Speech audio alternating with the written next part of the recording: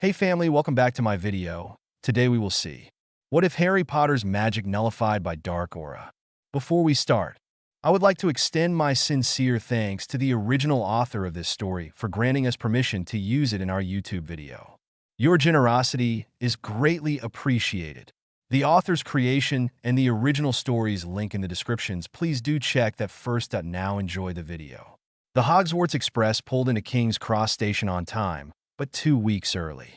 Crowds of worried parents were waiting for their children, though the crowd was substantially smaller than usual, given the number of students withdrawn before Dumbledore's funeral. Harry Potter stepped down from the car, reaching back to help Ron with their own, Ginny's, and Hermione's trunks. For all of their belief in liberation and equality, Hermione and Ginny were more than willing to make use of the strong back and weak mind of the male of the species. Ginny approached with a trolley, which Harry dutifully loaded. Surveying the platform one last time to ensure that there were no stragglers, Hermione, ever the prefect, indicated that she was ready to go. Before they could move, however, an excited Gryffindor first year approached, dragging a man in Muggle clothing. Her father? Harry, the female firstie chirped. "My dad wants to meet you." The tall man extended his hand, Mr. Potter, trying to think of the girl's name so as to address her father properly, reached to take the offered hand. Not noticing the large ring the man wore rotated so that the stone faced toward the inside of his hand. Hermione noticed that the man was not making eye contact with Harry or his daughter, and started to reach for Harry's arm, but she was too late. As soon as the ring's large stone made contact with Harry's flesh, it detached from its mounting and burrowed into Harry's flesh, and Harry Potter, the boy who lived, began to scream. His clothing started smoking from the heat emanating from his body. The first year's father stared down at him dully and said, "A gift from the Dark Lord." Ron had his wand in the man's face, but the glazed look on the man's face stopped him from uttering the hex on his lips. "Shit, he's Imperio." The first year was staring at Harry in horror with her hands fluttering at her sides like little wings. Ginny was screaming while trying to help Harry. The heat from his body was actually burning her. Hermione stared at her best friend, unable to believe what was happening. She could actually see his bones glowing through his exposed flesh. Aurors responding to the disturbance, Kingsley and Tonks among them. The crowd staring at Harry's screaming form continued to grow. "He is no more A/N. I own none of this. Honest. Nope, not me. I most certainly don't own the rights to a billion-dollar literary work. I barely own my 92 Dakota." The prologue set up the attack. Now the story can start. Harry Potter and the power he had not. Chapter 1. He is no more. The Aurors quickly got a medical team to the platform, but the 3 young Medowitches couldn't even touch him. Their wands told an odd tale. Despite a body temperature that should be instantly fatal, indeed his clothing was charred and disintegrating. He was very alive and still screaming. Glass was everywhere. The windows on the Hogwarts Express and the glass ceiling of Platform 9 3/4 was shattered and reshattered as it fell by the pulses of Harry's magic. The result was a layer of glass dust everywhere. It had been more than 20 minutes since the attack, and still he screamed. The team leader for the medics didn't understand what was going on at all. The boy, she still didn't know who he was. She would blame herself for his injuries later. Shouldn't be alive, yet he was. Wave after wave of his magic roiled off his body. No one could expend that much power for long. The boy was going to burn out his magic as well as his body. Joy Fleet watched the indications from her wand as the level of his magic cord doubled its value. Then in a matter of 2 minutes doubled again, with no indication that it was slowing. That wasn't possible. A wizard's magic might deplete, but it didn't increase when using itself up like this. From where she knelt next to the boy, she looked up into the worried eyes of the tall black Auror who seemed to be in charge. "I've no idea what's going on with him. He has a cursed gemstone embedded in his right hand. I don't know what it's doing to him, if it's what's causing this, if it's what is keeping him alive. He also has a curse scar on his forehead, but it doesn't seem to be." Her eyes widened when she completed the connection. "Sweet Merlin, this is Harry Potter." A split second of panic. Then Joy's professionalism resurfaced. "We've got to get him to St. Mungo's so that a curse specialist can see to him." From her kit, she removed a large plastic bottle. She placed the bottle on the boy's chest, where it started to melt. With a nod, both of her team mates grasped the bottle, and Joy tapped the rapidly melting bottle with her wand. Her still screaming patient and her team disappear when the port key activated. Joy turned her attention to the other injuries on site. She found a red-headed girl with burns on her hands and arms, gotten when attempting to help her friend. Easily fixed with liberal application of a burn salve, the girl's mother was hovering over her in a near panic over the condition of Harry Potter. She determined that the tall, red-headed man was unharmed, then turning her attention to the other young woman still on the platform. Her bushy auburn hair practically crackled with the discharge of her barely contained magic. Like most people, Joy devoured any information made public about the Chosen One. She decided that the redheads must be the famous Weasley family. That meant that the bushy-haired witch who had transposed herself between the Aurors and the obviously muggle family of the young girl clutching at her mother's legs and crying must be Hermione Granger. "You will not be arresting this man," she screamed. "Look at his eyes. He is under the Imperious curse. Use your brains. He's a muggle. How could he possibly hurt a wizard as powerful as Harry Potter?" One of the Aurors put his hand on her to move her aside, and jerked it back in pain when her magic flared in response to his unwanted touch. Ignoring his wand, he balled his hand into a fist. "I wouldn't do that, mate." The tall redhead leaning against the stanchion said dangerously, "That's Hermione Granger. You know, Harry Potter's best friend? Do you know how many Death Eaters she's trashed? She's dead scary, mate. I've known her for years and wouldn't dream of doing what you're thinking about. 'Cause if SHE doesn't kill you, then you get to face Harry Potter, and I'll deal with whatever he leaves." He grinned at the look of death Hermione shot his way. "I always have to get rid of the bodies and other light work. Maybe we should all just calm down." Tonks spoke up for the first time since arriving on scene. The Auror confronting Hermione never broke his eye contact with her. His unspoken challenge, "Mine's bigger. Shut apprentice. You're here to learn, not talk. You've not in charge here." Hermione just maintained her own eye contact. Her response, also unspoken. "Try it and die." "He's right there, Tonks." Shacklebolt approached the group. "I'm the one in charge here. Tonks, you're with me to learn." Kingsley had never liked officious asses when he had been starting out, still didn't. "The rest of you, crowd control." Now, Kingsley turned his attention to Ron and Hermione. What happened? The throne room inside stately Malfoy Manor was lit only by a few gas lights and the fire. Sitting on his throne upon the raised dais, Voldemort was almost giddy with glee when he felt the boys' pain via the link they shared. His most trusted, which is to say, not trusted at all.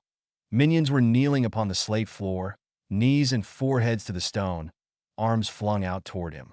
They had been there for more than an hour waiting.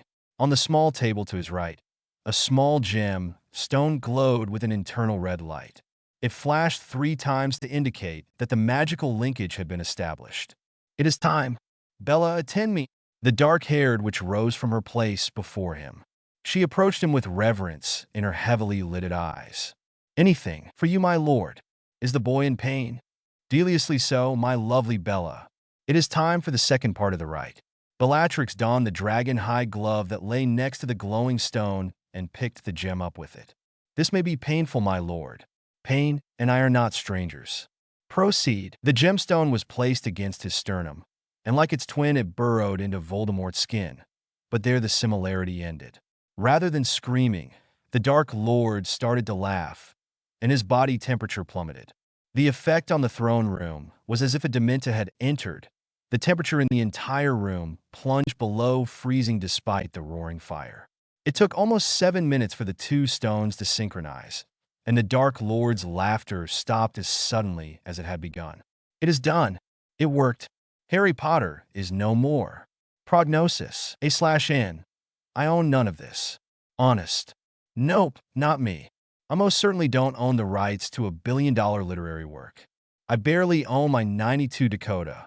A/N 2. Wow, I got a sore throat just writing that. Sometimes, usually, it sucks to be Harry Potter. Harry Potter and the power he had not." Chapter 2, Prognosis. Healer Michael Slocum was having an exceptionally bad day.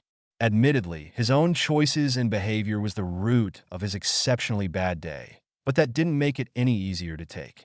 First, his wife had found out about a home visit he had made for an exceptionally endowed young, who he had met during an examination during office hours. If anything, the penalties levied on the offending party in a divorce were even more punitive in the wizarding world when compared to muggles. Sarah had taken Little Dot and moved to her mother's home. Next, when he arrived at St. Mungo's this morning, he was informed of the review board he was to sit that very evening. Something about a misdiagnosis that led to a patent's death. Then he overheard a small gathering of student meta-witches in their break room. What do you call the man who comes in last in his class in healer training? Healer Slocum. He had, of course, rampaged into the break room and confronted them jokers. They were embarrassed that he had heard them, but didn't seem overly worried about the repercussions of his knowing. The word on the ward was that he was on his way out, and his next position would be lancing boils in some small country clinic. Now an emergency response team returned without their team leader, but with an addled patient who would not stop screaming. He performed a standard diagnostic sweep with his wand. Without seeing the readout, he knew the man was hot. Then he did read the output. That couldn't be right. He did the scan again. Exactly the same result: body core temperature, 158 degrees Celsius. How is this man even alive? Why are you wasting my time? There is no way for this man to survive. He is dead. He just doesn't know it yet. Take him to the morgue. Healer Slocum. Michael turned to face the speaker, knowing the voice even before he saw her face. Senior Master Healer Pomfrey, his mind racing. There was no doubt that his bad day had just gotten so very much worse. Do you have an interest in this case? The older woman looked at him like he was something she had scraped from the bottom of her shoe. Get out of my way. This is my case. She turned to the meta-witches still attending to Harry. I want his temperature down. Get him wet. Use the Agwamini charm until I tell you to stop. She turned back to Michael. Clean out your desk. Now. Don't wait for your hearing. No one who gives up on a patient who is still breathing has any place on my ward. Poppy Pomfrey returned her attention to the boy Minnie called her favorite patient. She cast impervious on her spectacles to keep them clear of the steam issuing from his body. She needed more than the wand readouts that she was getting from the many diagnostic charms she was casting, and decided to risk a burn by touching him. She had always found that tactile feedback was an essential part of the diagnostic process. Amazingly, at her touch, which did in fact burn her, he stopped screaming, and his temperature returned to normal over a period of 3 minutes. Having dealt with the most pressing of his symptoms, despite being fully aware that nothing she had done had made any difference so far, and his apparent calming at her touch was purely a coincidence. She queried the meta-witches from the emergency response team as to what had happened and what they had observed, while cutting what remained of his clothing from Harry's body. As soon as they mentioned the cursed gemstone in his right hand, she grabbed it, still quite hot, but no longer enough to burn her, and found that the gem had dissolved into his body. Another diagnostic charm concentrated on the entry wound. She found traces of the curse throughout his body. She then did a scan on his magic, having seen in the case notes that his magic was spiking for several minutes prior to transport. His magical core was intact, but the level of his magic was at least 10 times higher than she had ever seen in him before. Her wand indicated that his magic was slowly draining, hopefully back to his normal level, which was frighteningly high enough as it was. She duplicated the case notes and had them forwarded to the research department so that hopefully they could isolate and identify what had happened to the boy. After another hour, Poppy decided that he was stable enough to move from the trauma ward to a private room. After she had him settled in the room, she went out to the waiting area. There she found Minerva McGonagall, the Weasleys, Arthur, Molly, the twins, Ron and Ginny, Hermione Granger, and a pair of muggles that she assumed to be Hermione's parents. They all turned their attention to her. Poppy, Minerva asked. Harry was cursed. We don't know what the curse was, but his temperature is back down to normal levels. He's in a coma. I don't know how long he'll be out. His magic is at an extremely high level. How could that be, Madame Pomfrey? Hermione asked. Magic was just rolling off him.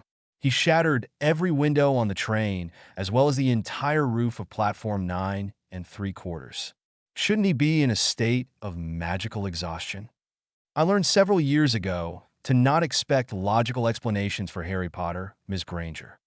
The look on Hermione's face gave her pause. I'm sorry, I shouldn't be flip. There are many things we don't know at this point. I promise that as soon as we know anything, we'll tell you. She considered for a moment. If you would like to see him, I can let you go in, no more than 3 at a time for 15 minutes each. Then go home. Staying here won't do him or you any good. Molly, Arthur, and Ginny were the first in. Ginny rushed to his side, running her fingers through his hair, oddly and unexplainably untouched by the heat that had been pouring out of his body just hours earlier, sobbing and talking to his unresponsive form. Arthur and Molly stood at the foot of the bed, feeling like it was one of their own laying in the bed. They all spoke, as if he was awake, reassuring him that everything would be all right. When it was time to go, her parents tried not to watch as Ginny kissed the unconscious boy in a somewhat less than chaste manner. Hermione and her parents were next. She also rushed to his side and ran her fingers through his hair, murmuring to him quietly. Her parents looked on quietly. Emma, her mother, was proud of her support for her friend, Daniel. Her father was a touch puzzled. Hermione seemed to have a lot of physical contact with this boy who was only a friend. None of his female friends at that age were as physical with him. Of course, he had never been on the edge of death either. Maybe that had something to do with it. He had been introduced to Ron outside, her purported boyfriend. Hermione hadn't touched him once. Very odd. Your aunt and uncle weren't at the station, and your uncle hung up on me when I called to tell them where you were. I'll take your trunk and Hedwig home to take care of them until you are better. She hugged his unconscious form to hers. Get better, Harry. Don't you dare die on me.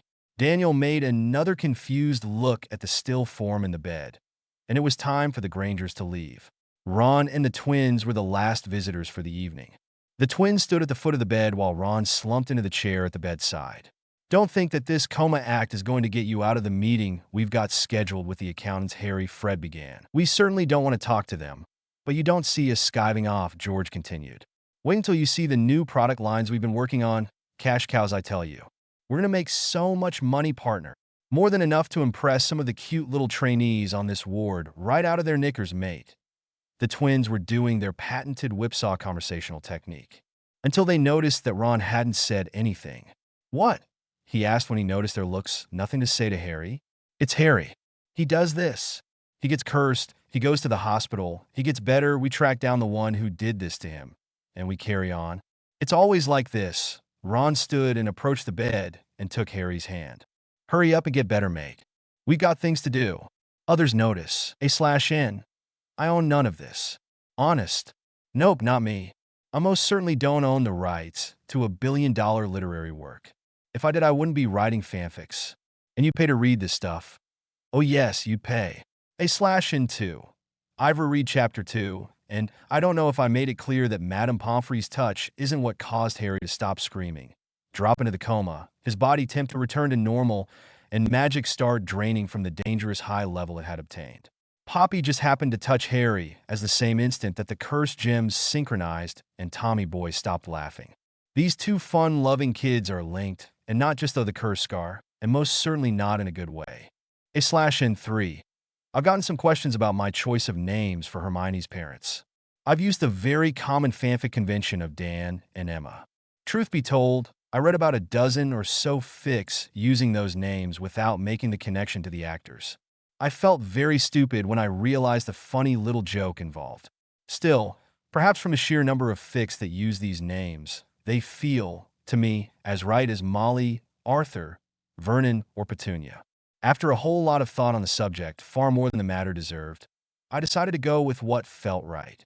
A/N 4. And as I've said before, it sucks to be Harry Potter. It isn't much better to be an unloved semi-author. Almost 300 hits on the story thus far, and 4 reviews from 2 different people? Come on. How am I going to improve if you don't slap me around for my conceits? Harry Potter and the power he had not. Chapter 3. Others notice. The Daily Prophet. Boy who lives struck down by Muggle hovers near death. King's Cross Station, London. An unprovoked attack on Harry Potter, also known as the Chosen One, by the father of a first-year Muggle-born student, has sparked a major row over Muggle relations and the ethics of allowing Muggles to have access to and knowledge of magical Britain. The attack, involving a large gemstone carrying an unknown curse, caused Mr. Potter to collapse in agonizing pain, issuing what has been described as a banshee wail. His magic flared in self-defense, pulverizing all of the glass on and around platform 9 3/4 to dust. His magic also attempted to fight the curse by elevating his body temperature to levels here to 4 unknown in a wizard kind. The exact amount of heat he generated is unknown, but this reporter observed the scorch marks on the paving stones where he lay before being transported to St. Mungo's by a highly trained emergency response team of Medowitches, ably led by Medowitch Level 1 Joy Fleet. "We did all we could for Mr. Potter," said Medowitch Fleet after having the Chosen One sent to St. Mungo's via emergency portkey, which sadly wasn't much. "He was in so much pain that he didn't even know we were there. His magic, by far the most powerful I have ever encountered, interfered with our diagnostic charms. And the heat coming off his body was beyond anything I have ever seen or heard of." She also treated injured witnesses to the attack. The worst was a young girl with burns on her hands and arms. I believe she was attempting to help him, ignoring the damage he was doing to her. There were also multiple cases of eye and sinus irritation caused by the glass dust, but those were all easily treated on site. When asked about David Booth, the Muggle accused of the unprovoked attack and the claim that he was allegedly under the Imperious Curse, Medowitch Fleet said, "I examined the man. He was uninjured, if somewhat unresponsive. My examination only looked to his medical condition. Our emergency response medical kit doesn't contain anything that would detect an unforgivable." It is the reaction of the Chosen One's companions which raised the most questions. Muggle-born witch Hermione Granger, 17, romantically linked with the boy who lived, as well as Victor Crumb, Ronald Weasley, George Weasley, Fred Weasley, and Cormac McLaggen. A young woman of formidable intellect and remarkable appetite spent the minutes following the attack not attending to her injured friend, but in defending his attacker. The Department of Magical Law Enforcement's official policy is to never comment on active cases, but one Aura on the scene spoke with this reporter on the condition of anonymity. "Someone needs to do something about that arrogant little," which he displayed his damaged hand. "She cursed me, preventing me from doing my duty, claiming that the Muggle was under the Imperious Curse. How could she possibly know that unless she cast?" The Aura would not theorize just who might have cast the alleged unforgivable. Perhaps more ominous were the comments of Ronald Weasley, 17, youngest son of the pure-blood Weasley clan. "The Weasley kid warned me not to respond to her attack, claiming that her powers were scary and muttering about how he was tired of disposing of the bodies. More repair costs for Platform 9 3/4 pegged at more than 50,000 galleons. Muggle-born witches and the dark arts, feeding their appetites." The Quibbler. Weather-weary nation not surprised by forecast of bloodstorms. London. UK Service Advisory predicting that graphic bloodstorms will touch ground in the southern Scotland Wednesday is being met with numb resignation by weather-weary Brits. "Guess I should go conjure some plastic tarps and cover up the house, or what remains of it," said Scott Huster of Hogsmeade, echoing the sentiments of a nation battered in recent months by a succession of violent hurricanes, tropical storms, and tornadoes. According to the advisory, clouds of pure blood have congealed in the atmosphere above Little Hangleton and are heading north at speeds of up to 80 miles per hour. MWS meteorologists predict that the unprecedented storm will splatter most of the West Coast by Friday. "I suppose I'll have to cancel the barbecue," said Larry Milhouse of Dunoon. Meteorologists are predicting an epic storm of biblical proportions, marked by bullet-velocity winds and flash blooding in low-lying areas. Blood may even coagulate and freeze into bludger-sized clot hail, shattering windows, damaging roofs, and triggering massive blockages on roads and motorways. "Blood hail can't be any worse than the early thaw in spring," Kilmanarch, mother of 4 Stacey Boswell, said. "Still, I'd better take the clothes off the line." During a Monday night press conference, acting MWS Director R. David Paulison recommended that citizens evacuate the area immediately in order to avoid mild blizzards and packs of marauding werewolves. "We recommend that people stay indoors during the storms," Paulison said. In addition to gale force winds, the blood storms carry multiple forms of bacteria and disease, such as hepatitis B. Glasgow resident James Treadwell had a characteristic response to the warnings. "I'll just put on some extra thick boots," Treadwell said. "I'll get an umbrella and cover up my open cuts." Toward resident Kathy English said, She is determined not to let the gruesome weather disrupt her everyday routine. I'm not that worried, at least the blood's supposed to be warm, unlike the sleet that got us last fall, said English, a dog walker who does not expect a decline in her business during the storm. Plus, it's only supposed to be a Category 3 blood storm. According to MWS spokesperson Joe Colby, the worst blood storm conceivable is a Category 5 on the Saffir-Savini meteorosanguinity scale. In this type of storm, bubbling, boiling blood the consistency of corn syrup pours from the skies, scalding every exposed living thing and sparking fires. Although MWS officials have encouraged citizens to evacuate to Canada, many Brits have opted to wait it out. I've flown in the early season blizzards for the past 3 weeks. How much worse can a little blood be? Said Indiana resident Clark Merritt. I also worked in a slaughterhouse for 20 years, and trust me, you get used to the smell. The storm is expected to just miss the northwest, a fact that greatly relieves residents there, who are gearing up for a possible shitstorm this weekend. /N5. This chapter is kind of dumb, but what is a Harry Potter FIC without at least one insane Daily Prophet article? And who doesn't love the Quibbler? Remember, turn your monitor to read it upside down. Reactions. /N. I own none of this. Honest. Nope, not me. I most certainly don't own the rights to a billion-dollar literary work.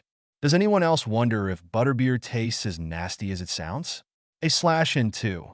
I've gotten a few emails about the Bloodstorm story from last chapter. It's the Quibbler, folks, not to be taken all that seriously. Harry Potter and the power he had not. Chapter 4 Reactions. Ministry of Magic. Department of Magical Law Enforcement. Kingsley Shacklebolt stuck his head into the bullpen. Drader, my office.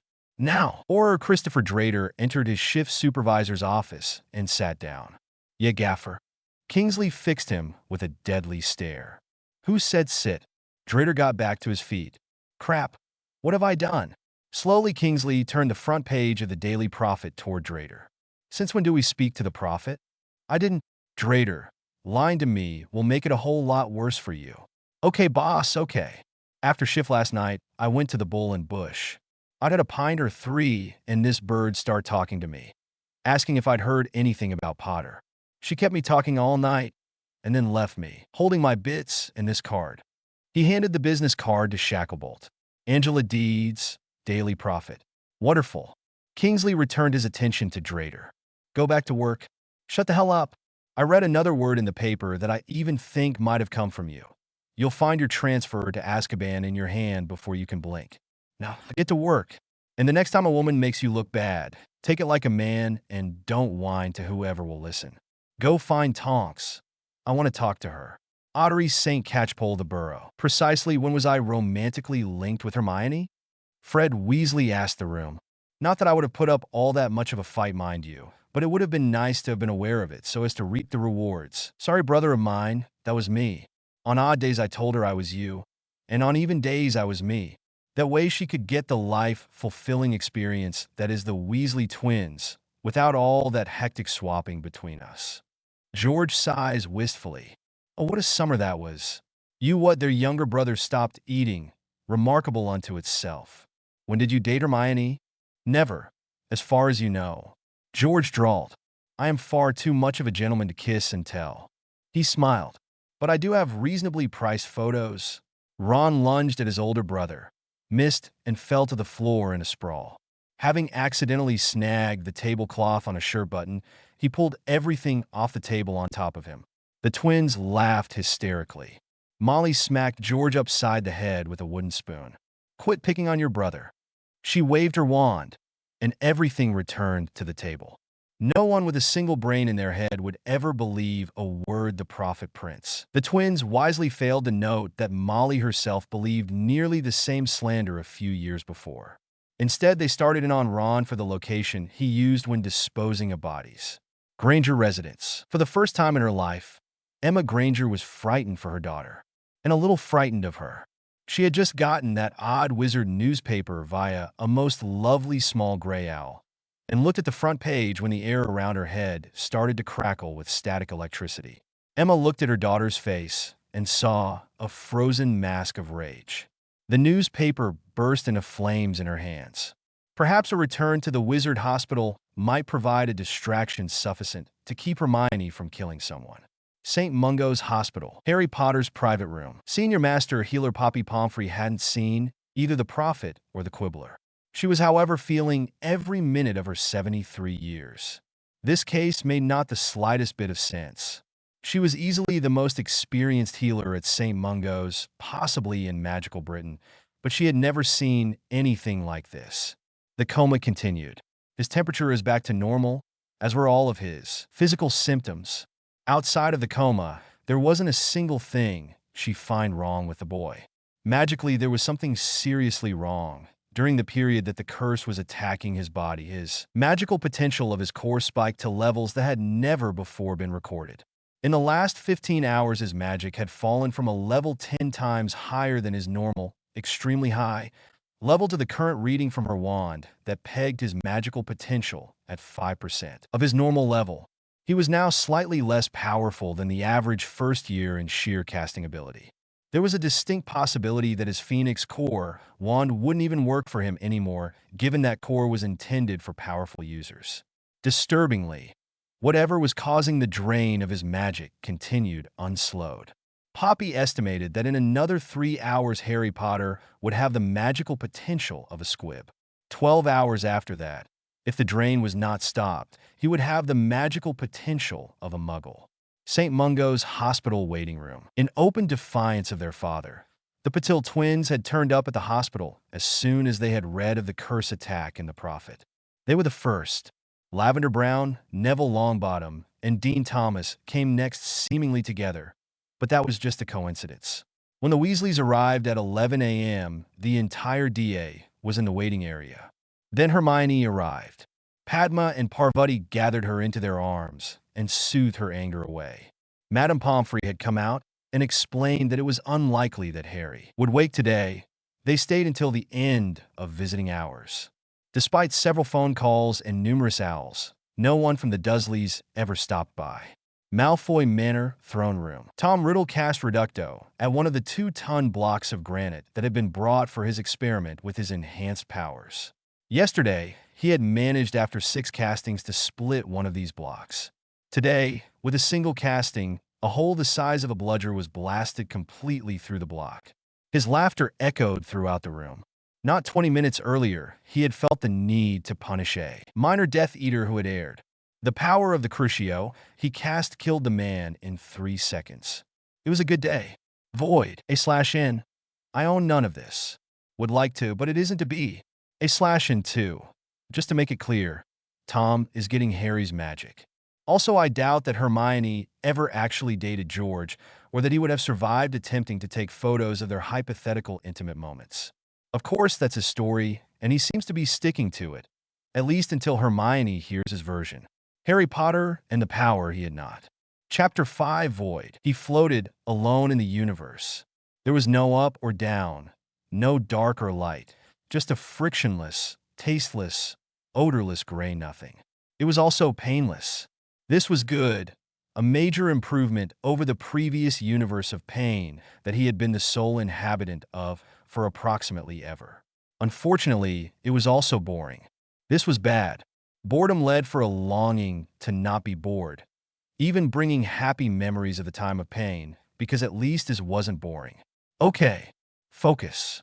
Concentrate on what you've got. Time for an inventory. He searched for his body. Feet? Nope, no pain. Not even an itch. The same for his legs, arms, hands, torso, head, ears. Even the dangly bit seemed to have taken the day off and hadn't left a forwarding address. Okay, the outside isn't working. Try inside. Heartbeat. Can I find a heartbeat? Nope. Not there. I guess I've dead. Passed on. Shuffled off the mortal coil. Pining for the fjords, tired out from a prolonged squawk. I wonder if I have beautiful plumage. Where the hell did I come up with that from? Oh yeah, TV show. Okay, I'm dead. Nice day for it. Spum, spum, spum, spum, loop, loop. Oh, thank God. My heart is beating. No more TV show flashbacks. I had a nasty suspicion that the good life was next. Sure, Felicity Kendall was a babe, but focus Potter. Okay. Heart's beating. That's always good. What else? Hey, I've got to pee. Fantastic. Wait, I got to pee. I can't move. I'm going to soil myself. Fantastic. Poppy frantically waved her wand over Harry's body. Absolutely nothing. She did the same over the body of one of the meta witches assisting her. A reading. Her wand and magic were working perfectly. She made a mental not to make sure Phyllis knew she was pregnant later. Harry's magic potential had fallen below that of a squib last night, and she had spent the last 20 minutes confirming that his magical potential had actually fallen to nothing. Every instrument at the hospital's disposal showed that he had absolutely no magic left in his body. This wasn't possible. Every living thing had a detectable magical potential. Plants, animals, everything. The research department had instruments capable to measuring the magical potential of bacteria. Those same instruments register an absolute zero when directed at Harry Potter.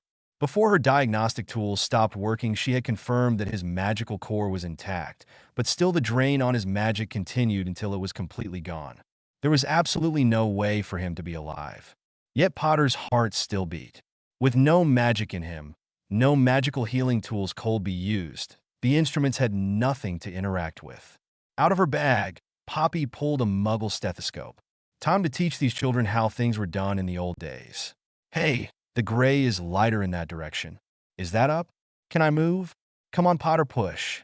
Push your lazy ass to that brighter spot. Poppy pressed the diaphragm of the stethoscope against Harry's chest and was startled by his sudden intake of breath. To her amazement, Harry forced open one eye and whispered, "Damn thing's cold. Get it out of the freezer." Aftermath. A/N. I own none of this. Would like to, but it isn't to be. A/N too. Does it seem odd to anyone else that I got 6,500 words into this tale before the title character uttered a non-canon word?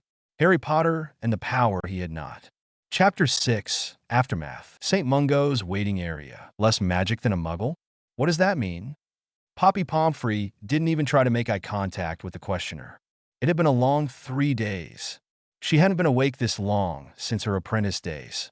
Harry asked her to explain to his friends because they would ask questions that he didn't know the answer to. The questions had been coming for more than an hour. Simply put, every living thing on the planet has what we call magic potential. It has long been theorized that this potential is what life actually is. Then Harry comes along. Leave it to Harry Potter to completely change what everyone believes. His body now has absolutely no magic potential. The flora and fauna in his gut don't either. It's as if his entire body has become an area of null magic. He is alive, even healthy, getting stronger physically all the time, recovering from his ordeal. But he has no magic. Neville Longbottom hesitantly raised his hand. Would it be possible to give my magic to Harry? We need Harry. No one needs me. Poppy smiled at him. No, Neville. One of the apprentices tried that last night when I tried to get a nap. I found her after she had been trying for 20 minutes, and she had practically drained herself into magical exhaustion. She is a firm believer in the Chosen One and was willing to do anything to help him, even suggesting a few arcane rituals that people your age shouldn't know about. I chastised her for her attempt. There will be a note in her personnel file. She sipped her tea. If she had made the offer you did, I would have hugged her. She wanted to heal the Chosen One. You wanted to heal Harry. Harry doesn't need healing. Luna Lovegood spoke up. He is the Chosen One. He has the power the Dark Lord knows not. No one said it was his magic that would let him win. The blonde Ravenclaw got horrified looks from everyone in the room. She didn't care. Madame Pomfrey, please don't take offense, but is there anyone else who could see Harry? I mean, you're great at school, but this is so far outside of the injuries that you would normally see. Lavender Brown blushed. Poppy started to answer, but from the back of the group Hermione said, Madame Pomfrey's full title is Senior Master Healer. She isn't a school nurse. The European Magical Medical Society lists her as the leading curse diagnostician in the world. She is also a fully qualified Muggle doctor, diagnostician, and surgeon. She is at Hogwarts so that we have the best of the best in medical care. If Poppy Pomfrey can't find what is wrong with Harry, no one can until we beat the information out of Tom Riddle. Her voice was determined. There was no doubt in the minds of the listeners that Riddle was in trouble if she got her hands on him. What's important is Harry's alive. The news couldn't be any better. If you had seen him when the curse attacked his body, you would know what I mean. Well, thank you for that. The bushy-haired woman just shrugged. I looked your qualifications up first year, the first time you tended to Harry. She looked a little embarrassed. I had the same question then that Lavender did now. Poppy laughed. So did the small crowd. Well, if there are no other questions, Harry would probably like some visitors.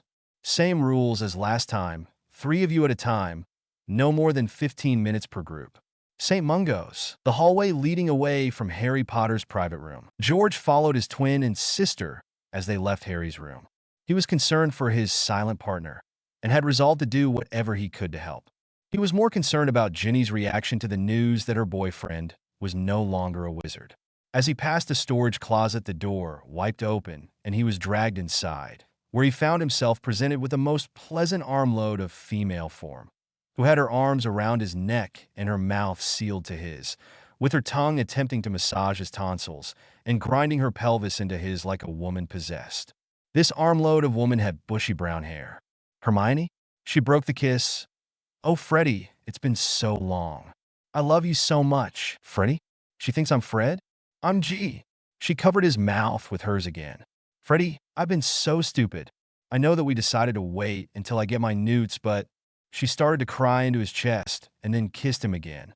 He thought he was going to pass out when she broke the kiss again. I must have buggered up the contraceptive charm, Freddie. I'm pregnant. Poppy says I'm at 21 weeks. I'll be showing soon. We have to move up the wedding. Pregnant? Wedding? She thinks I'm Fred? Hermione, I... She kissed him again. Oh, Freddie, you're so good to me. I was so worried when that Prophet article mentioned you. I thought that you would be so mad. Though it was kind of funny that someone saw me with you and thought that you were George. My daddy is so angry at you for giving me that fire whiskey the first time. Another kiss. He thinks you took advantage of me. I told him that he doesn't understand love, but he still wants to talk to you alone. I know he won't intimidate you. Another kiss that curled his toes. I could be Fred.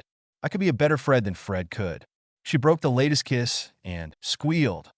Oh, we could have a double ceremony with Bill and Fleur. It will be so romantic.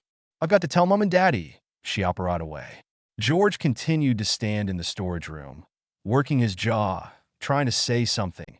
Anything despite being completely alone. Sweet Merlin's baggy Y-fronts. What the hell am I going to do now? Decisions. A/N. I own none of this.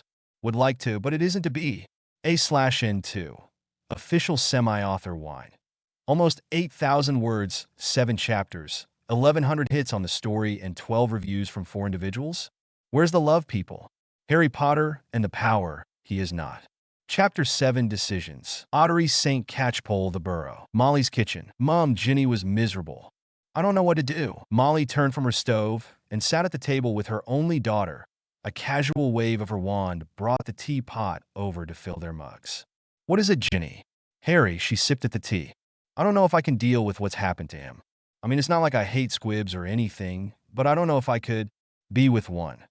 Molly felt bile rising in her throat at the thought of mixing the Pruitt/Weasley bloodlines with a powerless squib. Still, Ginny, we aren't talking about some random squib.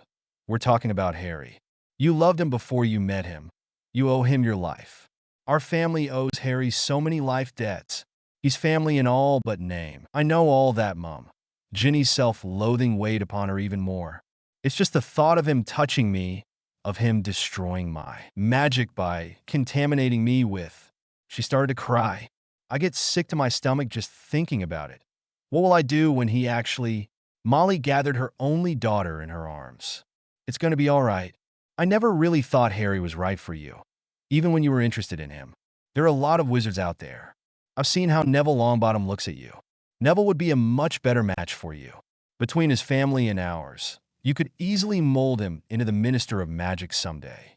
London, outside Purge and Dow's limited building. Harry Potter was disgusted with himself.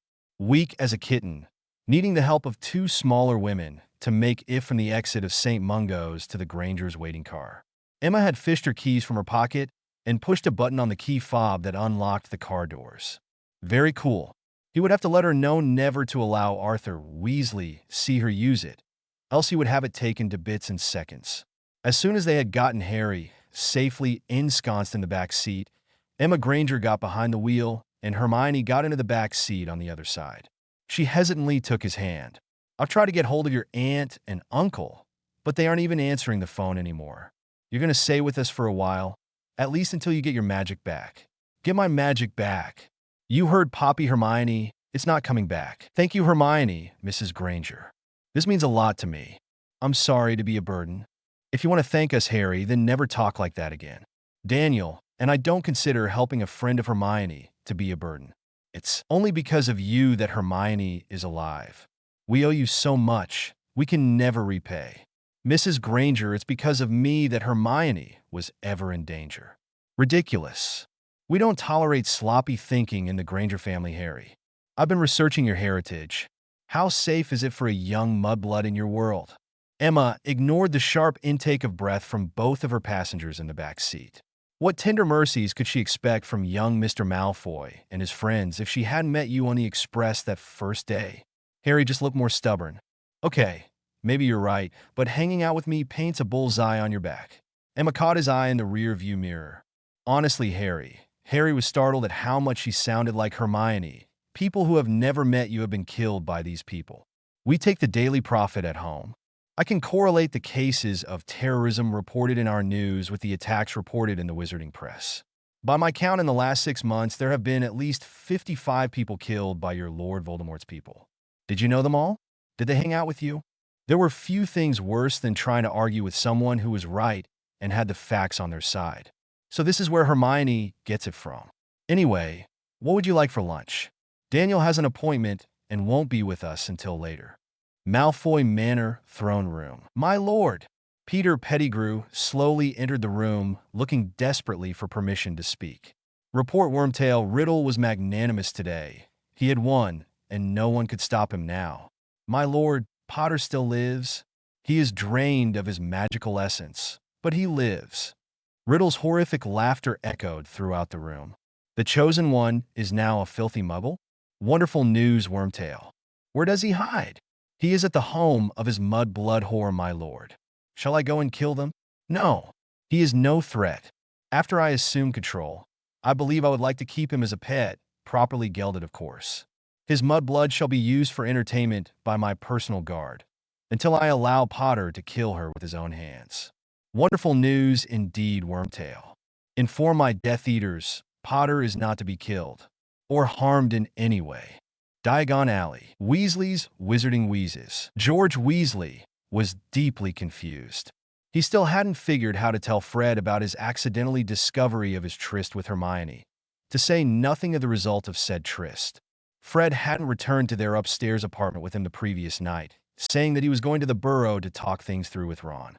After his encounter with Hermione, George hadn't wanted to confront either Ron, who he knew to be carrying a torch for the bushy-haired witch, or Fred, so he stayed home. This morning, Fred had told him, saying that he had a 9 a.m. meeting at Gringotts and would be in late. George had spent his morning straightening stock on the shelves. More specifically, he had been straightening the same stock on the same shelf all morning long. The door chime broke him out of his fog and alerted him to someone entering his shop. He looked up to see Daniel Granger glaring at him. "Mr. Granger, Fred, I know you are Mr. Weasley, and I know what you did to my little girl. There are only 3 reasons that you aren't dead right now. My daughter loves you for some reason. I'm told you will be marrying her on August 1st. And I like your father, though I don't know how he's going to take your behavior. Mr. Granger, I don't want to hear any of your crap, Weasley. You got my little girl drunk, and then for all intents and purposes you raped her. Now she's carrying your child. Let me make myself crystal clear. If you hurt her, I will hurt you. And I mean physically, not psychologically. Do you know what I do for a living, Weasley? You're a dentist. Just consider that. I know about pain. You have no idea what I could do to you. You treat her like a goddess. Or so help me." Daniel Granger turned on his heel and left the shop without another word. What the hell has Fred gotten himself into? What has he gotten me into? Oh crap. Oh crap. Oh crap.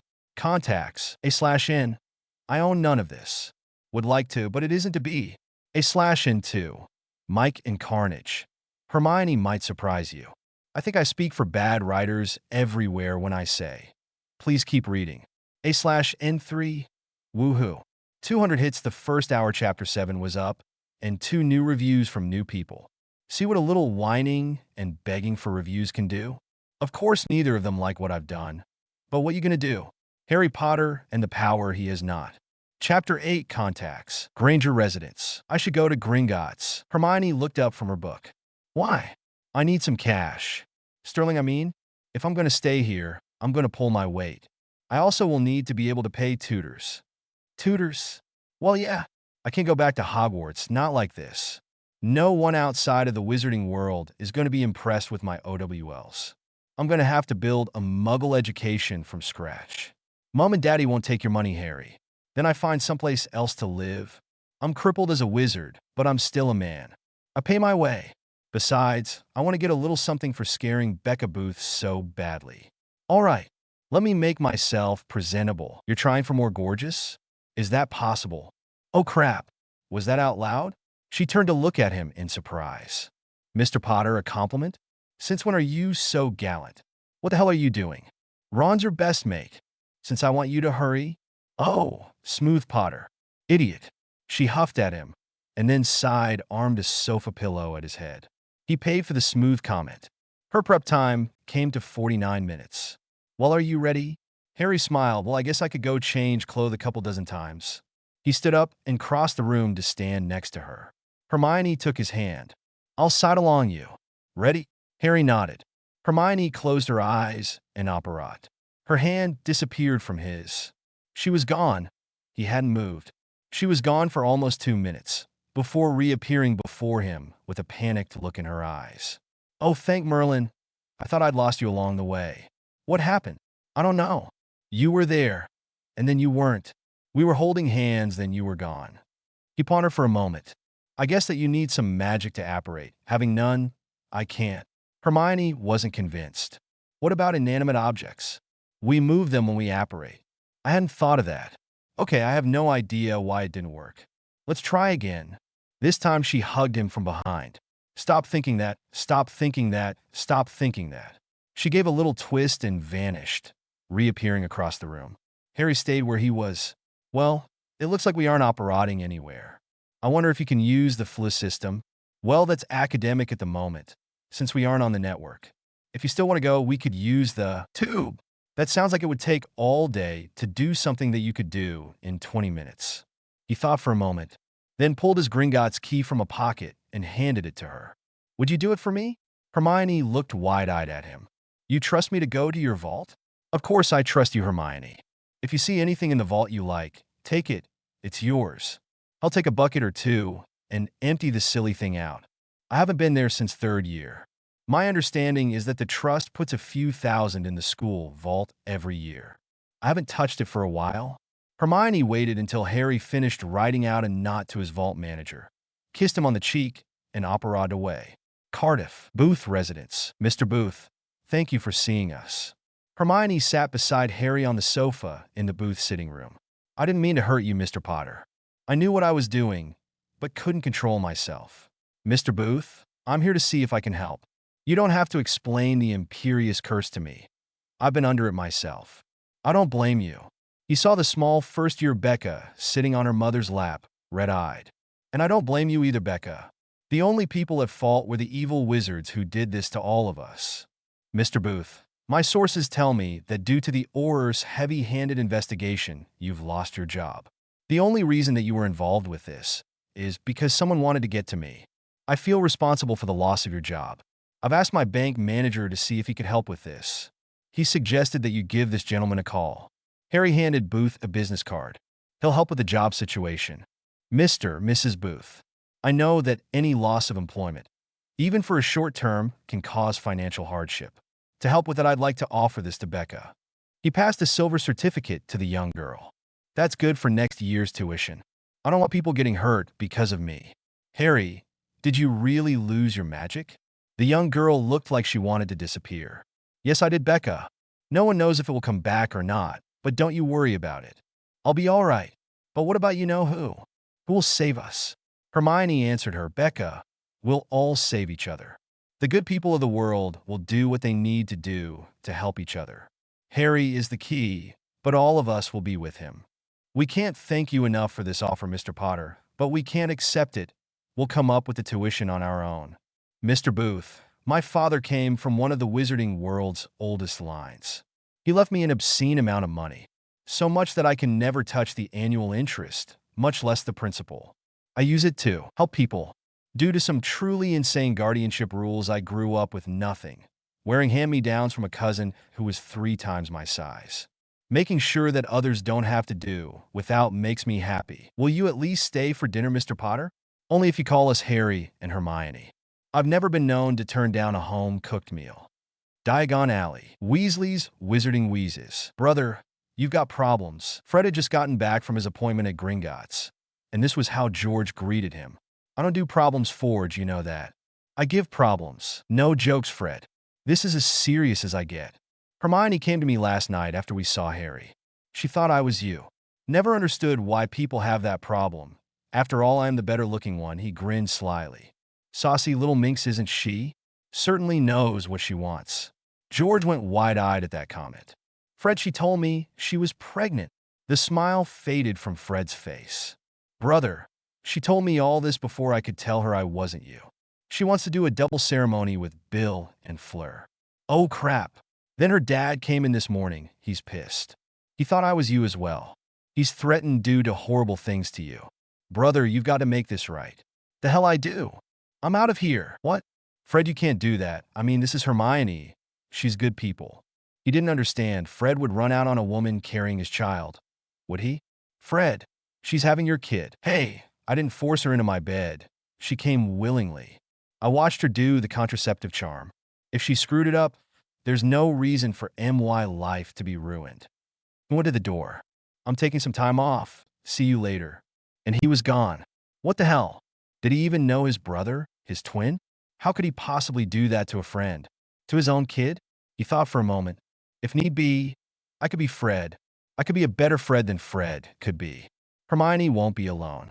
Discussions. A/N. I own none of this. Would like to, but it isn't to be. A/N2 woohoo. Again, all kinds of hits.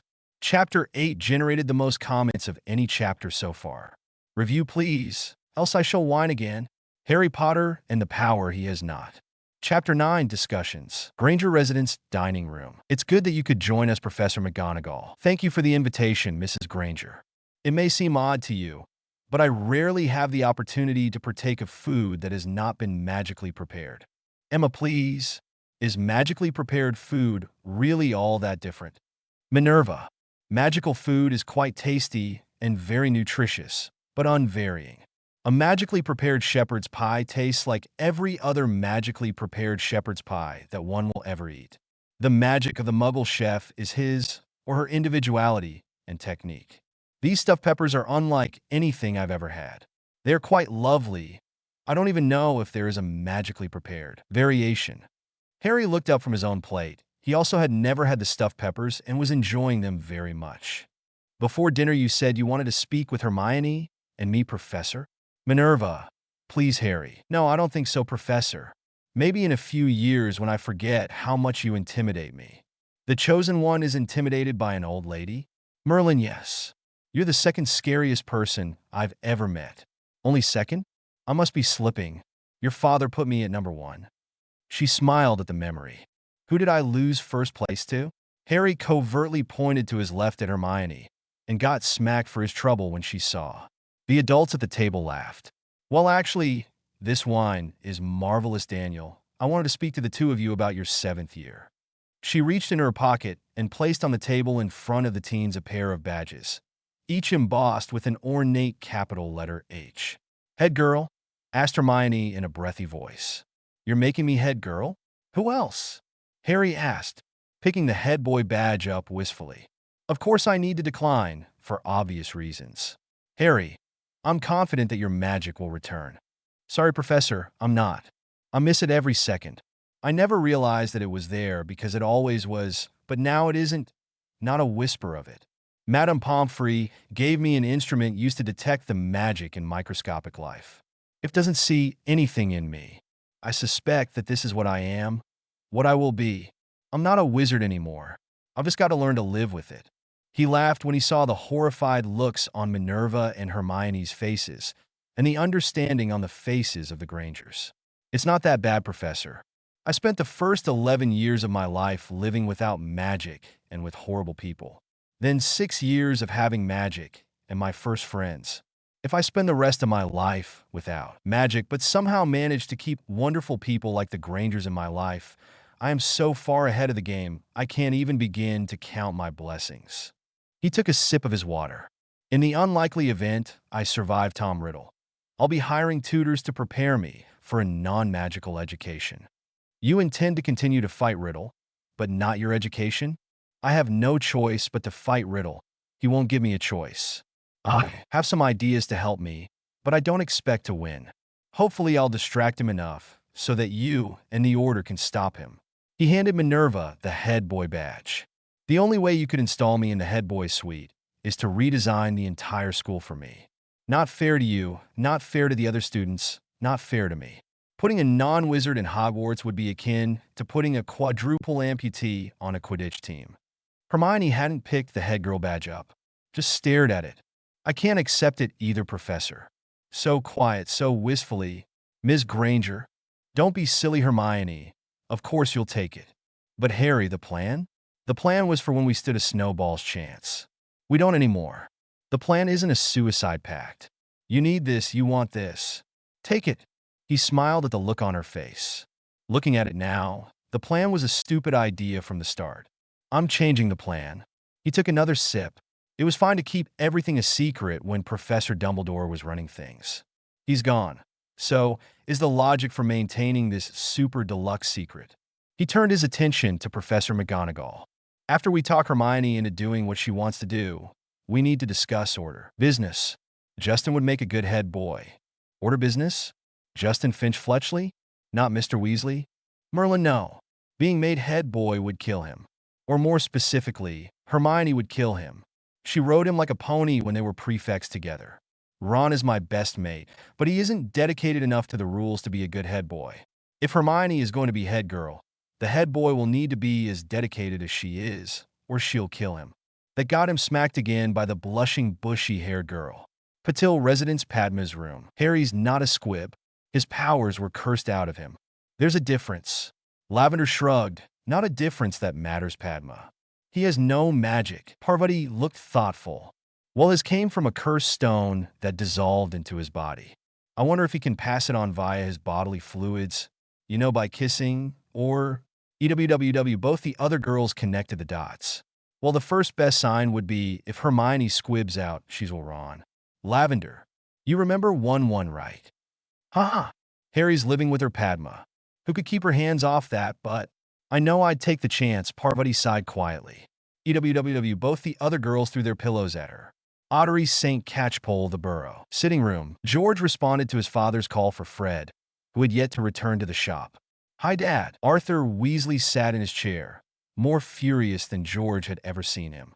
More so even than the time he had caught them trying to get Ron to make an unbreakable vow. Where is your brother? A statement, not a question.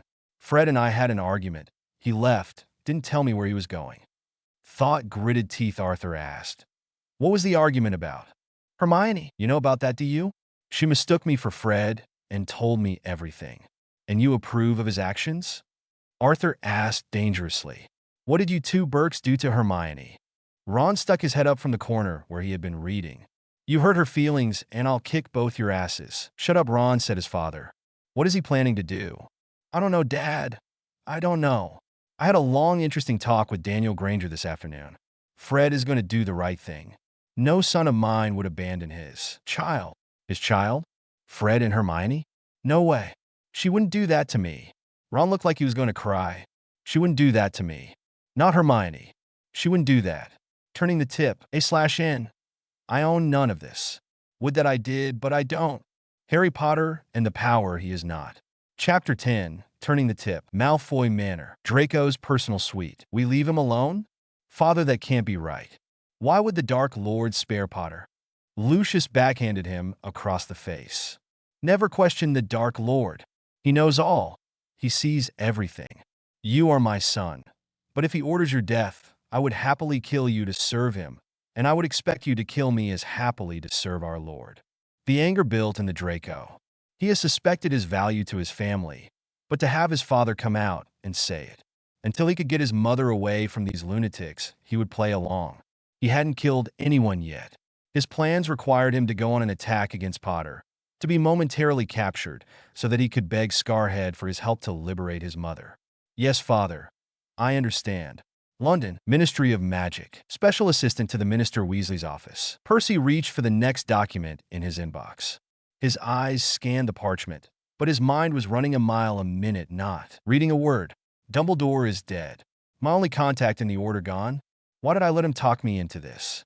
Cut your ties with your family, Percy. Fight the good fight from within where your talents will come to the fore. Write hateful letters to your brother and sister about Harry Potter, so to confirm your legend with the Ministry, Percy, because of my loyalty to the headmaster my brothers hate me. My only sister would happily kill me. My own father refused to speak to me in the hall just this morning, and every time I see my mother she cries. If it wasn't for Penny, I don't know what I'd do. Will they believe me if I tell them the truth? Will they accept me again? What will they say when they find out about their first grandchild? Will they bless our wedding? Damn Dumbledore anyway. Truth, Percy truly did dislike Harry Potter. His cavalier attitude toward the rules set Percy's teeth on edge. His willingness to lead Ron and Ginny into danger was something Percy would never accept. He returned his attention to the document he was supposed to be reading. One has to do his job. Granger residence, sitting room. Daniel. Arthur. Both men spoke through angry, clenched jaws. Arthur, Rana. George, ma'am. George, it's good of all of you to come. Is Fred here? I am so sorry, Emma. My son hasn't been seen for 3 days. I believe he has chosen to avoid his responsibilities. Excuse me? What's going on? Oh, Fred's found a hilarious new joke, Harry. A look of fury on his face. Hermione's got a great joke, too. Harry was confused. What was Ron talking about? Fred's not coming? Hermione looked stricken. Fred's not coming? She sat suddenly, a look of total desolation on her face. I would have thought you would have raised better men than that, Arthur. I thought I had Daniel. I thought I had. George looked to Hermione, who was holding her abdomen and rocking in her seat, muttering, I need Freddie. I want Freddie. Where's Freddie? Oh, you want Freddie, do you? Well, he doesn't want you. And neither do I. Ron, what the hell is going on? Why are you doing this to Hermione? Open your eyes, Harry. She deserves this and more. The Grangers were yelling at his father. Ron yelling at Harry. Harry was confused, and Hermione was in pain. George crossed the room and knelt on the floor before her, taking her into his arms. It'll be okay, Hermione. Fred will come around. There's no way Fred would really abandon you, and he's just having trouble dealing with the idea. She sobbed into his shoulder. Guilt and desperation drove him on. If that Pratt doesn't come back to you, I'll take care of you. You and your baby. You and my niece or nephew will never want for anything. She clung to him and quietly kissed him on the cheek. You're sweet, Hermione said in a throaty Y voice. Is this an example of the life-fulfilling experience that is the Weasley twins? He pulled away from her. What? Do I get you on even or odd days? I forget. Oh, and do I get a discount on the reasonably priced photos? What? George heard the clink of glass behind him, turned to see Fred hand their father and Daniel Granger each a bottle of beer. All three were grinning at him like madmen. Emma was hiding her laughter behind her hand, and Ron was rolling on the floor in hysterics. Fred raised his own beer to the great and powerful Hermione Granger, the greatest practical joker of all time. The kings are dead. Long live the queen, he toasted her. Well, thank you, Freddie. I couldn't have done it without George's general cluelessness. What say I dump the dummy and take you on as a partner? We could wreak beautiful havoc together. From Granger and Weasley's Wizarding Wheezes. It has a ring. Hey, why would you get top billing? Because the silent partner is frightened of me. Fred considered for a moment. So, is the senior partner. Okay, you get top billing. Wait a minute. George was furious. This was a joke? You put me thought this is a joke? He turned to his father and Daniel. You both threatened me and made me feel ashamed of my brother as a joke. All of you conspired against me for a joke. Yep. Hermione started laughing. He looked from face to face in the room. Other than Harry, who was finally figuring out what happened, everyone was laughing. Laughing at him. After a few seconds, he joined them. Good one. You got me. Damn right I did, dummy. Look at me. I weigh 7.5 stone. I told you I was 21 weeks gone. Where's the baby? So, why was everyone in on the joke but me? Complained Harry. I can pick on George too. A/in. Turning the tip is a circus/carnival term to the spiel used to get the suckers of customers to pay to get into the show. Technically, I should have titled this chapter The Blow Off, which is the finale of the show, but thought that title might inspire some to assume that I was exceeding my rating and make nasty noises. For more details, this way to the egress. A/in 2. This chapter is dedicated to YEA I, who spoiled all my fun by spotting the joke in progress from the first time Hermione hung one on George. It tickles me that a throwaway joke scene not in my story outline, which I stuck in only because the chapter seemed to be running a little short, would generate practically all the reviews. Maybe that should tell me something. By the way, my planned humor, such as it is over. The story gets pretty dark from here on. New feature. Previews of coming chapters. Tommy gets a tummy ache. Dobby tries to help Draco, tries to make nice. Harry finds he needs to distance himself from his friends. Harry makes new friends with funny ways of bonding. Moves. A/in. I own none of this. Would that I did, but I don't. Harry Potter and the power he is not. Chapter 11 moves little whinging, Surrey number 4 Privet Drive. The first distinctive pop of apparition signaled the arrival of the first Death Eater. Over the next 2 minutes, 8 others flickered into existence. They quickly determined that the blood wards that had protected the inhabitants for so long had lapsed. They surrounded the house, casting locking charms on the doors and ultimately incendio on the structure itself. The Dursleys died unaware of the threat. Smoke inhalation ended their lives before the fire reached them. The Burrow Molly's kitchen. Neville Longbottom stepped from the fireplace, dusting stray ash from his robes. Neville, it's good to see you again. Thank you, Mrs. Weasley. My grandmother asked me to offer her best regards and to ask if you would come for tea sometime. Please thank her for me. I'll allow her the next time I'm out your way. Molly smiled her thanks. Ginny should be down in a few minutes. She sat Neville at the table, putting a cup of tea and plate of cakes in front of him, and covertly flicked her wand to signal Ginny to make her entrance. Ron was in the sitting room with a view of the stairs when he saw Ginny come down in what he thought of as her hunting outfit. Short skirt, flimsy top with no obvious bra. Hair done just so. If she wasn't his sister, she would have been gorgeous. She wore this outfit a lot when she was after Harry. Is Harry coming over? Why wouldn't he let me know? He sat up, craning his neck to see into the kitchen, just in time to see a delighted Neville Longbottom get his first view of his sister. Neville? Ron was puzzled. Why was she turning it on for Neville? She was dating Harry. Of course, Harry did do that noble breakup with her, which fooled exactly no one. Neville was a mate. He wouldn't be sniffing around Ginny. He wanted to certainly. As Ron knew well, Neville had been very interested in Ginny since 3rd year, but Neville would never do anything about it. Mitch didn't do that. He sat silently listening to his mother steer the conversation to Neville reaching his majority in a few days, his responsibilities when he assumed his position as head of the Longbottom house, like Augusta was going to let Neville out from under her thumb, and the need a young patriarch had for a life mate. What the hell? What is Mum up to? He watched as Ginny ran her fingers through her hair and touched his hands, arms, and once on the face. Neville was enjoying the entire episode, though somewhat confused at the attention. Ginny suggested a walk to the village, taking Neville by the hand and leading him to the door. She did have it turned on. Why is she teasing Neville like this? Ron stood and also went outside, closing the door behind him quietly.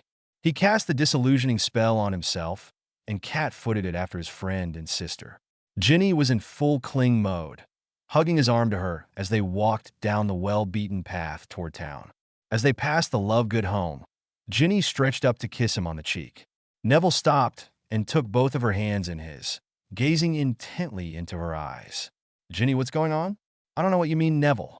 In the last 40 minutes, you've touched me more than you did on our entire date at the Triwizard Yule Ball. He looked a little sad at that.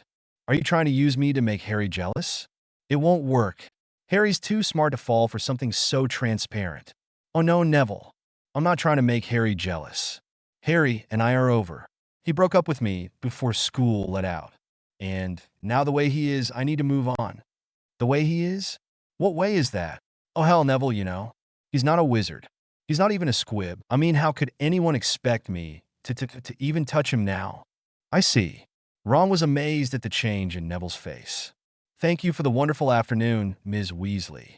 I think I should be going. Now, before I say something unpleasant, I would ask that you to not contact me again.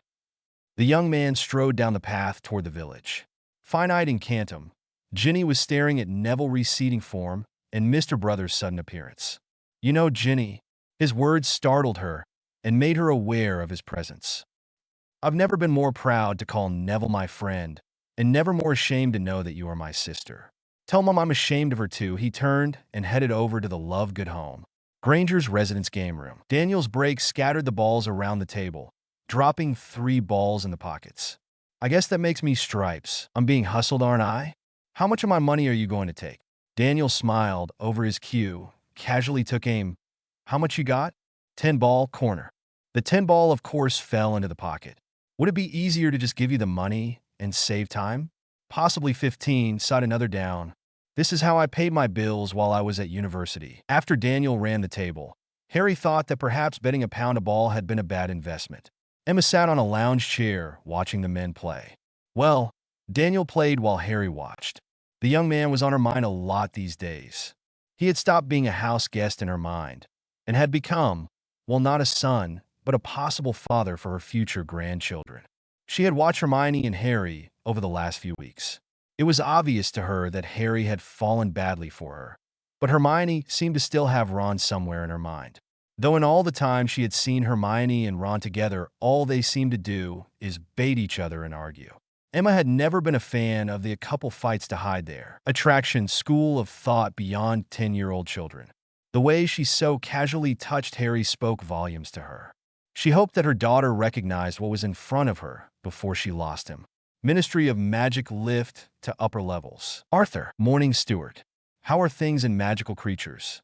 Fur, feathers and fangs, same as always. A young Weasley. How are you this fine morning? Just fine, sir. Thank you for asking. Percy took his place on the lift next to Arthur. Good morning, father. Arthur was a little surprised at the greeting, morning, Percy. He was even more surprised when he found that Percy had passed a slip of parchment into his hand covertly. He waited until he got into his office before he chanced to look. Father, it said, I believe that the time has come for us to speak. We have much to discuss. If at all possible, please come to number 32 Queen's Road tonight for dinner. Please bring Mother. Hermione returned from a shopping trip, a personal private pleasure. In addition to the items she had picked up for herself, she had picked up a pair of shoes, pair of slacks and dress shirt for Harry to wear to Bill's wedding.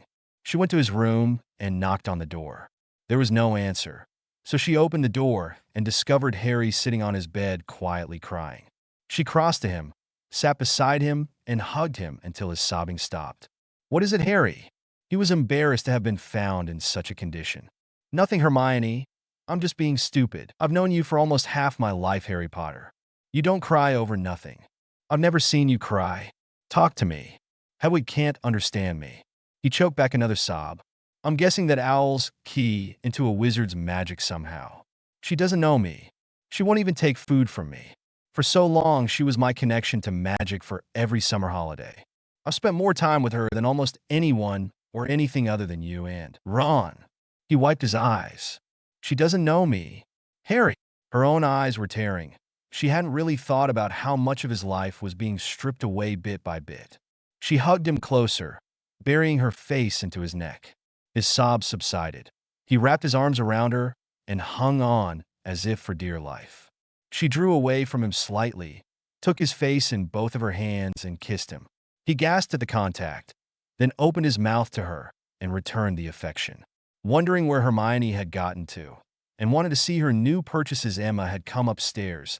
She passed Harry's room and saw the couple through his open door. Smiling, she reached in and eased the door closed. Daniel might not find is as endearing as she did. Lovegood residence, front porch. And then Ron was there. He must have been spying on me. He said some horrible things to me, and yes, I know Luna was watching a small bee buzz around the flowers in her yard. Ronald came here and told me about it. The bee landed on one of the bright yellow flowers. She could never remember the name of butter something. I must say I agree with him. You behaved appallingly. Me? What am I supposed to do? I've got nothing against Harry. It's just since he became a squib. Harry is not a squib. He is cursed. If his magic manifested itself tomorrow, would you love him? Would your rudeness to Neville be forgiven? Ginny, you are my first, best, and for most of my life, only friend. After what I've heard today, both from Ron and from you, I find that I don't like you very much. Tomorrow I'll probably love you again, but for now I'm going to have to say goodbye. And she re-entered her home. Ginny blinked. For Luna, that was a display of unbridled fury. Why couldn't anyone else see what was really going on? Lovegood residence, Luna's bedroom. Luna returned to her room. Ron was sitting on her bed where she had left him, still staring at his shoes. Hi, Luna, that Ginny? Oh yes, she stared at him with an intensity almost unknown to the Ravenclaw. She doesn't understand why what she is doing is wrong, that she is just trying to use Neville. I sent her away because I wanted to do something other than listen to her justify her actions. I'm sorry to bring our family problems to you. You just listen to me and have good advice when I'm smart enough to pay attention. Enough of my whining. What was it you wanted to do? Could I help? Oh yes, Ronald. I could definitely require your help in my project. I couldn't do it without you. All right, what's your project? I'm going to molest you. And she jumped on top of him, covering his mouth with hers. Next time on The Power He Is Not. Tommy sends his boys to invite Harry to Team Malfoy asks a favor. Arthur and Molly and Ginny, oh my. Same squib time, same squib website. Changes, A/N. I own none of this. And for good reason. After all, you wouldn't pay $17.95 for this stuff. Harry Potter and the Power He Is Not. Chapter 12, Changes. Granger residence. 7 Death Eaters operated into the Granger backyard. A wave of the leader's wand opened the back door, and they eased into the house as silently as possible. The leader hissed, remember, stunners only on Potter and his mudblood whore. If a single hair on either of their heads is harmed, the Dark Lord will kill us all slowly. Kill the muggles if you can, but we are here to grab Potter. The Death Eaters started their silent search. Ottery St. Catchpole the Burrow. Molly's kitchen. Bloody hell, Percy. Why didn't you tell us? Language, Ronald. Sorry, Mom. Seriously, Percy, you could have trusted us. For more than 2 years, we've been hating you and bad-mouthing you. That is precisely why I couldn't tell you, Ronald. Doing so would have jeopardized the task the headmaster set for me. I still don't think that. It doesn't matter, Ronald. It's in the past. We can't do anything about the past. We can only remember that Weasleys are family, now and forever. The fire suddenly flared green, and Penelope Weasley stepped into the room. Percy's normal reserved demeanor vanished in a second as he rushed to his wife's side. He guided his extremely pregnant wife to the table and aided her in sitting down. Well, we forgive you, Perk, but only because you're making us uncles. Unless you buck tradition and have a girl, then we'd be aunts. But either way, we're going to pass our skills to your next generation. If that doesn't pay you back for the last 2 years of pratery, then nothing will. New Sister Penny, we love you. Even if you don't have red hair, no one's perfect. Though if you can put up with Percy, you're closer to it than most. The twins hugged her from either side and kissed her on each cheek. Penny started to laugh. It was a full-throated musical laugh. It was a Weasley laugh. The family was back together. Granger residence. Unused to the appliances in a muggle kitchen, one of the Death Eaters caught his flowing robe on the handle of a drawer. As he stepped away, he pulled the drawer from the cabinet, and its contents clattered to the floor. He whirled at the noise and cast Avada Kedavra, and the green flash caused the kitchen counter to explode. Downstairs in the game room, Daniel and Harry were playing 8-ball again. Again, it would be more accurate to say that Harry was watching Daniel play, while Emma and Hermione were looking through a photo album reviewing what had happened during the most recent school year. At the sound of the shouted spell, Hermione drew her wand, pointing it at the stairs. Death Eaters, she hissed. Harry put a billiard ball in each pocket and, with his cue at the ready, took up a position out of sight where he could strike at anyone who came down the stairs. Emma pressed herself against the wall behind Harry, while Daniel went to the storage closet and removed his venerable Remington 870 and a box of shells. Quickly loading 7 rounds into the weapon, He stuffed his pockets with more shells. He also took up a position of relative safety, lacking any easy way out. They had nothing left to do but wait for the Death Eaters to make a mistake. Ottery St. Catchpole, the Burrow Ginny's room. Ron told us an interesting story about you and Neville Longbottom. Care to explain yourself? Your attitude? Don't try to pull this whipsaw crap with me. I know all your tricks, and they don't work on me. The lithe redhead sat on her bed, arms crossed, displaying a clear go-to-hell attitude. All right, little sister, Fred said. I'll do the talking. What the hell do you think you're doing? No response. You might have had more luck with your I can't touch a squib crap with a Cytherean. Just imagine what Longbottom thinks of you now. You don't love Harry anymore, fine. To be so because he lost his magic to a curse is unspeakably dark. Yeah, like you're dating a squib. No, Fred isn't dating a squib. The fact that we don't know a female squib within 15 years of our age might have something to do with it. But I'll let you in on a little secret. One we were saving for Halloween when Fred plans to introduce her to the family. He's dating a Muggle nursing student. They're close to getting engaged. Is this the treatment that Sarah can expect from the sister we've told her about? No response. Doesn't it bother you that the rest of the family is disgusted with your actions? Mum supports me. The twins left, shaking their heads. Ottery St. Catchpole, Lovegood residence, Luna's room. So, what is that, Luna? It's a Muggle invention. Luna stood back from the easel and put the paintbrush behind her ear to examine her progress. It's called a paint-by-numbers picture. Daddy found it on one of his business trips. It comes with these pictures. She showed him the unused canvases and this selection of paints, numbered 1 through 10. According to the instructions, you put the paint label number 1 in the areas labeled number 1, and so on. But I figured that can't be right, so I've been experimenting with shifting all the colors up 3 digits, except 8 to 10, which I moved to the bottom of the palette. She rotated the canvas on the easel 90 degrees. I will break this code, Ronald. I will discover what the Muggles are trying to tell us. You sure know how to have fun, Luna. Mind if I try one? Certainly, Ronald. Just not right now. Paint time is over. It is now time to return to my summer holiday school project. Okay, I'm not the best student in the world, but maybe I can help. What's the project about? I told you yesterday, silly. Molesting you. And again, she leaped upon him, trying to massage his tonsils. After 15 minutes of constant contact and the removal of several items of clothing, Ron broke the silence. How is molesting me a holiday school project? If successful, it will ensure that my 6th year has many meetings with you at the lake, Hogsmeade, the greenhouses, and the occasional storage cupboard. She experiments a bit. Your eyes go all funny when I squeeze this. Good to know. Yeah, Ron gasped. Research is good. Ottery St. Catchpole, the Burrow. Molly's kitchen. Molly, love, what have you done? Arthur. She's terrified of him, of being infected with what happened to him, stealing her magic. So instead of talking her through her fears, you sent her after Neville? Did it never occur to you how loyal to Harry Neville is? He offered to give Harry his magic for Merlin's sake. What were you thinking? If Neville has problems with her, there are many young, unattached purebloods. My gods, Molly, are you listening to yourself? So now it's wrong to want the best for your daughter? Who are you? You've never said these things to me before, Molly. Is this why you've always been against Hermione? I don't hate Muggleborns, half-bloods, or squibs, but I don't believe in mixing them into the pure bloodlines, Arthur. Harry is a half-blood. Why were you for the relationship when he had his magic? Are you against Bill marrying the Court of Villafleur? Are you aware that Charlie is living with a Muggleborn? Which on his dragon preserve? Did you know Fred is thinking about asking a Muggle girl to marry him? Ron has been interested in Hermione since his 2nd year. Are you going to destroy all of their relationships, or just hate the women in their lives?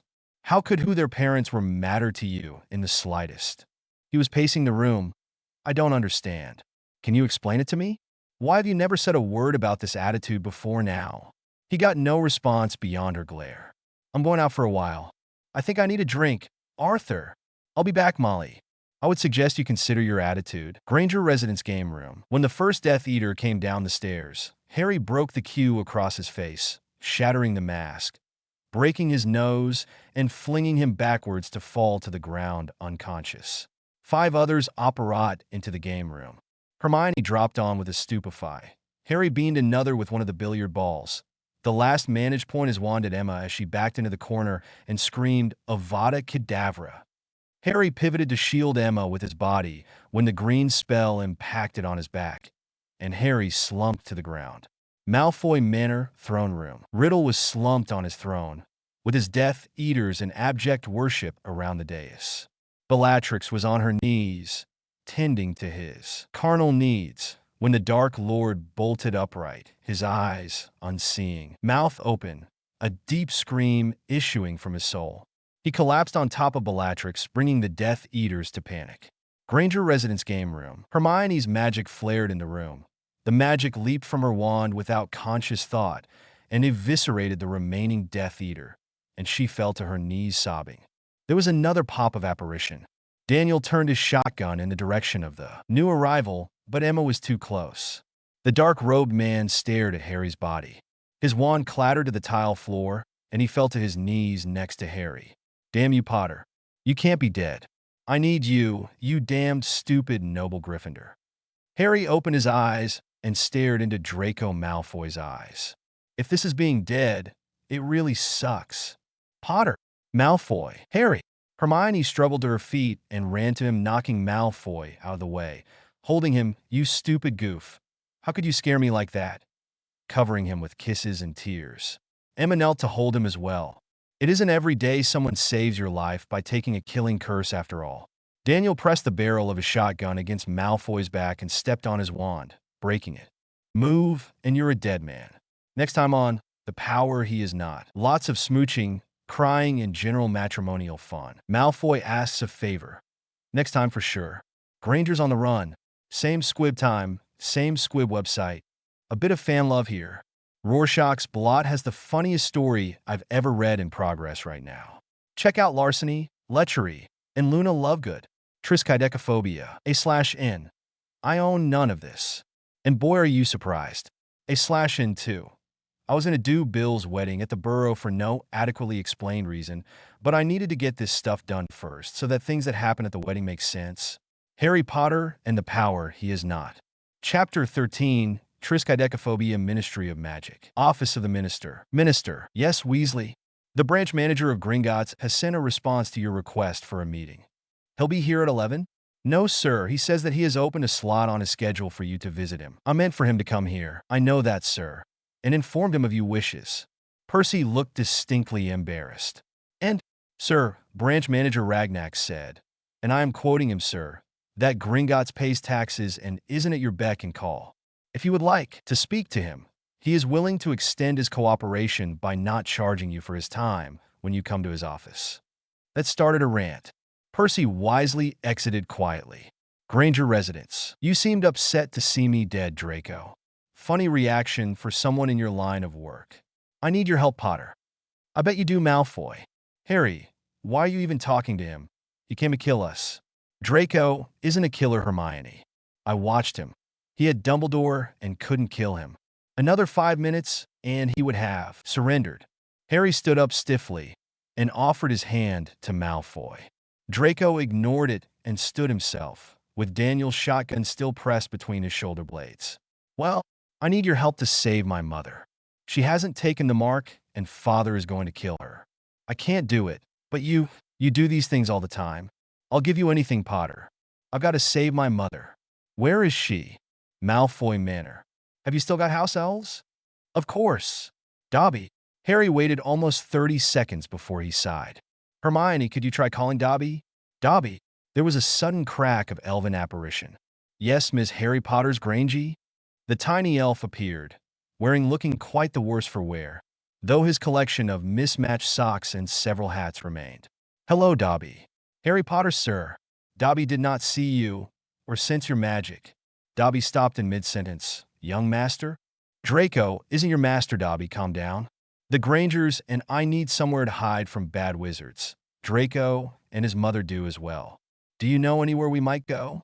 Dobby pondered for a moment. Harry Potter, sir, and his friends could stay with Millet and Dreek and Slock. There's room for all of us there? Oh yes, Harry Potter, sir. Potter Manor has many, many rooms. Millet and Dreek and Slock are good elves and work very hard on it. Potter Manor? Daniel asked. There's a Potter Manor? Where is it? Dobby does not know where Potter Manor is. Ms. Harry Potter's Granger's sire, sir. Potter Manor is under wizard hide magic. Wonderful. Well, it was worth asking, I suppose. Harry Potter, sir. Dobby doesn't know where Potter Manor is, but Millet and Dreek and Slock do. Harry knelt down to the elf's level. How do I find Millet, Dreek, and Slock? Dobby will get them, Harry Potter, sir. And he disappeared. What now, Potter? I guess we... Harry was interrupted by multiple cracks of elven apparition. See Millet, Dreek, Slock? Dobby didn't lie. Here is Harry Potter, sir. And the three new elves threw themselves at Harry, hugging him and chattering. You three are Potterhouse elves? Oh yes, Master Potter. We are Millet, Dreek, and Slock. We serve the House of Potter. He gestured toward the Grangers. Could you take the Grangers to Potter Manor, please? Certainly, Master Potter. Each of the elves took a Granger by the hand and disappeared with a crack. Dobby, could you take Draco and myself? Hoping against hope that elven magic would work on him. Of course, Harry Potter, sir. Dobby took his offered hand and took hold of the hem of Draco's robe. Malfoy Manor, laying in his bed, trying to understand what had attacked him and why his weakness continued. Riddle suddenly felt his stomach heave. Attempting an obscure strengthening spell that required UAL contact, Bellatrix was servicing him while the Lucius Malfoy chanted the incantation. Riddle voided his bowels, soiling his bed, and Bella, unable to move, and projectile vomited all over Lucius at the same time, continuing long after his system was empty. Potter Manor, Gurk, Scotland. Suddenly Harry was in the foyer of Potter Manor staring at 1,000 years' worth of magical family portraits, all of whom started to greet the last of the Potters. Directly in front of him was a portrait of his mother, father, and infant self. All three turned their attention to him. Harry. He knelt again to hug Dobby the free elf. Thank you, Dobby. Thank you so much. Draco cleared his throat. Harry looked up to him and understood. Dobby, could you do me one more favor? Of course, Harry Potter, sir. I need you to go to Malfoy Manor and bring Narcissa Malfoy here. Young Master's Dame? Dobby pondered for a moment. Right away, Harry Potter, sir.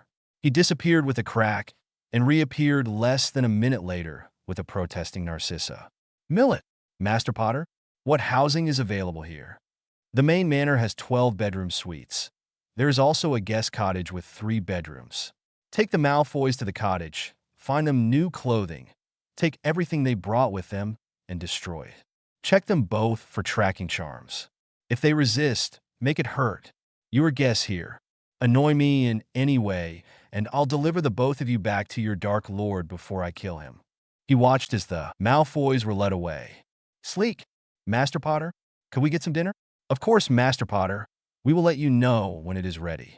Master Potter? Yes, Sleek. It is good to have you home, sir. Diagon Alley, Gringotts Bank. 11:07 a.m. Bank manager, minister. You're late. I'm a busy man, bank manager. And I'm a busy goblin minister. What can I do for you? Succinctly, the Potter house has been declared extinct. Really, minister? I had not heard of young Potter's death. We keep track of our major accounts, you know. Potter has lost his magic. As such, cannot lead or sire a noble house. The house and line are extinct, despite his still being alive. Really? How interesting. Thank you for the information. Ragnak looked pointedly at the clock on his wall. Was there anything else? Just that the ministry would like the Potter family vaults transferred to ministry control. Ragnak blinked. Twice. You would? And why would Gringotts wish to be a party to this act of theft? Hardly theft, bank manager. There is no longer a Potter family. Therefore, the ministry will confiscate the Potter fortune. I see. I do not think you know what you are asking, minister. I assure you I do. I have gotten legal opinions that support this position. Have you gotten goblin legal opinion? Why would I need that? I thought so, minister. Unfortunately, I am going to need to conclude this meeting and fine the ministry 10,000 galleons for attempting to involve Gringotts in a blatant theft. An evil snarl crossed Ragnak's face. One more word, minister. I will fine you personally the same amount. It is within your power to take away young Potter's family name, but you cannot rob his vaults like a common thief. This conversation has been recorded and will be released to the media. Gringotts protects its clients. Good day, sir. Potter Manor, Gurk, Scotland. Following the meal, Harry and his new family explored the upper floors, finding the bedrooms that they would take. The master suite Harry offered to the Grangers. Take it. It's far too large for me. Don't be ridiculous, Harry. You are Potter, and you get the master suite in Potter Manor. Any of the suites here are larger than our master bedroom back home. Daniel drew him into a hug. Thanks for saving Emma, son. He left for the suite at the far end of the hall. Emma then took him in her arms as well. How can I show how much it meant to me that you took such a chance for me? Good night, you two. She then hugged her daughter and whispered to her. Hermione took him by the hand. Come on, Harry. Time to get you to bed. Hermione, I don't want to be alone tonight. She led him into the master suite, closing the door behind them. I saw you save my mother's life. I thought you died. I killed a man. There is no way in hell you aren't going to hold me tonight. And two, a few thoughts and explanations. Tom and Harry are linked. Harry's magic is sent to Tom. Also, magic that Harry encounters is sent to Tom. That means that the unforgivables are visited upon his bony, but in a most unpleasant manner. Harry was knocked down by the killing curse, mostly because he thought it would kill him. In my envisioning of the AK, there is an impact portion of the spell, or else how would an inanimate thing be shattered by it? So an AK hurts Harry but doesn't kill him. The magic is channeled to Tom, who enjoys it to its maximum. Another problem with their linkage is that there are different kinds of magic. Elven magic not only makes cookies, but is different from human magic. As a consequence, when Dobby operated Harry, Tommy got a sore tummy, and Lucius got a shower, and Bella, presumably, became a scat fan. It's not like she's going to complain, right? And 3, Draco, in my FIC, isn't evil. He is an ass, bigot, smarmy bastard, and #1 candidate to get his ass kicked on a daily basis, but he isn't evil. And 4, practically anything that doesn't make sense when coming out of the twins' mouths is a joke. If it's a girl, we'll be ants. And 5, I don't like Ginny.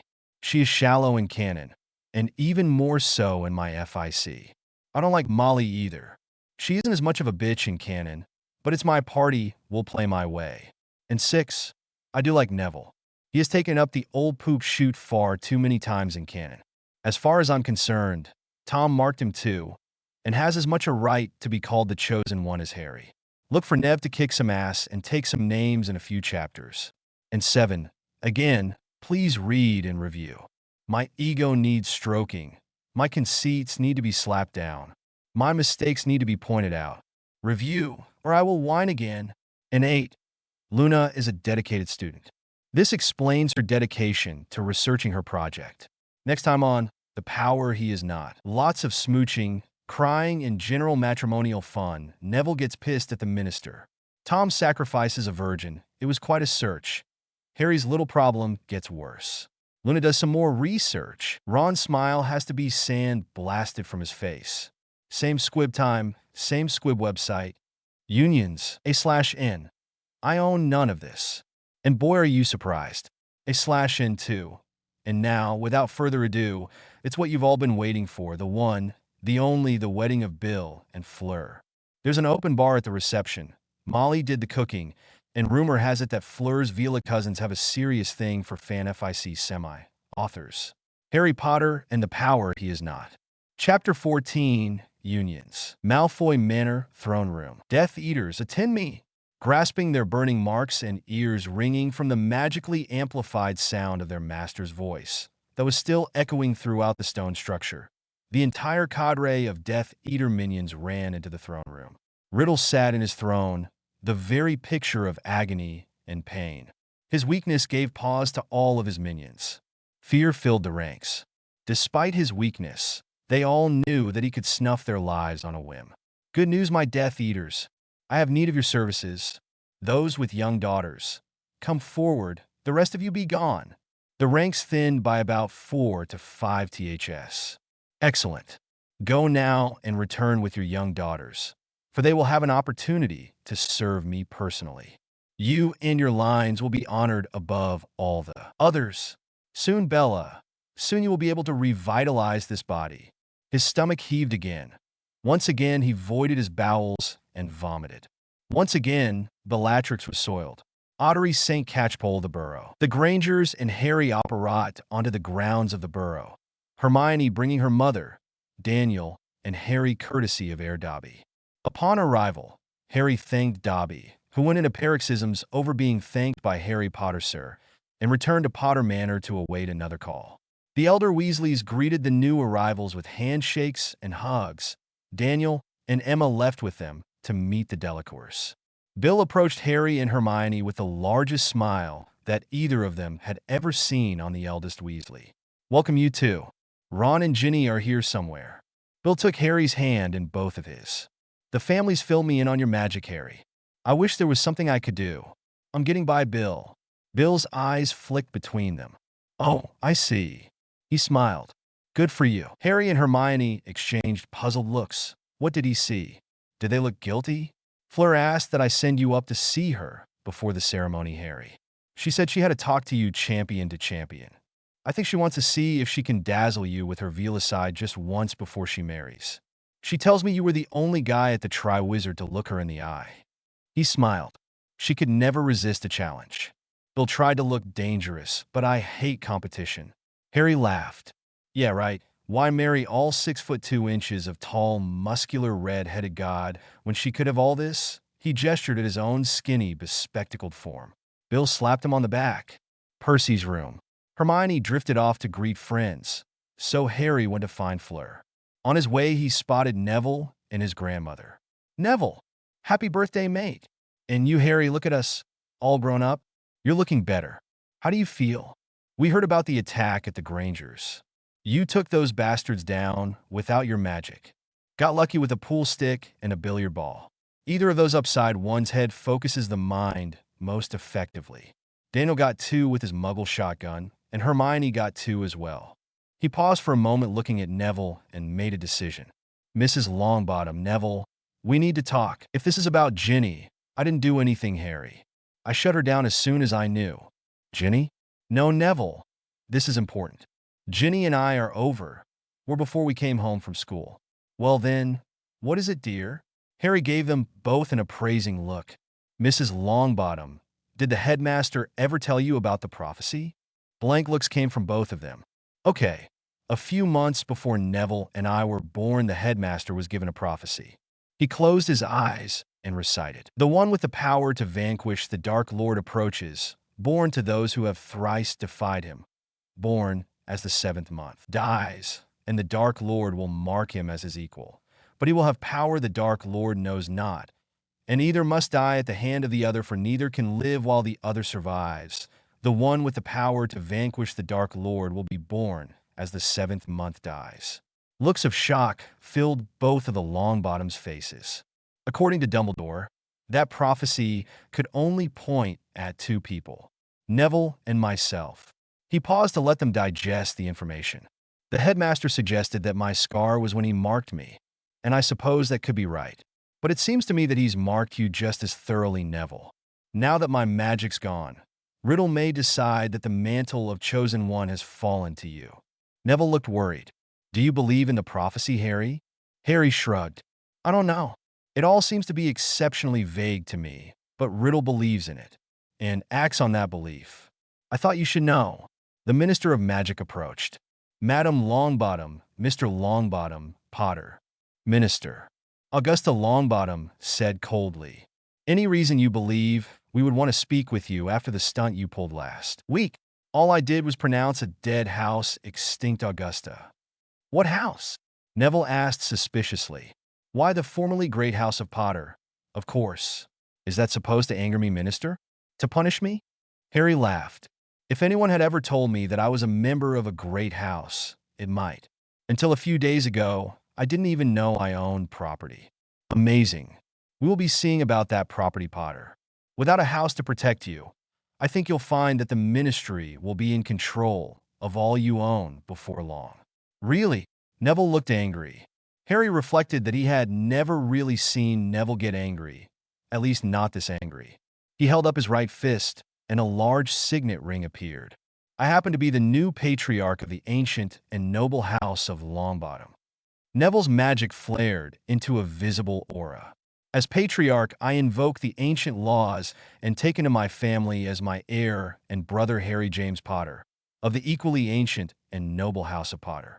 Any insult visited upon my heir, my brother or his ancestral house will be viewed as an insult to the House of Longbottom, with all the consequences that involves. Neville looked at the Minister of Magic like some type of unpleasant insect. I would suggest you return to the Ministry to repair your grievous error. The Minister opened his mouth to say something. Neville cast sonorous on himself. Now, you insignificant waste of flesh before the House of Longbottom erases you from the face of the earth. The Minister and his toadies operated on the spot. Sweet Merlin Neville, the very least I could do for my friend Harry. Well done, Neville. Neville blushed. Thanks, Gran. I learned from the best. If anyone knows how to intimidate bullies, it's you. Neville, you don't need to do this. I don't want your family to get into trouble over me. Harry, you've helped me, stood up for me, and protected me until I learned to do it myself. It's only fair I return the favor now that I can. Throwing your weight around again, Neville. Harry, you remember Susan Bones? Harry nodded. We're dating. Congratulations, both of you. After thanking Neville again, and a few moments of small talk, Harry once again struck out in search of Fleur. Malfoy Manor, Throne Room. Welcome, daughters of my Death Eaters. Bellatrix had culled the girls who were too young, and those who were obviously too old, leaving 27 candidates between the ages of a very physically mature 12-year-old and 24. Rejoice! Today you have the opportunity to serve the Dark Lord in ways that only a few have. The girls and their fathers murmured together. The Dark Lord requires the services of a virgin for a rite. You have been brought here that he might have his choice. There was a short pause, and most of the girls started laughing. Later, what went wrong, Bella? We will have to extend our search farther afield. It seems that the strong morals of our youth are things of the past. Ottery St. Catchpole the Burrow. The bridal room. Harry knocked on the door to Percy's old room. It opened to show far more women than Harry was comfortable being alone with. Hurry! Fleur ran to him and wrapped him in her arms, her Vela charms radiating at full blast. How are you? Malfoy Manor. Riddle's bedchamber. Riddle convulsed on the bed. Bella, find me that virgin now. Ottery St. Catchpole the Burrow. An hour later, Harry was seated on the groom's side, holding Hermione's hand. The Grangers sat on the other side of Hermione. Hermione had been whispering to her father to be careful of Fleur and her relatives due to their being Vela, and explained the effect those women could have on a man. She also told her mother how proud she was that Harry seemed to be immune. Bill and his brothers and a goblin lined up at the pulpit. Then the music started. Fleur's bridesmaids started down the aisle, followed by the bride. She's so beautiful, Hermione heard her mother whisper. She's okay, I guess. I don't see what all this Vela stuff is about. They got him kissed by both his wife and daughter. What? Later, Ron. Hey, Hermione, glad you could make it. Did everyone make it out of your house okay? Yes, Ron, everyone's fine. We need to talk, they said together. Then they both laughed. I guess we're both getting dumped. Hermione smiled at him broadly. You first, Luna and I have sort of found each other. So have Harry and I. So, we're okay?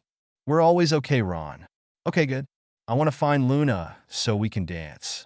You dance now? Badly. She likes to dance and will teach me to be better. She says to just ignore the music. Ah, Luna dancing. Go have fun. Ginny, just stay away from me, Harry. I don't need you to suck my magic away. Ginny, I wouldn't hurt you.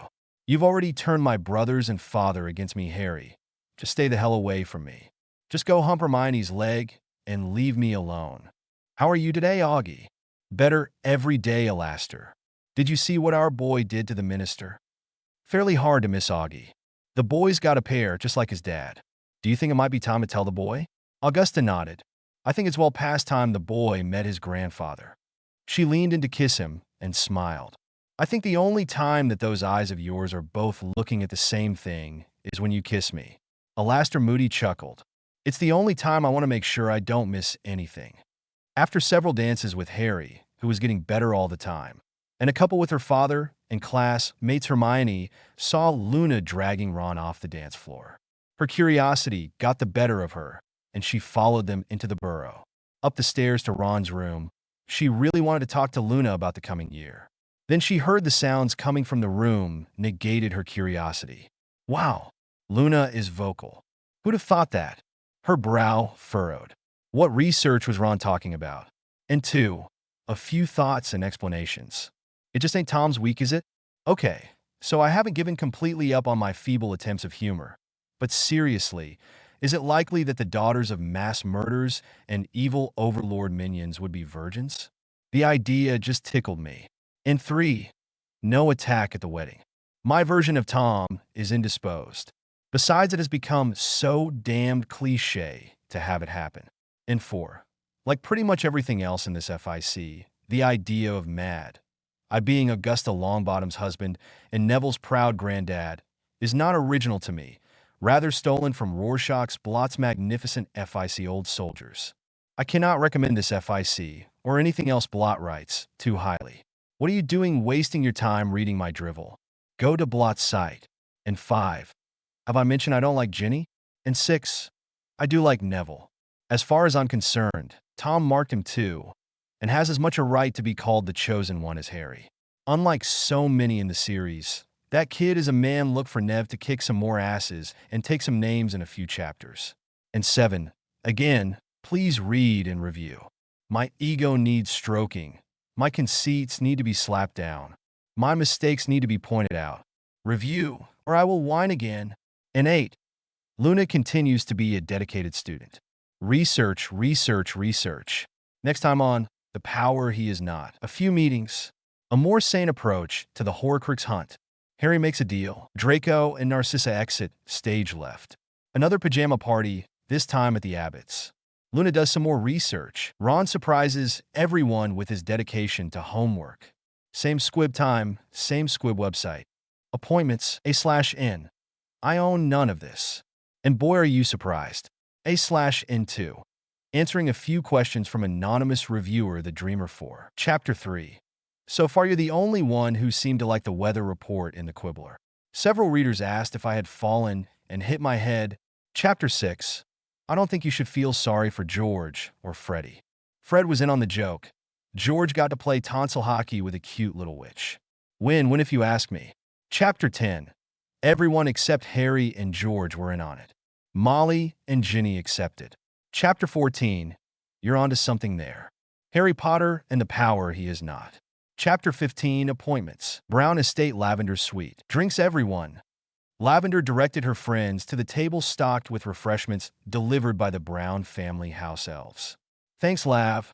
Pavarti selected a bottle of butterbeer. So, what's the latest news on Harry? Still no magic. The ministry tried to screw with him last week. Susan said for the benefit of the girls who didn't take the profit. Try to strike his family from the house rolls. But Neville adopted Harry into Longbottom House and threatened to marshal the Longbottom House against him. Susan smiled at the memory. Neville has become so tasty. Padma supplied helpfully. Why? Suggested Hannah Abbott. Rich, added Lavender. Well, he is. Who would have thought that chubby little Neville from the sorting would end up so fanciful? None of us were prizes at the sorting. Susan interjected. Neville's mind, girls, back off. Laughter rang throughout the room. Okay, what other gossip do we have? I've heard that Ron Weasley has hooked up with Luna Lovegood. Offered Hannah. No, Looney Lovegood and Ron Weasley? What could she possibly offer him? I think that's obvious, Lav. Pavarti stared at her friend pointedly. She's not putting any pressure on him. And sleeping with him. That works for most guys, said Hannah. Luna is a sweet girl who would do anything for a friend. Padma looked somewhat sad. My house hasn't been very nice to her. If she is taking him to her bed, it's because she wants to, not a ploy to bend him to her will. There isn't a devious bone in her body. At least not until Ron visits. Lavender's body joke reduced the crowd to tears of laughter. Moving on. Hermione has only been seen in the company of a certain savior of the wizarding world for the last few weeks. Is Harry/Ginny over? I don't think Ginny took Harry losing his magic very well. Padma said, I think what happened to him scared her horribly. You all said I was crazy when I put 10 galleons on Harry/Hermione pairing up. Pavarti smiled. Ginny was never a good match for him. She's cute and all, but to love someone like Harry, you need more than the little girl fantasies about the boy who lived. That was insightful, Pavarti. Did Padma work that out for you? Pavarti flung a biscuit at Lavender. Okay, time to embarrass ourselves.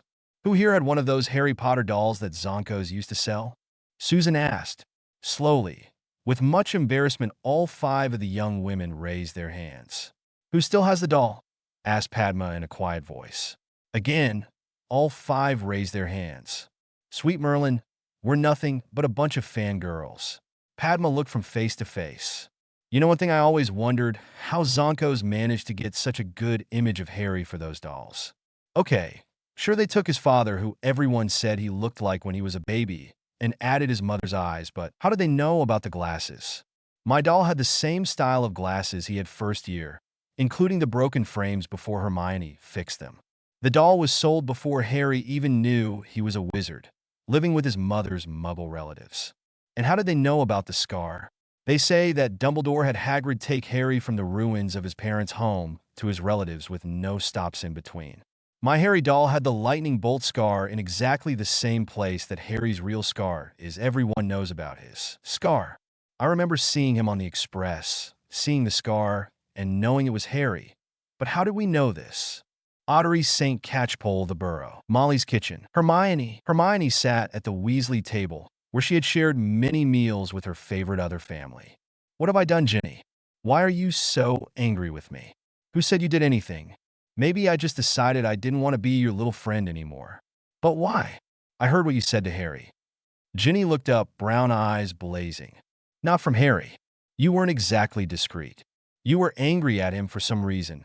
Told him you didn't want him to suck your magic away, like he would do that. You accused him of turning your family against you, as if he could do that. Then you told him to go hump my leg. She blinked back tears. Have you been told by someone that Harry and I were intimate? Why should I care if you let him between your legs? Ginny stood to leave. Hermione took hold of her arm and pulled her back to her seat. Ginny, Harry and I have never been intimate on that level. I have comforted him in the face of the loss of his magic and in the loss of his family. He never liked them, but blames himself for their deaths. The night my mother was almost killed, and I lost control killing a man, Harry held me all night while I cried, feeling sorry for myself. I haven't tried to take him away from you. Don't you get it? The idea of touching a squib turns my stomach. I don't care what you would do with him. I'm repulsed by the idea, and if you aren't as smart as I thought you were. I'm leaving. I don't want to talk to you anymore. Just leave me alone. And she stalked off. Ottery St. Catchpole the Burrow. Outside. Good morning, Hermione. Good morning to you too, Luna. How are you this morning? I haven't seen a Slipmore all morning, but the day will improve when Ron and I make love. Hermione blinked. Well, she is certainly upfront about it. You've reached that level of your relationship then? Luna edged her head to the side. You know we have, Hermione. You were outside his room following Bill's wedding. Why pretend? Otherwise, I was a little ashamed of intruding on your privacy like that. Just trying to be discreet. How did Luna know I had been outside the room? I'm told discretion is a good talent to have. I've never had the knack. Longbottom Manor. Augusta Longbottom's personal suite. A/N. This chaplet is a slightly modified direct lift of the same scene from Rorschach's Blot's immortal and unsurpassed Old Soldiers Never Die. Why carve a wheel out of stone when someone leaves a cherry 65 Mustang convertible with the keys in the ignition and a hot pneumatic blonde with a thing for fan FIC semi-authors sitting in the front seat right in front of you? Just to be clear, this Neville/Gran scene is not mine. Neville? His Gran asked in shock. What are you doing home right now? I just got back from escorting Susan home, saw your lights still on, and thought that I'd stop in and say goodnight. Neville said happily. Did you have a good time? She asked. Yeah, the boy agreed. Is there someone else here? Why would you ask that, dear? The old woman asked nervously. I can hear them, Neville said as his hand dropped to his wand.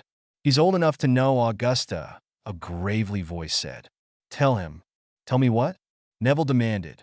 Your grandfather, my husband, is alive. The old woman said. He's been hiding his relationship with us to keep us safe. From who? Half the bloody world, Moody said as he stepped out. I have lots of people wanting to kill me, and many more that would be happy to get you instead. You're my grandfather? Neville asked in shock. That I am, Moody agreed. I don't know what to say. Say teach me to kill Death Eaters, Moody said with a grin. And we'll have something to bond over, as your grandmum likes to say. Teach me to kill Death Eaters, Neville said eagerly. A/N. Very slightly modified for my story. I think I changed 25 words.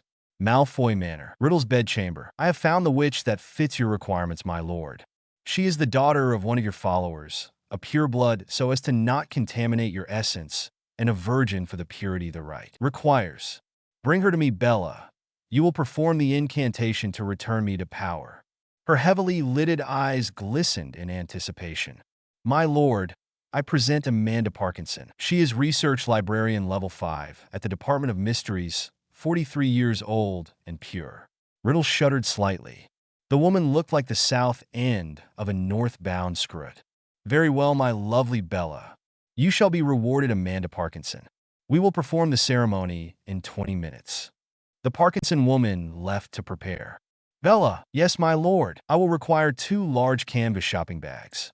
Potter Estate Library. A high-pitched scream of elven terror tore Hermione's attention from the book she was reading. She ran from the room, wand ready, to the entry foyer where she saw Harry, unconscious, hovering in midair, surrounded by a glowing, pulsing sphere of magic. And a few thoughts and explanations. Like pretty much everything else in this FIC, the idea of Mad-Eye being Augusta Longbottom's husband and Neville's proud granddad is not original to me, rather stolen from Rorschach's Blot's magnificent FIC, Old Soldiers. I cannot recommend this FIC, or anything else Blot writes, too highly. What are you doing wasting your time reading my drivel? Go to Blot's site. And there's a name for people like Ginny. And, again, please read and review. My ego needs stroking. My conceits need to be slapped down. My mistakes need to be pointed out.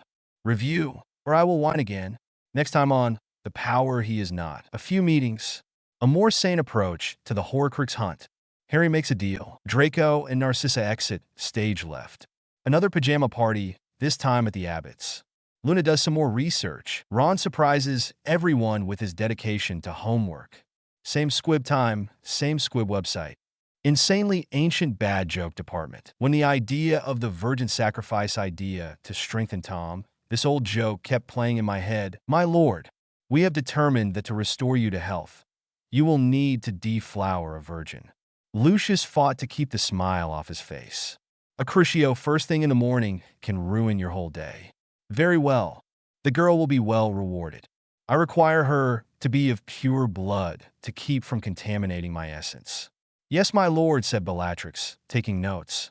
She must be blind so that she will not know who had done this to her. Yes, my lord, said Bellatrix. She must be deaf so that she will not hear what I am doing to her. Yes, my lord, said Bellatrix. She must be mute so that she can never tell anyone what I do to her. Yes, my lord, said Lucius, starting to get into it. And she must have huge tits.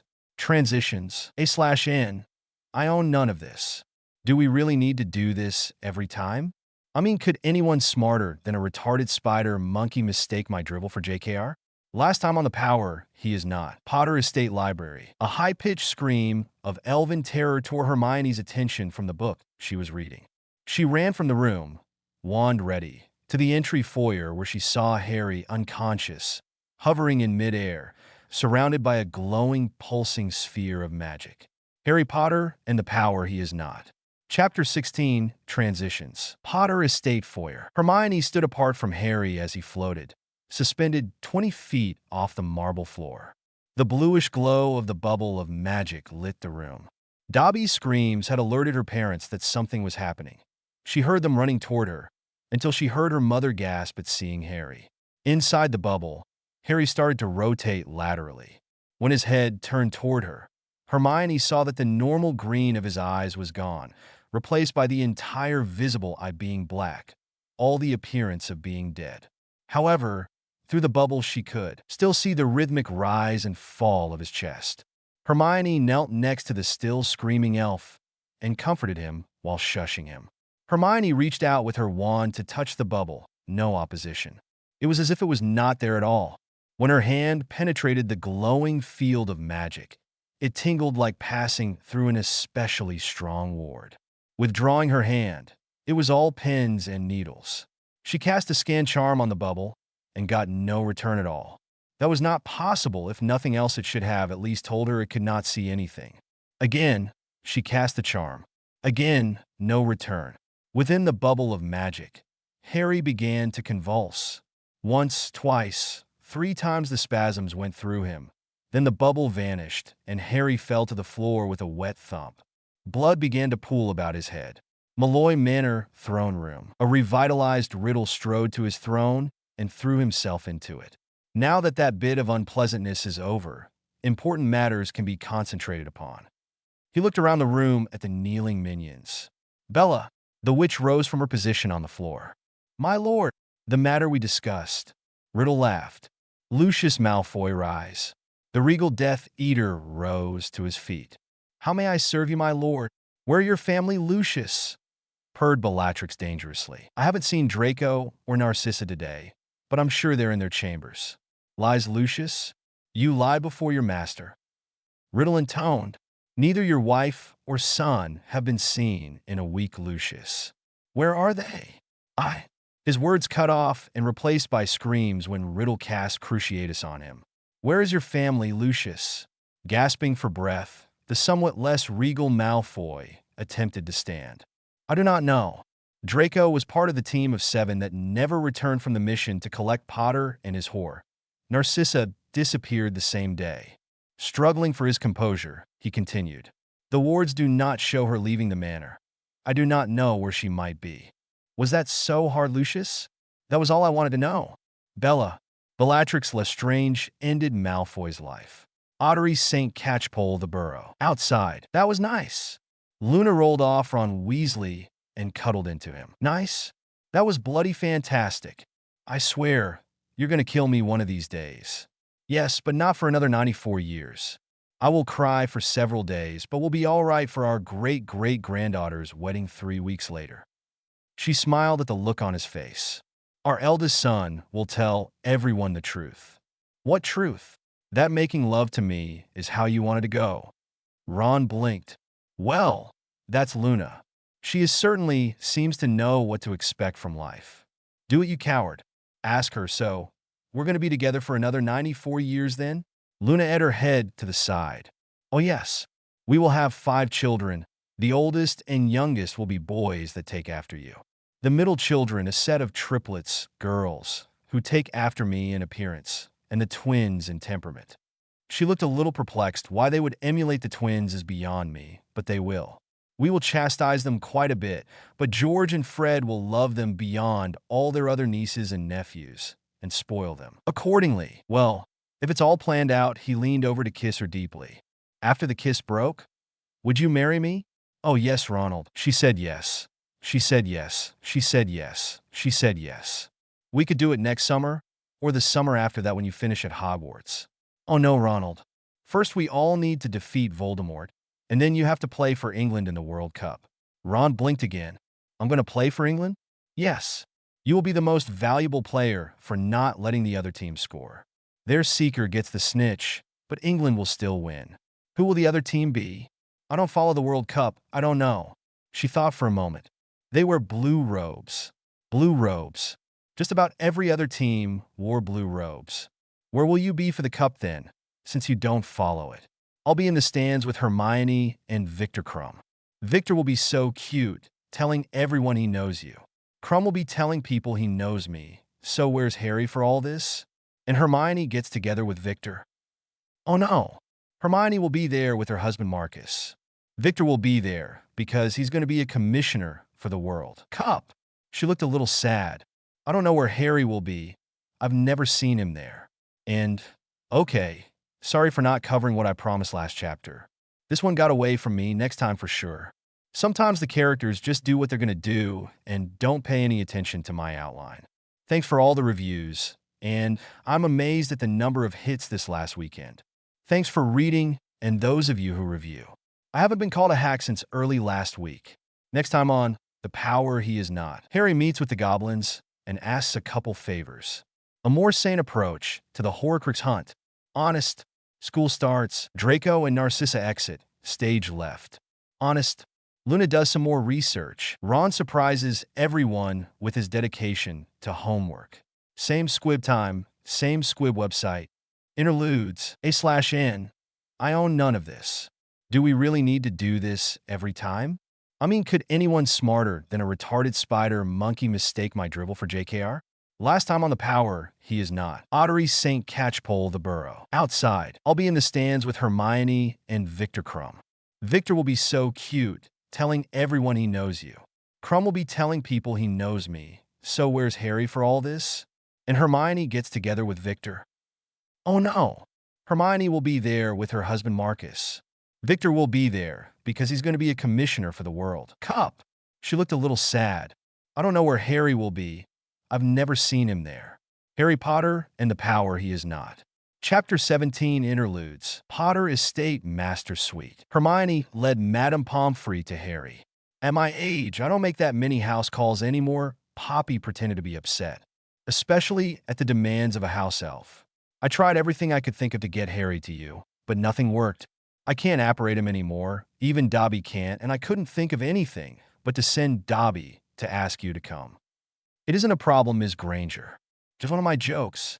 Levitated inside a sphere of visible magic, you say. Why was it always a unique experience treating Harry Potter? I'll tend to him. You should see to his elf friend. He isn't looking well at all. Potter Estate Dining Room. Daniel surveyed the selection of items available for breakfast. We need to hire one of these little people. I've never met anyone so happy to work and so delighted to please. I don't know if I could take their cheerfulness every morning, Emma said, looking out the window at the grounds. I also don't know if I could take the utter despair they go through if they think they have displeased you. She paused. I also don't know if I will be able to survive the utter despair that Hermione will go through if anything more happens to Harry. Tell me about it. It isn't much easier for us. How can anyone not love the kid? He treats Hermione like a princess. He keeps playing pool with me, handing me a pound every time I sink a shot. He took a shot intended for you that he thought would kill him. As long as I can keep pretending that Hermione is sleeping in her room every night, the boy is my new best friend. They haven't been intimate, Daniel, right? I was 17 once, Em. Don't try and sell that one. I knew you at 17, Daniel. The only one you were sleeping with was me. No matter how you remember it, you weren't nearly as fanciful as young Mr. Potter. Hermione asked me if there was something wrong with her. What? There is nothing wrong with Hermione. I'll hurt the little. The night we got here, I saw what was on her mind and we spoke about it. I gave her our blessing. She offered herself to him. He told her she was upset and that doing anything under those conditions would be unwise.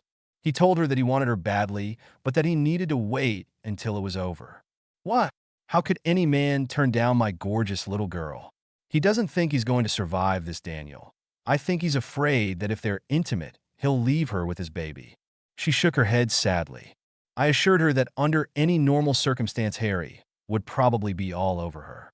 She told me he holds her at night. They cry a little, and he's there if she has nightmares. And she has nightmares every night. He's there for her. She looked at him and continued in a small voice, just like you're there for me.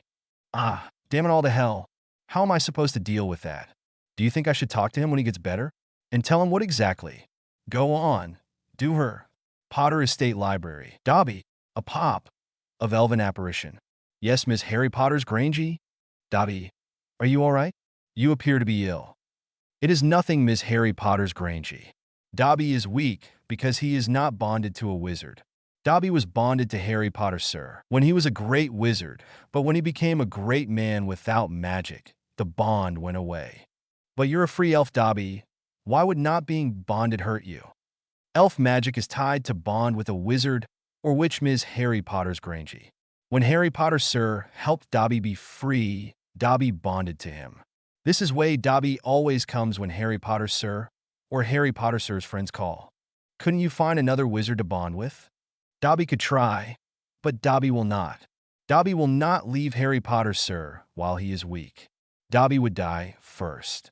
He's willing to die to help Harry. Could you bond to any wizard or witch, even one who didn't want you to work for them? A muggleborn, maybe? Oh yes, any wizard. Miss Harry Potter, sir's Granger. Dobby, would you like to bond with me? If you do, I would ask you remain with Harry to help him. Oh yes, please. He grasped her left hand in both of his. She never felt so huge before. A sensation like an electric shock passed between them. Would Hermione Granger like anything before Dobby attends to Hermione Granger's Harry? Ottery St. Catchpole the Burrow. The paddock. Where will we live? In a nice little house near the shore. You will take the children to the sea to learn to swim, and we will make love on the beach on warm nights. Luna got that faraway look she was famous for. You make me happy now, and will in the future. Is this real, Luna? Do you really know what is going to happen? I know what is going to happen to me. She stooped to pick up a smooth stone, marveling at the colors it held. I see what I will see. I know what I will know. Of course, she put the stone into the left front pocket of her jeans. The future me also knows what the past me knows. It's only fair. Do I ever disappoint you? Ron had a sneaking suspicion that he frequently disappointed people. Only once. What do I do? Am I a jealous git? Do I hurt you? Fear in his voice. He had hurt Hermione more than once with his stupidity. Do I cheat? You could never hurt me, Ronald. It isn't in you. And the fact that you will die while we are making love proves you never cheat on me. She found another stone, so very different from the first. It too was saved in the pocket. Because if you cheated on me, you would have died from some most horrible curses that Harry has taught me. She smiled up at him. Ron shuddered, just a little bit, making a note to find out just what curses Harry had taught her. Then how will I disappoint you? When you buy your parents a new home, the year you captain your cannons win the cup, you don't let me check it for plistos. As a consequence, Molly gets the most horrible new hairdo. Potter Estate Library. Hermione, this can't be good. Poppy Pomfrey has never once used my given name. Yes. Poppy entered the library, wiping her hand on a towel. He's awake. He's fine. The blood was mostly from a bloody nose and few cuts. He fell at least 20 feet onto a marble floor. It must be that damn Quidditch. Even unconscious, he knew how to fall. From the bruise, he appears to have taken most of it on his. But she shook her head. Except for the curse, he's fine. I gave him a muggle sedative. He'll sleep through the night. And the curse has gotten stronger. Every single magically created item I took into that room disappeared. Transfigured items returned to whatever they were originally. He is putting out a field of no magic. Inside its area, magic doesn't work. Which brings me to your sleeping arrangements. What about them?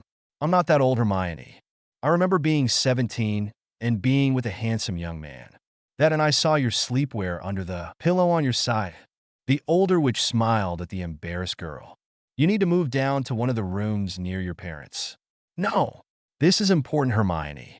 I was in there for an hour. I've had a 10% drop in my magical reserves. When I exited the room, I was pins and needles over my entire body.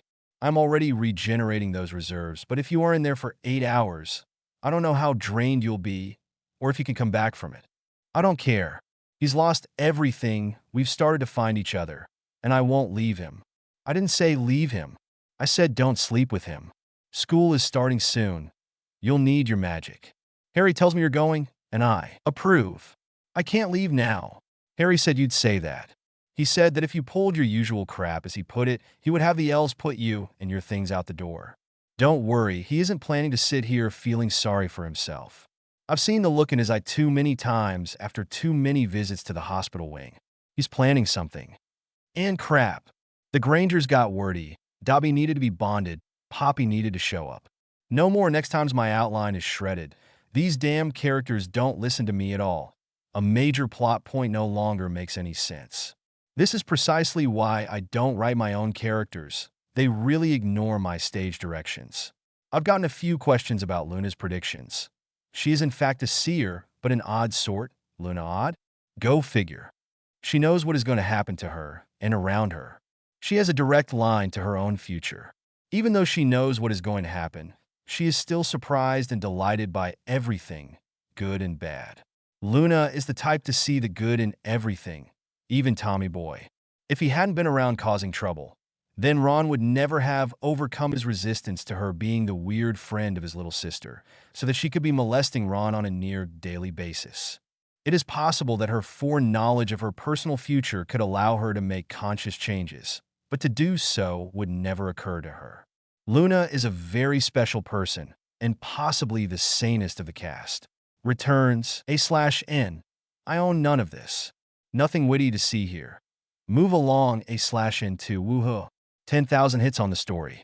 Last time on the power, he is not. Potter Estate Library. I didn't say leave him. I said don't sleep with him. School is starting soon. You'll need your magic. Harry tells me you're going, and I approve. I can't leave now. Harry said you'd say that. He said that if you pulled your usual crap, as he put it, he would have the elves put you and your things out the door. Don't worry. He isn't planning to sit here feeling sorry for himself. I've seen the look in his eye too many times after too many visits to the hospital wing. He's planning something. Harry Potter and the power he is not. Chapter 18 returns Potter Estate Billiard Room. You know, it's a shame that you own this magnificent table and still play like crap. Daniel smiled at him. 2-ball corner. Click. Thunk. Another ball dropped in a pocket. Maybe I'll take up golf and use it as a putting green. Harry flipped another pound coin into the bucket he had set up in the billiard room for that purpose. It was overflowing.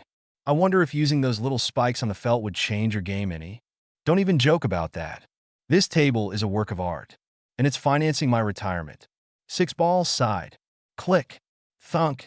And the metallic ring of another coin added to the pile. You and Hermione are off for London tomorrow? Yes. I'm not sure how long I'll be gone. I'll see her off at the station. Then I've got some business. It will probably be December before I get back, if then. He looked embarrassed. I need to ask a favor of you, sir. Name it Harry. And my name is Daniel. Not to me it isn't, sir. At least not until I'm done with what's coming, one way or another. The most lasting effect of my time with my family, I guess. Respect for one's elders, first, foremost, and forever. I still need to earn the privilege of using your name. The boy looked lost and afraid, but only for a moment. The favor I wanted to ask is if you would consent to managing this property for me. The Death Eater attacks have left many people in need of help. There are many orphans. I'm going to try to get the worst cases sent here. I'll hire more elves to help with everything, but these kids are going to need the human touch. If you and Mrs. Granger are willing, I'd like that human touch to come from you. He met Daniel's eyes levelly. Seeing how well Hermione turned out, I can't think of anyone better in the world. I'll have to talk to Emma, but I can't imagine she'll say no. Harry sighed and closed his eyes. So very quietly, he said, "Thank God." "Oh, Harry."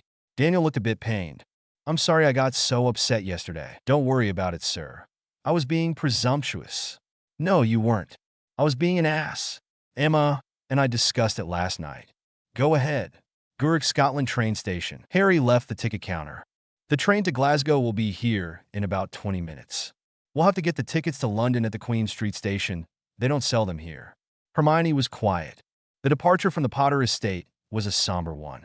Here parents wanted her to stay where it was safe, but understood what she needed to do. "If we hide here and don't do what we can, we'll be hiding forever," her mother had said.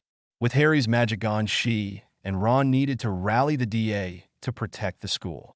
The young children deserved at least that much. No matter how much she wanted to stay on the Potter grounds hidden from the world, she had responsibilities. "We'll have about 6 hours to burn in Glasgow. Fancy a bit of shopping?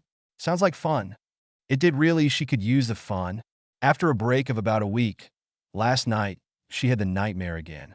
Harry and her mother slumping to the floor after being hit by the killing curse. Her father falling to the floor glassy-eyed from another. And then the 6 of them came for her magic ineffectual in her fear. The 6 of them tearing at her clothing while her parents' lifeless eyes looked on, intent on taking the gift she saved for Harry. She had risen from her bed and made her way to Harry. Warnings be damned. He protested until she started to cry. Then he took her in her arms and held her until she was once again sleeping. Only happy dreams now. After sad goodbyes to her parents, the young couple were walking toward the gate when they heard the Malfoys calling. Narcissa was as beautiful as ever, still in that plastic doll way. Draco looked embarrassed. When she and Harry approached, Draco extended his hand. "We'll never be friends, Potter, but I owe you for my mother's life. I will pay you back." Harry to his hand. "If you want to pay me back, take care of your mum and live a good life, Malfoy. Be happy. Raise kids that know they are better than everyone else by their actions, not by who their father is." Bidding the Malfoys goodbye, the couple again turned toward the gate. "If things had been different, we could have been friends. The way you plot the destruction of your enemies, if very Slytherian." Harry, yeah, if things have been different. The way you came to an enemy to plead for your mother's life shows you got a huge pair of Gryffindors between you legs. Draco. Hermione had smacked him for that. Do you boys have to make everything about your dangly bits? Honestly, Harry had just smiled. The train was pulling into the station. Not as Victorian as the Hogwarts Express, it was a fairly modern electric train. Well, let's go. Our adventures await. Diagon Alley. Gringotts. Harry and Hermione were ushered into an opulent office. An opulent office that appeared to be in a cave. Mr. Potter, Ms. Granger, good to see you. I am Ragnak, manager of this bank. How can Gringotts be of service to you today? Hermione was surprised that the bank manager knew her name. Knowing Harry Potter, she could understand, but last she checked, her personal vault has less than 12 galleons in it. I apologize for wasting your time, sir. There seems to have been a mistake. My business with Gringotts is far too unimportant to take up your time, sir. I only wish to access my vault to make a withdrawal and hire the services of the bank to establish a will. For the Potter account, Potters who have reached their majority have always dealt with the bank manager, Mr. Potter. I personally assisted your father and grandfather when they reached their majority. I will assist you and look forward to assisting your children. Hermione and Harry exchanged looks. The Potter fortune must be a bit larger than either of them had imagined. My sympathies for the attack on your parents' home, Ms. Granger. I must say you all acquitted yourselves well, with there being only one magic user in the home at the time. The Death Eaters killed, 1 by magic, 2 by muggle weapon, and 3 rendered unconscious until they were captured by Aurors, 1 by magic and 2 by. He looked at a piece of parchment on his desk, 2 by muggle gaming equipment. He looked up at the couple. The Auror report shows evidence that a killing curse was cast by one of the assailants, but no spell damage associated with that curse was found. Humor the curiosity of an old goblin, if you will. What did the killing curse hit? Me? I thought as much, given what I've heard of your current condition. Noting the look on his face, Ragnak continued. Gringotts takes great pains in being aware of our major account holder situations. Thank you, sir. Harry handed over the parchment upon which he had sketched out his intentions for his will. This is basically what I want to do, but I don't know all of my holdings. Could the estate experts help me with it? Certainly. Could you return, say, Wednesday at noon? Harry nodded. Excellent. When you reach your majority, your trust vault was folded back into the family vault. You will need this key. He held it out to Harry and signaled for Grip Hook to enter. Grip Hook, Mr. Potter needs to go to his family vault. Following a substantially longer ride in the cart, they arrived at the Potter vault. Grip Hook used his key to open the vault and stood aside as they entered. There was so much cash.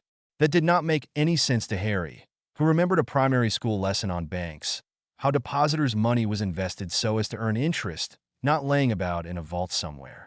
Hermione was looking at the books predictably. Harry for something else. There. He opened the box. Perfect.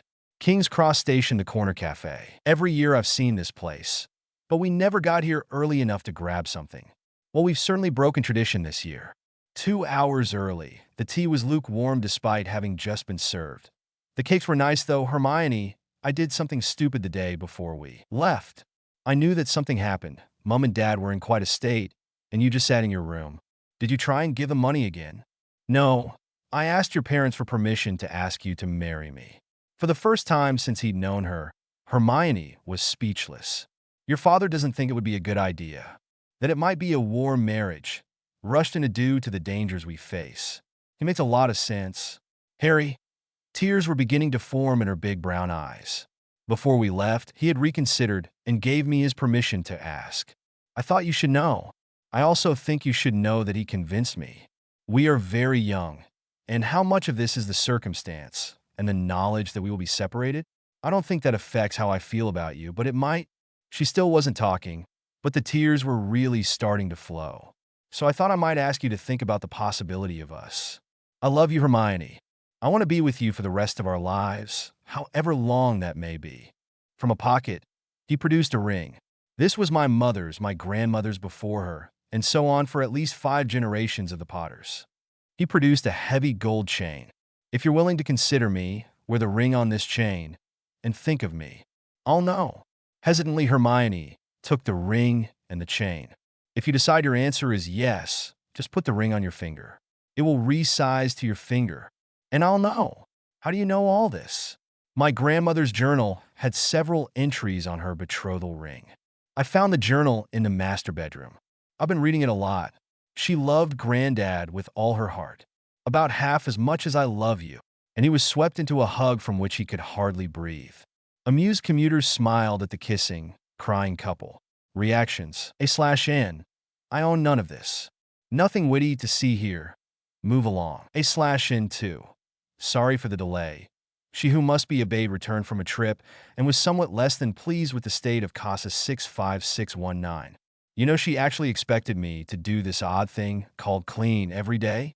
I mean, how messy can a house get in just 3 short weeks? Between being told how much she missed me and what a disgusting human being I am, not much time to write. Last time on the Power, he is not. King's Cross Station, the corner cafe. So I thought I might ask you to think about the possibility of us. I love you, Hermione. I want to be with you for the rest of our lives, however long that may be. From a pocket, he produced a ring. This was my mother's, my grandmother's before her, and so on for at least 5 generations of the Potters. He produced a heavy gold chain. If you're willing to consider me, wear the ring on this chain, and think of me. I'll know. Hesitantly, Hermione took the ring and the chain. If you decide your answer is yes, just put the ring on your finger. It will resize to your finger, and I'll know. Harry Potter and the Power he is not. Chapter 19, Reactions. King's Cross Station between platforms 9 and 10. Funny, I could see the entryway plain as day. I don't like to think about what my trying to use it would do. You're right, I should wait. Out here. Oh, Harry, I can't even imagine what the trip will be like without you. At least when you missed the train second year, I knew you were with Ron. Now you'll be alone. Hardly alone, love. I'll have goblins to hang around with, and orphans to track down. On the plus side, my little problem isn't interfering with your ring. What do you mean? The ring has some serious old magic on it according to my grandmother's journals. Something about high elves. I've never heard of them, but they evidently know their stuff. I can feel your emotions through it. It's odd, really. I feel them as if they were my own emotions, but it's like there's a sign on them saying, this belongs to Hermione. Pay attention, dummy. And that's just when it's hanging around your neck on a chain. I shudder to think what it will be like if you ever wear it. He looked deeply into her eyes and kissed her. Those green eyes just made her want to melt into him. So no matter what happens, no matter how far apart we are, you're with me. Hogwarts Express Heads Compartment. The heads meeting with the prefects had gone well. Stephen Cornfoot of Ravenclaw was the new head boy. He, if anything, was more organized than she was and had run the meeting for the two of them, accepting her ideas and adding them to the plan he had outlined to her before the meeting had begun. It looked like they were a good match. Stephen had left their dedicated compartment to find his housemates, saying he would return when it was time for their patrol of the train. Let the prefects do their job, Hermione. Remember what a pain it was when some officious ass came down on you last year. He was right, but sitting here alone didn't seem right. Ron had said that he would be back as soon as his patrol was over, but that would be at least an hour, and she suspected that a visit to Luna might delay his return a bit more. A knock at the door, and it slid open. Susan Bones entered. Hello, Hermione. I thought you might want some company. More than you could know, Susan. The blonde Hufflepuff sat next to her. It's only been half an hour, but I can't believe how much I miss Harry, Susan nodded dully. The door slid open again. Zabini, Goyle, and Crabbe entered unbidden. Yes? Can I help you with something? The trees seemed to find her question funny. Glaring at their laughter, Hermione barked out. What do you want? Well, some time between your legs would be nice. The dark Slytherian laughed. Then maybe some time in your mouth. It's important to be early before both become sloppy messes. Some of our elders have odd appetites. Hermione tried to raise her wand to hex him, but found that Susan was restraining her. A quick glance at the dead eyes of the expressionless Hufflepuff spoke volumes. Her suspicions were confirmed seconds later when Zabini pointed his wand at her. Imperio. London. Fred Wilkins' taxi. Fred Wilkin had been driving taxis in London for almost 35 years. It could be quite lucrative, especially when one managed to pick up tourists who did not quite understand the exchange rate and consequently over-tipped exceptionally well. Yanks were especially good for that. with Canadians as a close second, though experience had taught him to always assume that they were Canadians.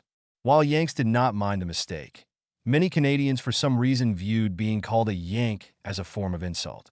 Not that any of that mattered. The skinny kid in glasses he had just picked up at King's Cross was very obviously English, which sadly led him to expect a substantially smaller tip, if any at all. Fred was in the midst of one of the time-honored traditions of the London cab. The unending one-sided conversation wherein the driver went on at length about pretty much anything at all. When glancing in the rear-view mirror, he saw his young passenger start suddenly, a look of terror in his eyes that vanished as quickly as it started, replaced by confusion. Fred found a new topic. Hogwarts Express heads compartment. The sense of warm well-being that washed over Hermione because of Zabini's spell eliminated all resistance. Some portion of her mind was trying to get her to fight the effects, but so far with no results. Goyle pulled a length of rope from his pocket, a portkey to take Hermione to their master. The Bones girl was just icing on the cake. Wait on the portkey, Greg. Why should the inner circle get first crack at these two? Given who they are and the cowardly boyfriends they've collected, the odds are good that they're both virgins. I like virgins. They squeal so loud. The other two agreed. But first, how about a little show you two? Get your clothes off and make it Y. Hermione pulled her jumper off over her head, while Susan started to unbutton her blouse. Gringotts Bank. Bill Weasley was entered the bank manager's office nervously. It was rarely a good thing when an employee as junior as he was called to the manager's office. Cursebreaker Weasley. Good of you to come. Sit. Thank you, bank manager. How may I enhance your wealth? I've heard good things about you, Cursebreaker, and this confirms it. Very few wizards, even among our employees, know the proper forms. Thank you, sir. My father always made it clear to me of the importance of doing the proper things. Ragnak nodded. And the proper form continues, giving credit to the father for what you are. This boy could be a goblin, an ugly one, but a goblin nonetheless. Ah yes, head of the Weasley clan. Never late with a payment from a goblin. There was no higher praise. Down to business. How well do you know Harry Potter? He's a family friend, bank manager. He met my youngest brother on the Hogwarts Express their first year and bonded. He spends quite a lot of time in my family's home. He also credits you for the idea for a business venture that will generate a massive amount of profit for the bank. Torpker is getting old and has been making noises about returning home to teach the cubs how to make steel. I need a replacement. Are you interested? Bill swallowed. Department manager? For a wizard? Unheard of. A great honor, bank manager. But there are many in the department senior to me. When they generate the profits you did through your relationship with Harry Potter, then they can protest. Until then, Torpker is leaving tomorrow. I will need a new manager. Oh hell, I accept bank manager. But I must know, what did I do to generate this profit? Cursebreaker. What do you know about Horcruxes? Hogwarts Express heads compartment. The captive women had stripped to their knickers. Crabbe spoke for the first time. Have them make out a bit. Zabini looked over at him. And Malfoy always said you never had any good ideas. The command went out. Susan took Hermione's face in her hands and started a soft, gentle kiss that Hermione found herself returning. There was a knock at the door, and Neville Longbottom entered the compartment. Hermione, have you seen Seuss? He stared open-mouthed at the scene before him. Get out, Longbottom. Get out now. Zabini hissed. This has nothing to do with you. Tell him, girls. Yes, please, Neville. Please go. Susan said, just having a little fun. Neville, Hermione followed. Neville looked into their eyes, and his shoulders slumped in his familiar pose of defeat. He turned back to the door. Deep in their minds, both of the women were screaming for him to get help, but no sound would come. The Slytherins returned their attention to the women, who had received silent commands to begin again. The women's hopes disappeared when they heard the door slide shut. Then everyone in the compartment heard the lock engage. An enraged Neville Longbottom was pointing his wand directly at the Slytherin trio. His first spell, a silent bone-breaking curse, shattered both of Zabini's femurs. Goyle stood to raise his wand and was met by Neville's reducto to the chest. Goyle slumped to the ground. Crabbe also stood, but tripped over Goyle's bleeding form. Falling to the floor, he found himself being kicked repeatedly by the women freed from the imperious curse when the pain of Neville's curse caused Zabini to lose consciousness. Susan repeatedly kicked him in the ribs, breaking several. While ever the lady, Hermione concentrated on his crotch, ensuring that the crab line was ended. His rage spent, Neville put the Slytherins into full-body binds, and he then gathered the two girls in his arms until they stopped shaking, trying very hard to ignore the fact that they were almost naked. Hogwarts Express, 3 cars behind the heads compartment. As was their habit, the Patil twins, Lavender Brown, Hannah Abbott, and Susan Bones had taken a compartment for themselves to enjoy a back-to-school gossip session. More than half an hour before Susan had excused herself to go to the toilet, and had not yet returned. The girls were more than a little surprised when a knock at the door found them looking at Neville Longbottom. "Ladies, I need to leave Susan and Hermione with you for a few moments." He pulled the 2 girls into the compartment.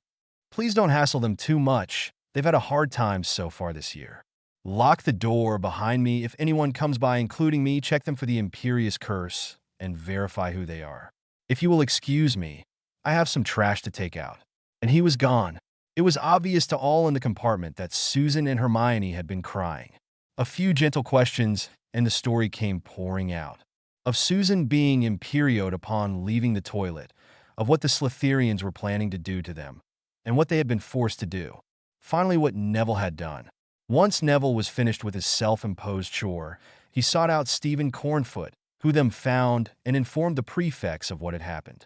Neville then stationed himself outside the compartment where his girlfriend was sitting and settled in to wait. As the word spread, the train was filled with some very angry young people. The prefects and head boys suddenly found themselves with many volunteers to assist in the security of the train. Neville was joined at the door by a very large 5th-year Hufflepuff and Cornfoot himself. "Where are they?" Neville gestured to the compartment with the shades drawn. "In there. I told them to lock the door and not let anyone in.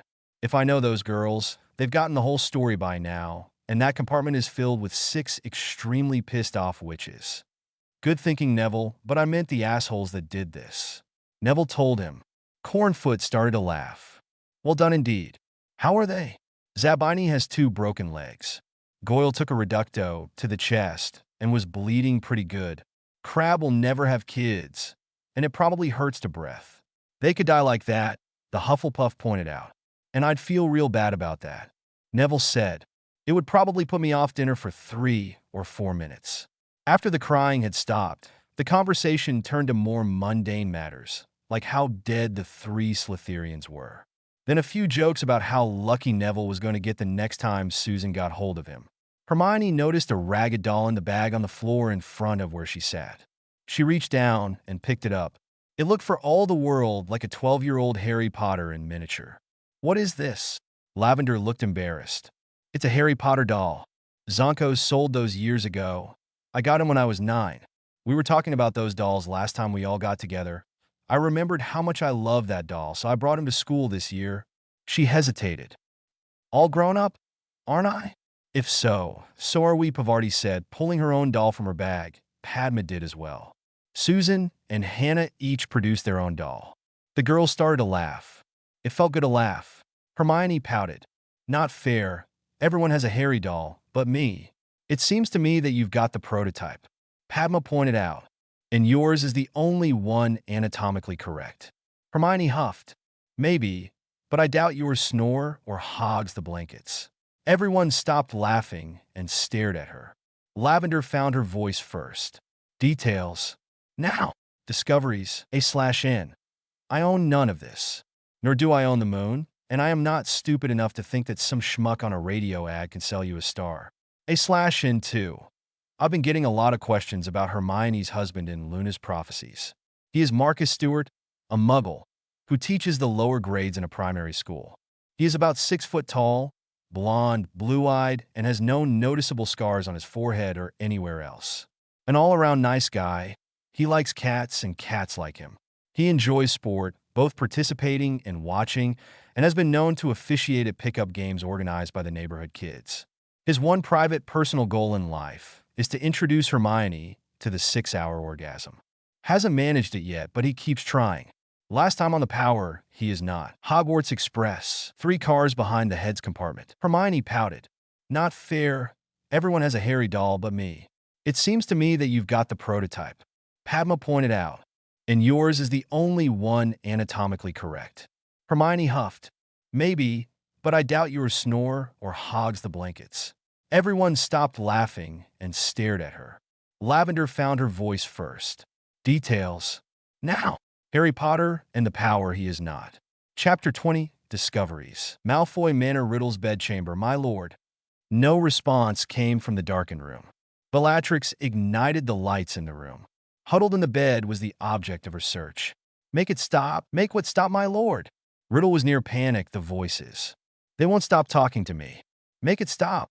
Ottery St. Catchpole the Burrow. Molly's kitchen. Her 9th month had started. Penny Weasley was wishing that Percy had never touched her. Would this kid ever be born? Problem, Sister Penny? Percy got you down? We could prank him into the Stone Age. You just say the word, and he's toast. Percy's fine, boys. No need to kill him or anything. I'm just uncomfortable. Add another reason to the list of why it's good to be a Guy Forge. It's their Gred. So, did the healer tell you? We talking really big kid, or twins? We like twins, just one. And yes, the healer did tell us it's a big baby. Oh joy. All her friends with children had their 300 hours of labor stories. Fred shot George a sly look. Made any choices for names yet? Let me guess, Fred or George? Actually, I was thinking if your little Weasley is a girl, Denise would be a good name. Denise Weasley. That'd sound good. What if it's a boy? DeNephew, obviously. And the twins ran for their lives when Penny started flinging minor hexes at them. Hogwarts Express. 3 cars behind the heads compartment. Details. Now, it's not like that. We've been sleeping together to help each other through the nightmares we've been having. Harry and I have never been intimate. Oh yes, Hermione, men and women sleep together all the time to avoid nightmares. Lavender shook her head. I hope you're at least using a contraceptive charm. I don't need the contraceptive charm. Our relationship hasn't gotten that far. Harry is very old-fashioned. He believes in virginity on the wedding night. That attitude is more common than some think. Pavarti said, elbowing her sister. Harry is terrified that he won't survive the confrontation with Voldemort. He's not willing to make casual physical contact part of his relationships. He asked me to consider marrying him. He gave me this ring. She pulled the ring from around her neck. It was his mother's and his grandmother's. Padma gasped. That's a betrothal ring. Hermione nodded. Harry called it something like that, yes. The pureblood girls exchanged glances. Sometimes I forget that you didn't grow up with magic. Padma hesitated. That ring is a physical manifestation of his love for you. He could touch it because he's Potter of Potter. He gave it to you. The magics of the ring allowed this because he loved you. Watch. She reached out to the ring, hanging from the chain around Hermione's neck.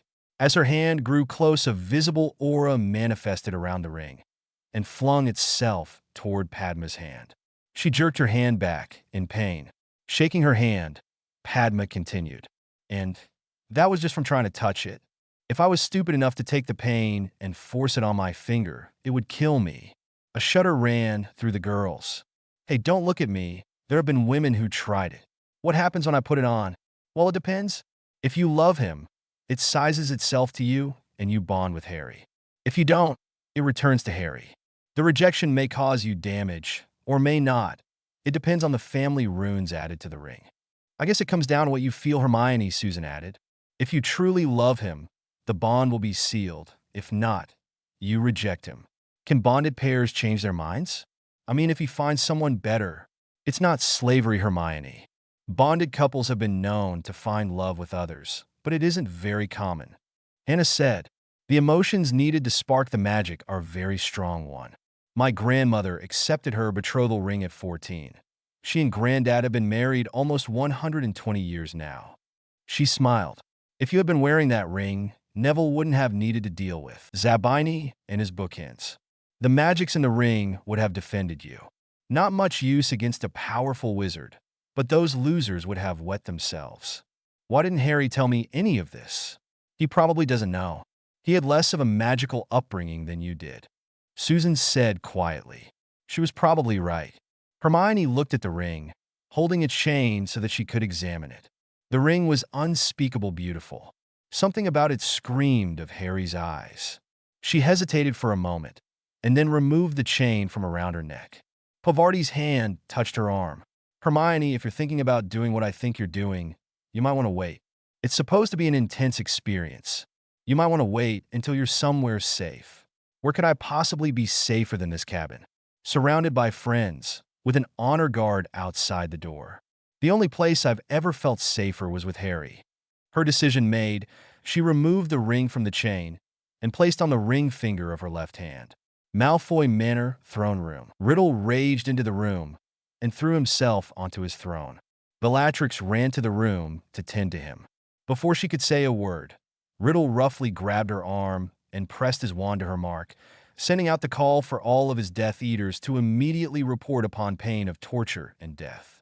Diagon Alley Gringotts Bank. Harry was being led through the maze of passageways that led to Ragnak's office.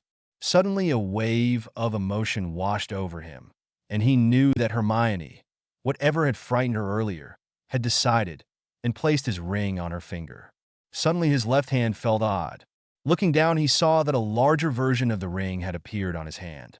He stumbled as the emotions that he and Hermione shared washed over him. He stopped and leaned against the wall. Problem, Mr. Potter? No grip hook. Everything is just wonderful. Something just took me by surprise. Hogwarts Express. 3 cars behind the head's compartment. The ring easily slid onto her finger and resized itself to fit her. The completeness of Harry's love for her washed over her mind, then over her body. It built and strengthened and built again. A moan escaped her lips as her body convulsed, and she rode the crest of orgasm. The cabin was silent throughout her experience. When Hermione finally relaxed with a happy smile on her face. "I've got to get me one of those rings," Lavender whispered. The girls erupted into laughter. Malfoy Manor, throne room. It took almost 2 hours for all of the Death Eaters to appear, some from as far away as Japan. Riddle had become less patient by the second. The last to appear was killed as he entered the room. "Let it be known," Riddle intoned, "if any of you ever so much as muss the hair of Hermione Granger, I will kill you in ways you cannot imagine. It will take you weeks to die, screaming for release every second. I will flay the skin from your body. I will..." Riddle's rant of the punishments involved for annoying Harry Potter's mudblood whore went on for more than an hour, confusing all of his Death Eaters to no end. Riddle himself didn't understand it, but meant every word. Hogsmeade train station. One of the 9 Aurors on duty at the station saw Zabini, Crabbe, and Goyle as the express pulled into Hogsmeade. They were stuck to the exterior of the head's car by a sticking charm. Goyle had died. Due to the hole blown in his chest by the reducto, he had bled out. All 3 were still under the full-body bind. Who did this? I did. The Auror turned to see Neville Longbottom. Though he had no idea who the kid was, Neville offered the Auror 3 wands, belonging to the Slytherins. They attempted to rape our head girl and my girlfriend. I found them and stopped them. They are all marked. Neville gestured to their bared left arms, clearly displaying the dark mark. At least one of these wands were used to cast the Imperious Curse. This contains a portkey. He offered a conjured canvas bag. I don't know where it goes, but it was where they were going to send them. My name is Neville Longbottom of the House of Longbottom. One of these boys is dead. Do you know what you've done? Your job, Neville asked, before turning on his heel to join Hermione and Susan for the carriage ride to the castle. Repercussions, A/N. I own none of this. Nor do I own the moon, and I am not stupid enough to think that some schmuck on a radio ad can sell you a star. A/2. A few clarifications. The old high elf magic of the betrothal ring is powerful enough to link Harry and Hermione despite of the magic drain, or big suck, as Ginny has taken to calling it, to Tom. So, to be clear, the magic of the rings affects both Harry and Hermione, and their effects are also, like everything else magical around Harry, amplified then channeled to Tommy. The voices Tommy was hearing were Harry and Hermione's emotions. Since he has purged love from his soul, he didn't have a frame of reference to know what they were, and they frightened him. A lot. His later reaction to the completed spell, when Hermione put the ring on and had her little death, indicates that on this matter, he has completely synchronized with Harry. That Hermione. She's so lucky. All the boys fight over her. Last time on the Power, he is not. Hogsmeade train station. Who did this? I did. The Auror turned to see Neville Longbottom. Though he had no idea who the kid was, Neville offered the Auror 3 wands belonging to the Slytherins. They attempted to rape our head girl and my girlfriend. I found them and stopped them. They are all marked. Neville gestured to their bared left arms, clearly displaying the dark mark. This contains a portkey. He offered a conjured canvas bag. I don't know where it goes, but it was where they were going to send them. One of these boys is dead. Do you know what you've done? Your job, Neville asked, before turning on his heel to join Hermione and Susan for the carriage ride to the castle. Harry Potter and the Power he is not. Chapter 21, Repercussions. Malfoy Manor Throne Room. My lord! The floor around his throne was strewn with wadded-up sheets of parchment. The good kind that use his mark as a watermark. Bellatrix. What rhymes with world domination? An odd question, even from a Dark Lord. Rhymes, my lord? How do you mean? Rhymes, Bellatrix. You know words that have the same ending sound. Bat, cat, pain, drain. I need a word that rhymes with world domination. I could send someone to get you a Muggle rhyming dictionary, my lord. On his left hand was an ornate ring. It almost looked like a Merlin. No. Do so. The poetry is hard work. Of course, my lord, poetry. Oh, please, my lord, no. As she left for her errand, she could have sworn she heard him mutter, damn it, nothing rhymes with Hermione. Hogwarts Great Hall. Hermione sat down to breakfast, marveling at how fast the year was going. Halloween and its associated feast was in only a few days. Newt-level classes were challenging enough to allow her to forget that a part of her was missing, if only for short periods of time, and out of terror, she had found a new best friend. Susan Bones was everything Ginny used to be, and more. Their shared nightmare at the hands of Zabini and his hench trolls had formed a bond that both trusted and needed. That, and Susan was one of the few young women around who did not envy her relationship with Harry. Hermione had literally had no idea what she had let herself in for when she put that ring on her finger. Susan had her own hero in Neville, and was experiencing her own cases of envy from girls who the year before wouldn't have given Neville the time of day. The aftereffects of that day on the Express were still being felt. The three of them had been questioned for hours. At first together, later apart. The group interrogations ended when Neville had almost crushed the windpipe of the Auror, who asked Susan if she might not have led the Slytherins on, commenting on the way she had been dressed. The man found himself against a wall with Neville's forearm across his throat, and Neville's lips next to his ear, asking for reasons why he shouldn't be killed right then, since he was, after all, asking for it. The interrogator attempted to press charges against Neville, which floundered due to the other Auror in the room having seen nothing of the incident, and having been a protege of Susan's Aunt Amelia before her death. And Kingsley Shacklebolt had suggested the man might benefit from a reassignment to the John O'Groat station. Some of the Muggle-borns had taken to calling Neville Rambo, and claimed that he spoke softly and carried a tactical nuclear device. Neville, and the vast majority of the rest of the students, not raised Muggle, had no idea what they were talking about, but at least assumed that it was a good thing. Female Aurors started conducting the investigations after that, and Hermione was no longer being asked if she had enjoyed the kiss that she and Susan had shared. One oddity in her life was the constant barrage of mail that arrived at breakfast, and signed letters promising eternal love, and worst of all, some truly horrible love poems. At first, she suspected that Harry or the twins were having her on, but the birds delivering the notes and presents, usually flowers, sometimes jewelry, Hermione took no chances and banished it all when it appeared, were not the usual owls, but an odd assortment of ravens, crows, and on one occasion a huge vulture. George might be trying to get his own back, but this was far too weird for even him. Surprisingly, even the DA wasn't the load it had been in earlier years. Ron and she had started the meetings hoping to continue the training, to bring the lower years up to the standard that Harry had established, but Neville had taken that over too, displaying a repertoire of spells that neither she nor Ron had ever seen. Neville drilled the DA on all levels, drove them like a taskmaster, and having seen the results, the DA loved him for it. There were rumblings about changing the name of the group to Neville's Mob. When Hermione wrote to Harry reporting this, his rare response was a delighted one, with an offer to buy any equipment that Neville felt he needed, even sending along a personal note for his big brother. This puzzled Hermione until Neville explained his adopting Harry into the Longbottom house. Slytherin House, as a whole, seemed ashamed of the actions of their former housemates on the Express. Daphne Greengrass had approached Hermione and Susan at dinner the first day of classes and publicly apologized for their actions.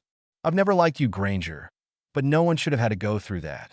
It won't happen again." The Slytherin women were mightily pissed, it seemed, and the Slytherin men were quietly informed that while it wasn't possible for them to sneak into the women's dorms at night when they were asleep and helpless, the opposite was not true. The common experience of women superseded house loyalties, and the Slytherin men, like men worldwide, seemed to recognize what side of the bread was buttered. The only truly dark side of the year so far was Ginny Weasley's continued fall. A new guy every week, sometime more than one. Her record for being found in a broom closet was approaching the stuff of legend. Hermione mourned for her friend who no longer seemed to care about anything at all. Ron was, of course, in a state, sometimes to the point that even Luna couldn't bring him out of it. Ottery St. Catchpole the Burrow. Molly's kitchen. George came out of the flue at a dead run, followed closely by Fred. Percy was in the kitchen waiting for them. "Percy? Well, spit it out. I've got a daughter." "Well done, Percy. You lucky beggar. Don't know what she sees in you." "Neither do I, Fred. Neither do I." Their older brother was walking on air. "Father will be home soon. Go on upstairs, Penny's waiting to show her off. Mother and Fleur are with her. I'm oling Ronald and Ginevra to let them know." "Thanks, Perk, and congratulations." Fred reached the door to Percy and Penny's room first. They both burst in. "Fred and George Weasley, what do you think you are doing?" Molly was starting one of her trademark rants. The twins ignored her and knelt at the side of Penny's bed. There she held a tiny bundle that contained her daughter. "Where did we ever get the idea that she was a big baby? Look at that tiny thing," George said in wonder. "Good things, small packages." Fred agreed. "Fred, George, I'd like to introduce you to Denise Weasley," said a very tired, very happy Penny. "Denise, these are Dunkles." There was a pause for a 2 count, when both the twins fell to the floor, giggling madly. "We're outclassed, brother. Not telling me anything I didn't already know, brother. We've got new names. Dunkle George. I like it, Dunkle Fred. You two Dunkles want to hold her?" And she passed the tiny life into George's arms. Gazing into the tiny eyes, he held his breath in fear of breaking her. Fred reached in to touch her, and Denise Weasley grasped his finger in her tiny hand. "Sweet Merlin," George whispered in wonder. "You said it, brother. Too bad about her boyfriends." "What do you mean by that?" Penny asked apprehensively.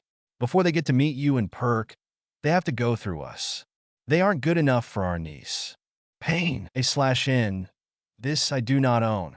The ideas behind the story are mine, but the billions of dollars it might generate are not. If JKR wants to steal my ideas for a 7th book that makes sense and keeps the crew in character, she can feel free and make another wad of cash. It will be fine with me. Lord knows that the Deathly Hallows made no damn sense at all and had Remus Lupin, my favorite character, and the only adult to consistently act like one, behave completely out of character, abandoning his pregnant wife to run around with Harry. What was she thinking? Moreover, don't get me started on Hermione mind raping her parents. Last time on the Power, he is not. Ottery St. Catchpole the Burrow. Gazing into the tiny eyes, he held his breath in fear of breaking her. Fred reached in to touch her, and Denise Weasley grasped his finger in her tiny hand. "Sweet Merlin," George whispered in wonder. "You said it, brother. Too bad about her boyfriends." "What do you mean by that?" Penny asked apprehensively. "Before they get to meet you and Perk, they have to go through us. They aren't good enough for our niece. Harry Potter and the Power he is not." Chapter 22 Pain. Gempap. Battle Cavern. Naked except for a small loincloth, Harry was filthy, exhausted, and sweating like a pig. His 5 squad mates still seemed fresh as when they had started this exercise 18 hours before. Damn it all to hell anyway. Why did I ever think this was a good idea? The Goblin translation charm was still working. He had no idea why, but it was, other than his link to Hermione, it was the only magic left in his life. He was picking up gobbledygook, but was far from fluent. There's Slorhook pointed. "That's our objective. The squad leader indicated the pulsing quartz crystal the size of a man's fist sitting in the center of a circle of stones. The circle was at the center of a large open area that offered no cover. Your task is to get the stone and get it to me. Slorhook displayed what Harry had come to know was the goblin expression of frustration. He hated the leader tasks, not being allowed to play. Earrip, Lip Hook, move around to the far side of the clearing, then approach the center and get me that crystal. Thutnose, Slickmer, stay here to back them up. Scavenge weapons. Harry nodded and followed Thutnose into the debris field to scavenge flint. Properly napped, it was as sharp as a scalpel. They gathered double armloads and returned to Slorhook. Harry removed his loincloth and fashioned a sling. This added to his range, making it more of a match to his squad mates. Over the last 3 months, he had gotten quite accurate. It had taken Earrip and Liphook almost an hour to stealthily make their way to the far side of the clearing. Moving slowly and low to the ground, then entered the clearing. They had reached perhaps 1/4 of the way to the pulsing crystal when from the very ground they stood upon, for goblin warriors erupted, dragging them into the ground, leaving not a trace. Thutnose, you saw. They know we're here. Use the stones quietly. I want that crystal. He looked to Harry, who he had originally hated, with a passion. That hatred had gradually mellowed into a bemused tolerance due to the human's refusal to quit. He seemingly always failed, but never quit trying. A goblin could respect that. Slickmer, do your best. The remaining squad members exchanged looks and separated to come at the crystal from 2 different directions. Thutnose entered the clearing first, moving from stone to stone, avoiding the loose soil, which were surely undermined by tunnels. Goblin tunneled through stone as well as dirt, but not as quickly and certainly not silently. He made it to the ring of stones before he too was ensnared by a pair of goblin warriors, who pulled him into the tunnels, leaving no trace that he had ever been there. As Thutnose disappeared, Harry entered the clearing. In the 3 months he had been here training with the goblins, he had noticed that goblin sight, developed by generations in low-light tunnels, was attracted to movement. If he could move slowly enough and light enough to not start vibrations in the ground that the tunnelers would be sensitive to, he might have a slim chance. He had abandoned the flint stones and wrapped the loincloth around his shoulders. This was going to be a long one. If his time with the goblins had taught him nothing else, it was patience. It took him almost 2 hours to make his way to the circle of stone, seemingly undetected. Another 20 minutes were needed to cross the remaining 10 feet. Now he was crouched next to the pulsing crystal, its bright light hurting his dark-adapted eyes. There was no way in hell he was going to touch it. He didn't know anything about it beyond the fact that Slorhook wanted it. He slowly and carefully caught it in the cup of his sling.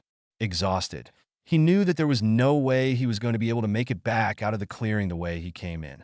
Aiming at the spot that Slorhook had been, he swung the sling once, twice, and released on the 3rd revolution, watching it sail out of the clearing just as a pair of warriors rose out of the ground and pulled him under, laughing at this ineffectual struggles.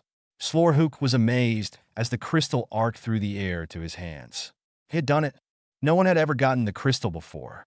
The purpose of the exercise was to teach squads that sometimes, no matter what they did, their mission would fail, that there was no shame in failure if they never quit. His squad had indeed been wiped out, but the mission had been accomplished. Tucking the crystal into his coup pouch, he moved out to his debrief. Not for the first time, he needed to consider how he felt about being stuck with a weakling human on his team. Diagon Alley Gringotts, 3 months earlier. And that is your will, Mr. Potter, with the obvious clause that if any of your beneficiaries kill you, they inherit nothing. Given my luck, sir, we might want to change that to kill me. Unnecessarily, there may be situations where killing me would be a good thing, or at least not a bad thing. A most goblin attitude, Mr. Potter. Ragnak made the changes. Your family and friends will be well taken care of if you pass. He looked to the young man who he was gradually coming to respect, if for no other reason than the respect the human showed to him.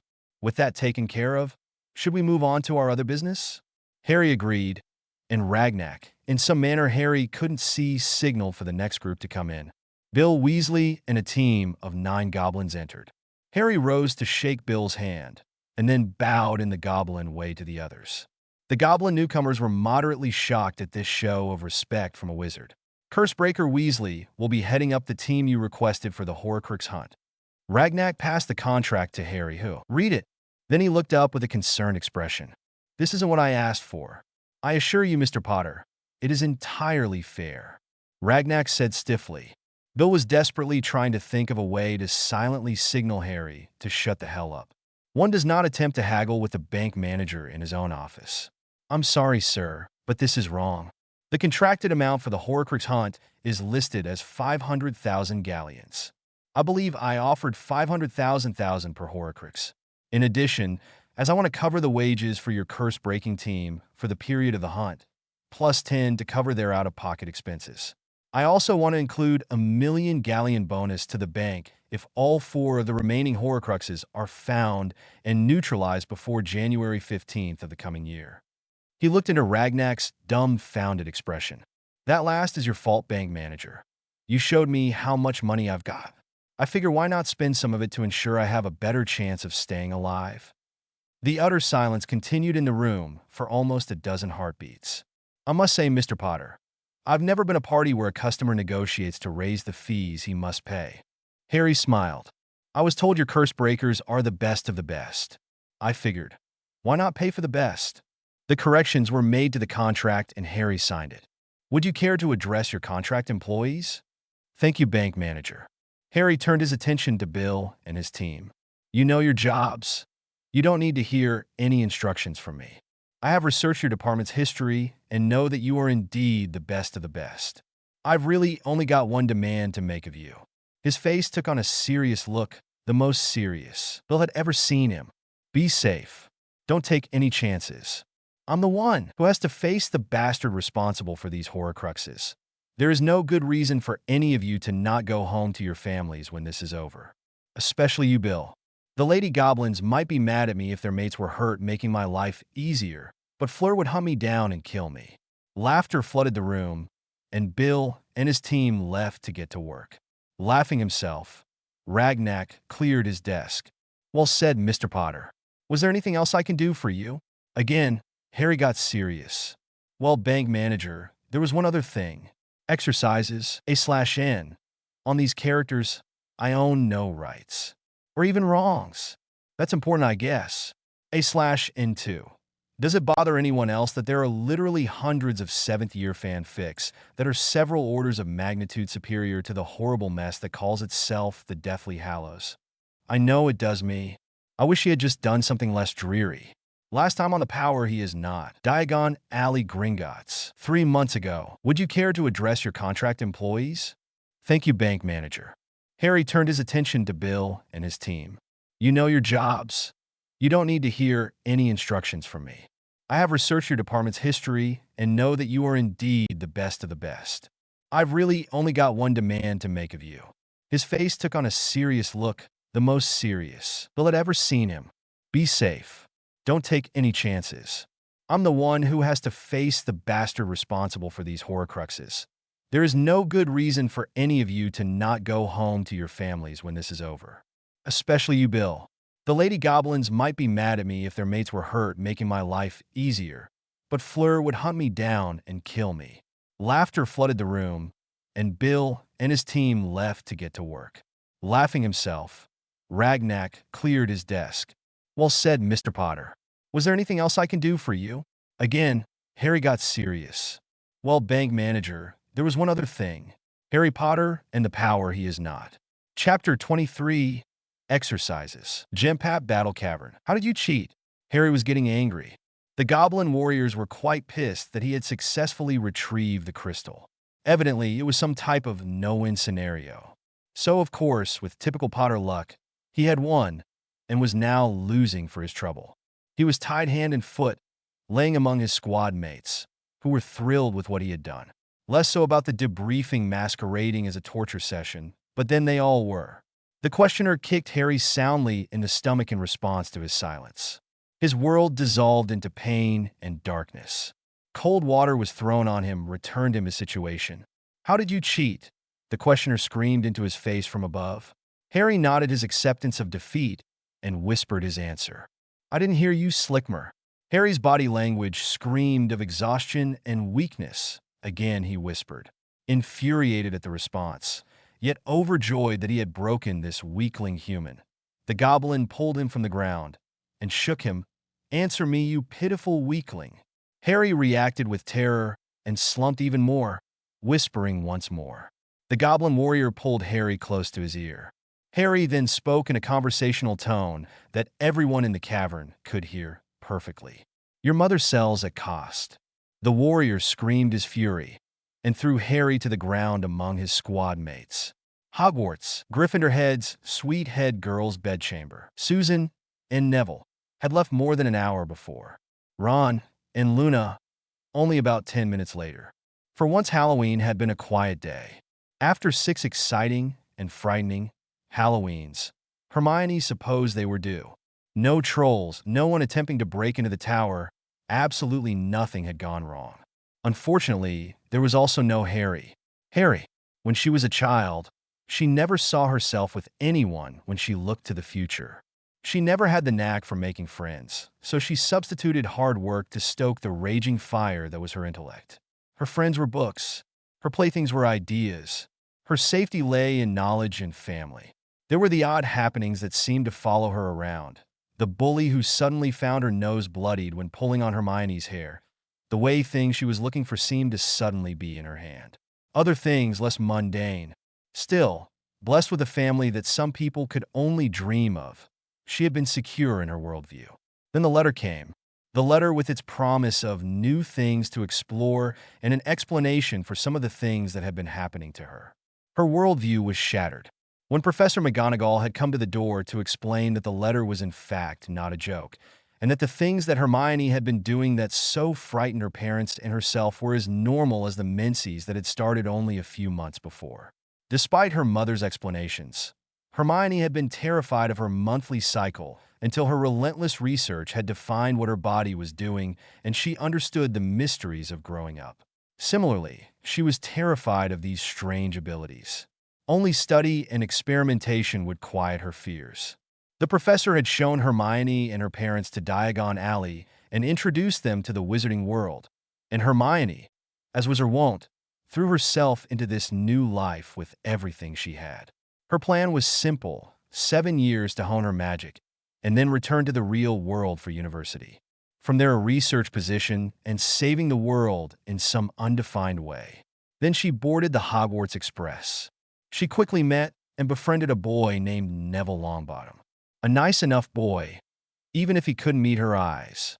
He had lost his toad, so she helped him find it. Actually, she did find him, sleeping atop of Neville's trunk. Always the last place you look. But during the search, she met 2 other boys, Ron and Harry. They did both meet her eyes, but weren't overly friendly. Looking back, she didn't know why that surprised her about 11-year-old boys, but at the time, it did. They had their conflicts for the first couple of months and their arguments. And then Ron was so hateful on Halloween. For some reason she still didn't understand. That drove her away crying. She had had far worse said to her in the past, and it never affected her that way. Then when she was about done feeling sorry for herself, she found herself facing the troll.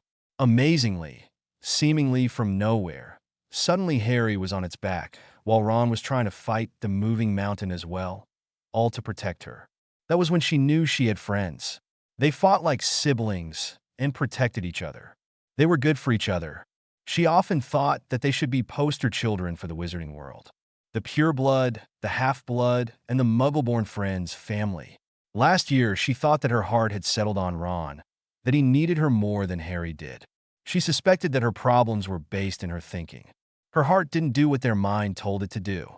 When she and Harry had finally bonded, there hadn't been any thinking involved. Just an all-consuming need. He needed her when his life was falling apart.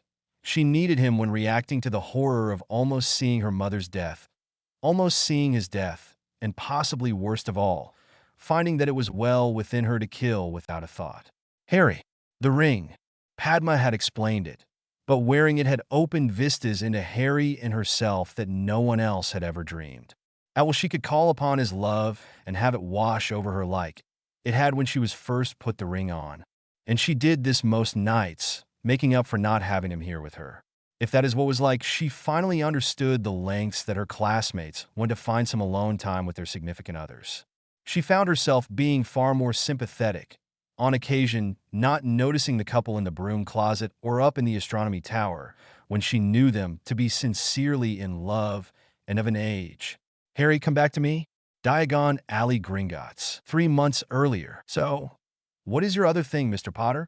Harry looked into the eyes of the ancient goblin. You know what I am tasked to do? It is prophesied that you will fight Tom Riddle, that one or the other of you will slay the other, and that the winner's worldview will reign. You are very well-informed bank manager. It is my business to be. Wizards, almost all wizards, speak around goblins like they are furniture. If you were a betting goblin, I would suggest you place your bet on Riddle. He has the power, not me. I have been known to wager on occasion, Mr. Potter. A certain gnome in Zurich offered me most attractive odds to back you at an interbank conference. 100 to 1. Potter's a dead man. I believe were his exact words. I am counting on you to win that wager for me. Harry blinked. People were betting on his survival? Well then, bank manager, I think that it's only fair I let you reduce your odds of losing. And how would you do that, Mr. Potter? Harry sat silently for a moment, still trying to digest the thought that people were betting on his death. I have been told since I entered the wizarding world that goblin steel is the best there is. Ragnak nodded, no need to state the obvious. It occurred to me that the only thing stronger than the steel would be the people that made it. I would like to request that you allow me to train with your security goblins. Whatever they do, I want to do. He gave Ragnak a pleading look. Make me harder. Give me the goblin edge. Gempap Battle Cavern. After being thrown, Harry twisted in the air to take the impact on his, but making sure to stop his roll on top of his loincloth. The interrogator hadn't noticed Harry had palmed his dagger despite being bound. He worked the blade through the ropes binding his hands, and then freed his feet. He then passed the blade to Thutnose so that his squad mates could free themselves. The interrogator's back was to them, screaming commands to the rest of his team. Harry looked to Earip for instructions, which were given in clan sign language. When all four were ready, they moved. Harry had constructed his own loincloth from rabbit fur. The goblins saw it as a sign of weakness and ever examined it. What it hid was a length of piano wire, which Harry had looped and passed over the head of the interrogator, pulling for all he was worth. Goblin warriors are substantially larger than the average goblin. As tall as a man and immensely stronger, still they need air to breath. Harry hung on despite being slammed into the cavern walls. He felt 2 ribs break, but still hung on.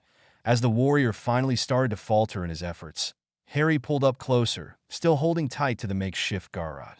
Your mother sells at deep discounts. She sacrifices profit for friendship, and the goblin fell. Harry spared him one last kick before joining his squad. Guess I cheated again. Liphook pushed a goblin short sword into his hand as they made for the exit to the room. Together, as they were trained, they made a squad under fire exit from the interrogation chamber, straight into the arms of their squad leader Slorhook and clan war master Baglock. I thought you had taught them escape and evasion. Pathetic. Redemption. A/N. On these characters, I own no rights. Or even wrongs. That's important, I guess. A/N2. Does it bother anyone else that there are literally hundreds of 7th-year fanfics that are several orders of magnitude superior to the horrible mess that calls itself the Deathly Hallows? I know it does me. I wish he had just done something less dreary. Last time on the Power, he is not. Gempap Battle Cavern. Goblin warriors are substantially larger than the average goblin. As tall as a man and immensely stronger, still they need air to breath. Harry hung on despite being slammed into the cavern walls. He felt 2 ribs break, but still hung on. As the warrior finally started to falter in his efforts, Harry pulled up closer, still holding tight to the makeshift garrote. Your mother sells at deep discounts. She sacrifices profit for friendship, and the goblin fell. Harry spared him one last kick before joining his squad. Guess I cheated again. Liphook pushed a goblin short sword into his hand as they made for the exit to the room. Together, as they were trained, they made a squad under fire exit from the interrogation chamber, straight into the arms of their squad leader Slorhook and clan war master Baglock. I thought you had taught them escape and evasion. Pathetic. Harry Potter and the Power He Is Not. Chapter 24. Redemption Ottery St. Catchpole, the Burrow. Molly's kitchen. Arthur read the letter again. Just home from the office. The late November weather reflected his current mood, dark and gloomy. Molly was at the table working on a howler. Just stop it, Molly. You aren't going to send that. What do you mean by that, Arthur? How dare you try and tell me how to deal with Ginny? I dare because this is your fault, Molly. He looked again at the letter. 7 instances of being caught after curfew with a boy. Each time a different boy. Minerva said she herself caught Ginny 3 times in a week. Each time with a different boy. Each time at least partially undressed. Arthur removed his glasses and pinched at the bridge of his nose in a futile attempt to head off the headache that was starting to build. He was mildly disgusted with himself. He recalled a similar letter concerning Charlie in his 6th year, though that one concerned being caught multiple times unclothed in the presence of a single girl. His first reaction had been, "That's my boy." Why was it so much harder with daughters? When her reaction to Harry losing his magic became evident, what did you do? You sent her out after other boys. No mourning for Harry's loss. No time to evaluate her feelings for him. No talking about why how she was treating him was wrong. Just fix it with affection from someone else. Oh, it's my fault as well for not putting my foot down when I heard what the 2 of you tried to do with young Neville Longbottom. He sat at the table himself, taking the quill and parchment away from her. I will send the letters. I'm going to write Ginny and ask her to think about what she is doing. I'm going to write Ron and ask him to try and help his sister. And I'm going to write Hermione and Luna and ask them to look out for their friend. There will be no howlers to embarrass anyone from this house tonight. Molly huffed. Hermione Granger? She's engaged to Harry Potter now. You want her lording it in poor Ginny's face? Molly, when did Hermione and Harry get last names in your mind? It's not like Hermione stole Harry from Ginny. She spent hours trying to get Ginny to speak to Harry. Their relationship only started when Ginny made it ever so clear that she was no longer interested. And even then, Harry and Ginny had only been dating for a few weeks. I recall thinking at the time that their relationship just seemed to come out of nowhere, almost as if... It was then he noticed that Molly's eyes had gotten wide. Her hands were wringing a napkin in the way she did when she was hiding something. Molly, you didn't. They were perfect for each other. He just needed a little push. And you supplied her with that little push. Damn it, Molly. What if some girl did that to Ron? How would you feel? That's completely different. The argument raged on for hours. Hogwarts, room of requirements. He entered the room to find it looking like the Gryffindor common room. Sofas and chairs around a roaring fireplace. Ooh, Colin, this is lovely, Ginny Weasley purred into his ear. I've never been here for a date. You're a genius. I don't know if this is really a date, Ginny. He stepped away from her holding, having taken her wand from the pocket. She kept it in. She hadn't noticed, and hopefully wouldn't discover it was missing. What he had to say was going to anger her, and she was too damned powerful for him to face on an even footing. I'd like it to be, but I'm not all that sure you like me all that much. Of course I like you, Colin. She smiled that smile that turned his insides to jelly. I wouldn't be here otherwise. Wouldn't you?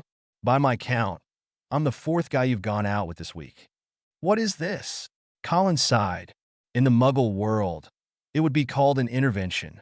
If I wasn't a coward, this room would be filled with all the people who love you. But Ron would skin me alive if I suggested it. Luna would ask odd questions having nothing to do with the situation. Fred and George would beat me to death for suggesting that their sister was doing what you were doing. That leaves you with me. The last person I would go to for help is you. I'm leaving. Ginny went to the door and found it locked. When she searched her robes for her wand, she found nothing. Open the door, Colin. Open it yourself. You don't want my help, remember? She started to beat on the door in a rage. Impressed in spite of himself, Colin was glad that on top of the locking charm, he had cast silencing charms as well. After a few moments of no one responding to her calls and beating on the door, she raged about the room, destroying what she could, turning over what she could not. Are you happy, Ginny? He asked, setting the chair he had been sitting in back up on its feet before sitting again. I've watched you for 6 years now. You've always been happy other than the time Voldemort possessed you first year, and I spent most of that petrified anyway. This year, you're looking hard for happiness, but can't seem to find it. She flopped down in the one chair she hadn't overturned and stared into the fire, ignoring him. I know last year you got really happy just before Harry started dating you, and you stayed happy after the two of you pretended to have broken up in the common room. She continued to ignore him, but he suspected she was actually hanging on his words in a hope to find a way to get him to let her out. I also watched Harry. From the time I learned about Hogwarts and read up on the wizarding world, I wanted to be Harry Potter. Since I couldn't do that, I tried to be his friend. I think I tried too hard and annoyed him to death. I ended up an acquaintance, and not the confidant I wanted to be, but I still try to be his friend. I noticed how he went from eyeing girls like Padma and Pavarti, and suddenly you became the total focus of his attention in like a day. I'm a guy, I know that it doesn't work like that. That's when I noticed you putting stuff in his drinks at meals. She turned to look at him, mouth open. He had seen her? It wasn't hard to figure out. I didn't say anything because it was making you happy and didn't seem to hurt Harry. I like to see you happy, Ginny. It's important to me. He turned his gaze to the fire, embarrassed. But then Harry was cursed and lost his magic. I saw how you reacted to his loss at St. Mungo's, but figured that you were just upset for him, not because of him. Then I didn't see you all summer. When we returned, you started, well, dating. Hearing what the other guys call you is killing me, Ginny. A mattress back is one of the kindest nicknames you've gotten. I can't count the number of fights I've gotten into with idiots calling you a slut or whore. I just can't take it anymore. He started to sob quietly. I'll do whatever you want me to, Ginny, but please, please, don't let guys use you like this. I've loved you since first year. This is killing me. And sobs racked his small body. Ginny left her chair and gathered him to her in a hug, holding him until his sobs stopped. Colin loves me? They moved to one of the sofas and sat talking for several hours.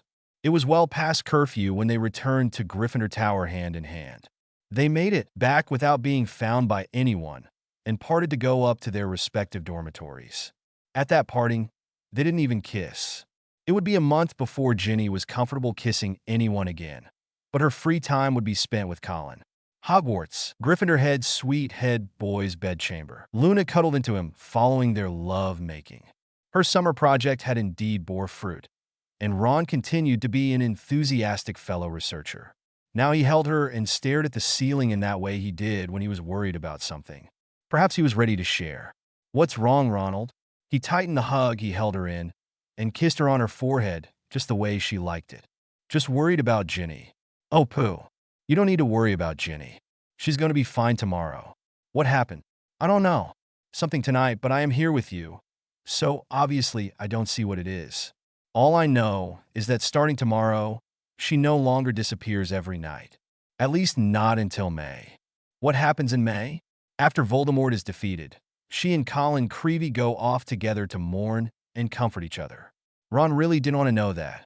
He had found that he wasn't bothered with Luna's predictions of their lives together, but he found any references to the aftermath of Harry's final confrontation with Riddle to be disconcerting. He was horrified that if he knew for certain that something was going to happen to someone, Harry, the only one of their friends not mentioned in Luna's future past May, he would do everything in his power to stop it. And if Riddle survived to kill again, too damn bad. He wasn't willing to trade Harry for stopping that. It was better not to know. Time for a happier thought. He had no expectation of surprising his cuddly little precog, but enjoyed her reaction anyway. Between the money he had saved over the summer holidays working for the twins in Diagon Alley, and the loan he had negotiated from them, they had been particularly soft touches in the hours following Denise's birth. He had scraped together the galleons he needed to purchase the engagement ring she had pointed out months before as the ring he would buy her. He reached over to the bedside table for the small box. Luna Lovegood, would you do me the honor of agreeing to be my wife? He opened the box and put it into her hand. Luna sat up, squealing in excitement. Moving to sit astride him, she removed the ring from its box and put it on her hand, then lay atop him, kissing him. After a few seconds, she giggled. It feels like it might be time for a little more research. Unable to believe his luck, he held her still for a moment. Any subject worth research is worth review. Confrontations, A/N. On these characters, I own no rights. Or even wrongs. That's important, I guess. A/N2, woohoo. 17,000 hits and 106 reviews. As best I can tell, 200-odd people hit every chapter. Genimax's 4005 won the Who Gives the 100th Review contest. What? I never announced the contest? Silly me. Well, the prize is pretty good, and it's just for Ginny 4005, so none of the rest of you look. No peeking now. The last word in the FIC will be rhubarb. Unless I change it, then it won't. Hey, Rowling got away with that. Last time on the Power, he is not. Hogwarts, Gryffindor head, sweet head, boys' bedchamber. Time for a happier thought. Ron had no expectation of surprising his cuddly little precog, but enjoyed her reaction anyway. Between the money he had saved over the summer holidays working for the twins in Diagon Alley, and the loan he had negotiated from them, they had been particularly soft touches in the hours following Denise's birth. He had scraped together the galleons he needed to purchase the engagement ring she had pointed out months before as the ring he would buy her. He reached over to the bedside table for the small box. Luna Lovegood, would you do me the honor of agreeing to be my wife? He opened the box and put it into her hand. Luna sat up, squealing in excitement. Moving to sit astride him, she removed the ring from its box and put it on her hand, then lay atop him, kissing him. After a few seconds, she giggled. It feels like it might be time for a little more research. Unable to believe his luck, he held her still for a moment. Any subject worth research is worth review. Harry Potter and the Power he is not. Chapter 25, Confrontations. Jam-packed training, cavern hand to hand. Harry flew through the air. Again. Smashing into the wall, he fell to the ground. Pathetic. A cub could have blocked that throw Slickmer. Get up, try again. Harry shakily got back to his feet. War Master Baglock really didn't seem to like him much. It made him look wistfully back to his time with Snape, who hated him, but never seemed to actively try to kill him. Re-entering the circle, he assumed, again, the ready stance. Slorhook frowned. There wasn't a single member of the squad, including himself, who would have been able to stay in the ring with the War Master. What was going on? Harry waited for the War Master to make the first move. When he managed to dodge the first stroke, Harry closed into the War Master and drove his knee into the goblin's crotch as hard as he could. His joy turned instantly into horror when his kneecap impacted into something hard and exploded into agony. The War Master's hands closed on his arms. Surely you didn't think that I would leave myself unprotected, Slickmer? Your lesson begins now. As Harry lost consciousness, he knew that the punishment being done to his body was being done by an expert. Enough! Slorhook was on his feet and put himself between his fallen squad member and the clan War Master. Killing him would serve no purpose. He maintained eye contact with the furious Baglock. Irrip Liphook, get Slickmer back to the barracks. Get a medic to tend to him. Thutnose, sentry, outside now. Slorhook waited until his squad had left the chamber. I require an explanation, War Master. I am his squad leader, his life is mine. What were you doing? I tried exactly the same maneuver on you when we first sparred at squad training, and you taught me the error of my ways and carried on with the lesson. You didn't respond with kill strokes. Slorhook's eyes never wavered from those of the War Master. What is wrong with you? That weakling has no place in our caverns. That weakling captured the crystal. He admittedly does fail at almost every physical challenge, but he never quits. You have trained less worthy goblins and never reacted like this. Even the training name you gave him is an insult. When you put him in my squad, I was angered and treated him harshly. He never complained. He did everything I asked, does his best, and is first to volunteer for any duty. You know all these things. They are in my daily reports. Why are you doing this? Jampap, Leiblet Squad Barracks. Slickmer's chamber. Harry woke to the sensation of cool moisture on his crotch. Oh God, no, not since I was 4. He sat up suddenly and opened his eyes to look into the eyes of a female goblin show was giving him a sponge bath. You're awake, she said, stating the obvious. I am. Thank you for your service, mistress. Mistress? Why do you address me so? You appear to be doing the work of a healer. My culture tells me to address healers accordingly. He blushed. I apologize if there was any insult. None was intended. I have never met a female goblin before, just as I have never met any human at all before. I am a healer, though I do not use magic as your due. You are a wand user, are you not? I wasn't, then I was, but am no longer, which is why I am here, learning to defend myself. He looked down at the bruises all over his body. Just not very well, it seems. I am Lorith, daughter of Baglock, healer for the clan. I am Slickmer, son of James and Lily Potter, and Major. Embarrassment for the clan. Your father doesn't seem to like me much. Obviously, if he named you Slickmer. Did he tell you what it means? Harry pondered for a moment. It never occurred to me that it meant anything. I've always just thought of names as just names. Of course, Harry probably means something. I'll have to ask Hermione. So, what does it mean? Slee means weakling in the old tongue. Kmor means one with ideas above his station. Your name is quite the insult. Harry laughed. It fits me, I suppose. Compared to the warriors, I am indeed a weakling. Since I lost my magic, most of my ideas seem to be above my station. There are worse things to be. She seemed shocked. A warrior so insulted would swear a vendetta. You are as unusual as my brother described. An accurate description is hardly an insult. Given my options, I either laugh or cry. I choose to laugh. Who is your brother? Your squad leader. I don't know his training name, only his family name, which I cannot share. Names were important to goblins, yet another aspect of their culture that he would probably never understand. I had no idea. Slorhook entered the room. Harry struggled to stand, but his injured knee refused to support his weight, and he collapsed on the bedding. Squad leader? I was unaware you were in healer rotation for my squad, Lorith. Imagine my surprise to find you sponging down one of my troops. Brother, your descriptions of the human was accurate. I wanted to see for myself. She put her hand to Harry's chest and pushed him down. As of right now, I outrank your squad leader, Slickmer. Your knee won't support you for at least 3 days. Give the poultice a chance to work. Her attention returned to Slorhook. You have no say in what healer treats your squad, brother. Do we need this argument? There will be no experimentation with the human Lorith. The family won't stand for it.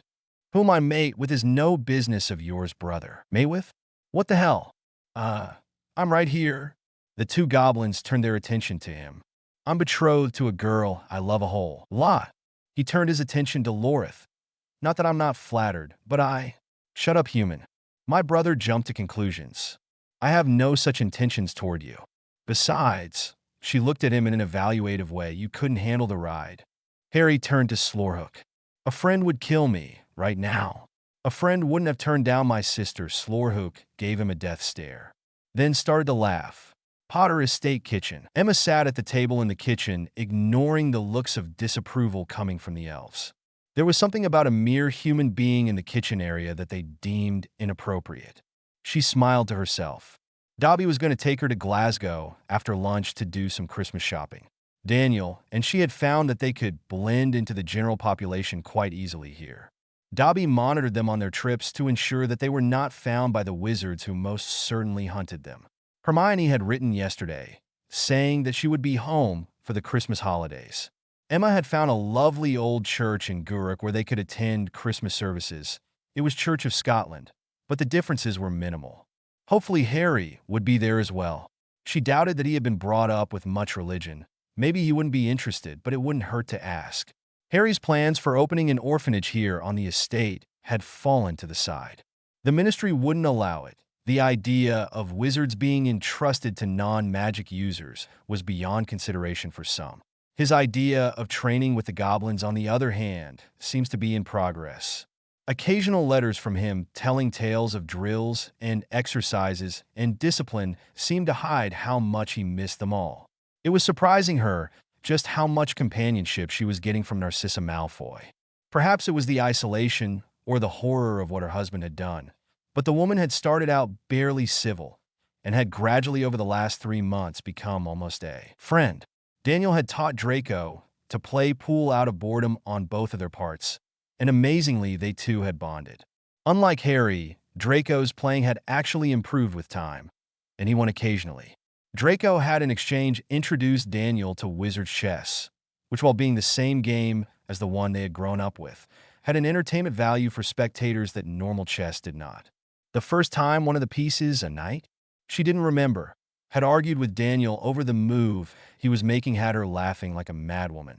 She stood and accepted the refill of her teacup from the elf, and left the kitchen to see what Daniel was doing and to get his suggestions for a Christmas gift for Draco.